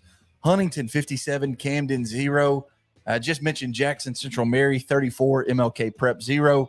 Lexington 66 over Liberty Magnet 0. Memphis East 22, Memphis Business 16. Milan 24, South Gibson 21. Munford 44 and Frederick Douglass 0. MUS, Memphis University School 49, St. Benedict 8. Oak Haven 36 winners over Hillcrest 36-6. Peabody 41, Lake County 34 in a shootout. Sheffield defeats Hamilton 34-12. Southwind gets the best of Kingsbury 41-6. Trinity Christian all over Fayette Academy. Not all over them, just winners 43-34.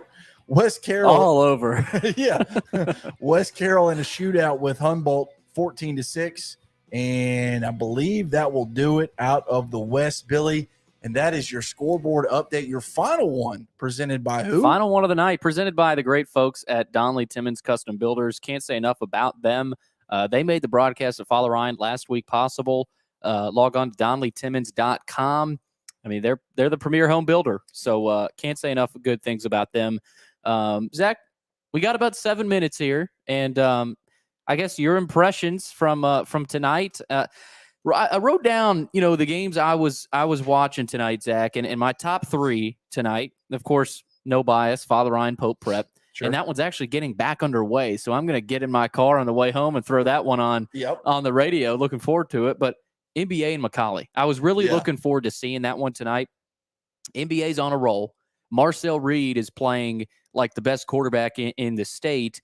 And tonight was their first real challenge. And that's what it was. I mean, you're going on the road, a good atmosphere at McCallie down in Chattanooga. That's a trip that I think is underrated in how tough it is, because you're not used to traveling an hour and a half down south playing in Chattanooga. So give credit. NBA squeezes it out 23-20. Hendersonville and Beach. That's the other one I was watching tonight, Zach. Hendersonville had been dominant. They were dominant last week, at least against South Warren. They lost to Oakland, of course, but I thought Hendersonville had kind of gotten back on track. No, Beach shut it down really quick, and they won the Mayor's Cup tonight on My TV 30. So those are my two, Hendersonville Beach and NBA McCallie. Those were my two games to watch. Pope Prep, not as much anymore, but we'll see. It's only a 3-score game. Those are all three very good games. For everything that you just mentioned, I mean, NBA going on the road to McCallie, that's a potential state championship preview. Yeah. And so you're exactly right. Marcel Reed playing as if he is the best quarterback in the state of Tennessee. Just that defense going on the road at Travel tonight against a very good McCallie team that can put up points and can score in a hurry. I was also looking at Riverdale Blackman, which is still going on. It looks like Blackman has kind of seized control of that game, has scored 14 unanswered points. The backyard brawl is up 34-20 with a minute 58 left in the fourth quarter. So it looks like they're going to win that one. And a lot of the staff picked Riverdale, including me, to win that. So we'll eat crow there. So I was definitely looking forward to that game. And it looks like it played out how. So you're saying Riverdale's going to win? They're going to lose. They're down 34-20. Riverdale, see, I had in my notes, Zach, they're 2-0. They had beaten Franklin. They were 14-10, or they beat Franklin 14-10, and then they came off a win over Rossview. But Blackman, for them, that's a little bit of a different challenge. Yeah. No disrespect to Rossview and Franklin, but Blackman's a different challenge. And so I think we learned a lot about both of those teams tonight. And, we'll have to see how they respond. But give credit to Blackman. They've been kind of up and down this season so far. I know they lost to Brentwood early on in the season, but, being able to go on the road at Riverdale in a rivalry game like this, well-coached team and Coach Kreisky and Riverdale, they got it done. So, they will likely get it done. I've seen crazier things happen, but 14 points in a minute 30, probably not going to happen. Yeah. But you're right. A different animal for Riverdale tonight. Blackman can score points with the best of them. I know they struggled in week 1. They kind of found their groove a little bit against Gallatin in week 2.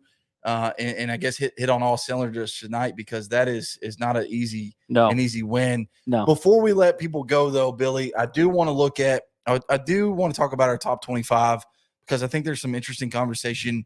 I don't think there's a change at number 1. Lipscomb Academy in Oakland, number 1, number 2. I don't think there's going to be a change all year. Doesn't need to be, because I don't think even if both teams went out, what Lipscomb Academy has done on a national stage, I think supersedes anything that Oakland or NBA could do on a state level. Right. So I don't think 1, 2, or 3 can change. Lebanon probably not going to change. Pope Prep at 5 probably not going to change. Riverdale obviously is going to drop after losing.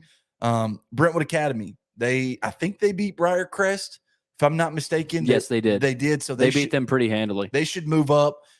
You wonder, CPA, they're probably going to move up. But the big team that I have that I wonder about is this Siegel team. I know they played Rockville tonight. They're ranked they're ranked number 22 in our top 25. And you're thinking, why are you highlighting a top 25 team? Well, I mean, they're the Stars. They're like I said, they're 3-0, and their competition hasn't been the toughest so far, and it will only get more difficult. But seeing another Murfreesboro school not named Oakland, not named Riverdale, not named Blackman, kind of get some love in the top 25 is nice to see. Yeah, they've had a solid season, and Siegel is a traditionally pretty solid program. So we'll have to see. Yeah, no doubt about it, Zach, and that'll do it though. I know, it's crazy, right? It's crazy. In the moment, it's like, man, 11 o'clock's like 6 hours away, right? But you snap and it's over. So that's exactly. Thanks again to the reporters. Again, I know some of them were not able to call in just because of situation there. But again, thanks to everybody that listened. Thank you to everybody that called in. Thanks to our sponsors, Tennessee Highway Safety Office, Donnelly Timmons Custom Builders. Zach, that'll do it. That'll do it, Billy. And it was a fun week 3 of Friday Night Live. I missed last week. I'm gonna miss again next week. I feel like I'm leaving you guys, hanging, but. This was planned long before this show got created. But it's going to be fun next week, but I had a lot of fun tonight. Looking forward to seeing how the show plays out next week. All the rivalry games. You've got Gallatin Station Camp as a big one. You've got several key games. So make sure you're staying tuned to MainStreetPreps.com for all the latest and the best high school coverage in all Middle Tennessee. For Billy Derrick, I'm Zach Womble. This is Friday Night Live on Main Street Media TV.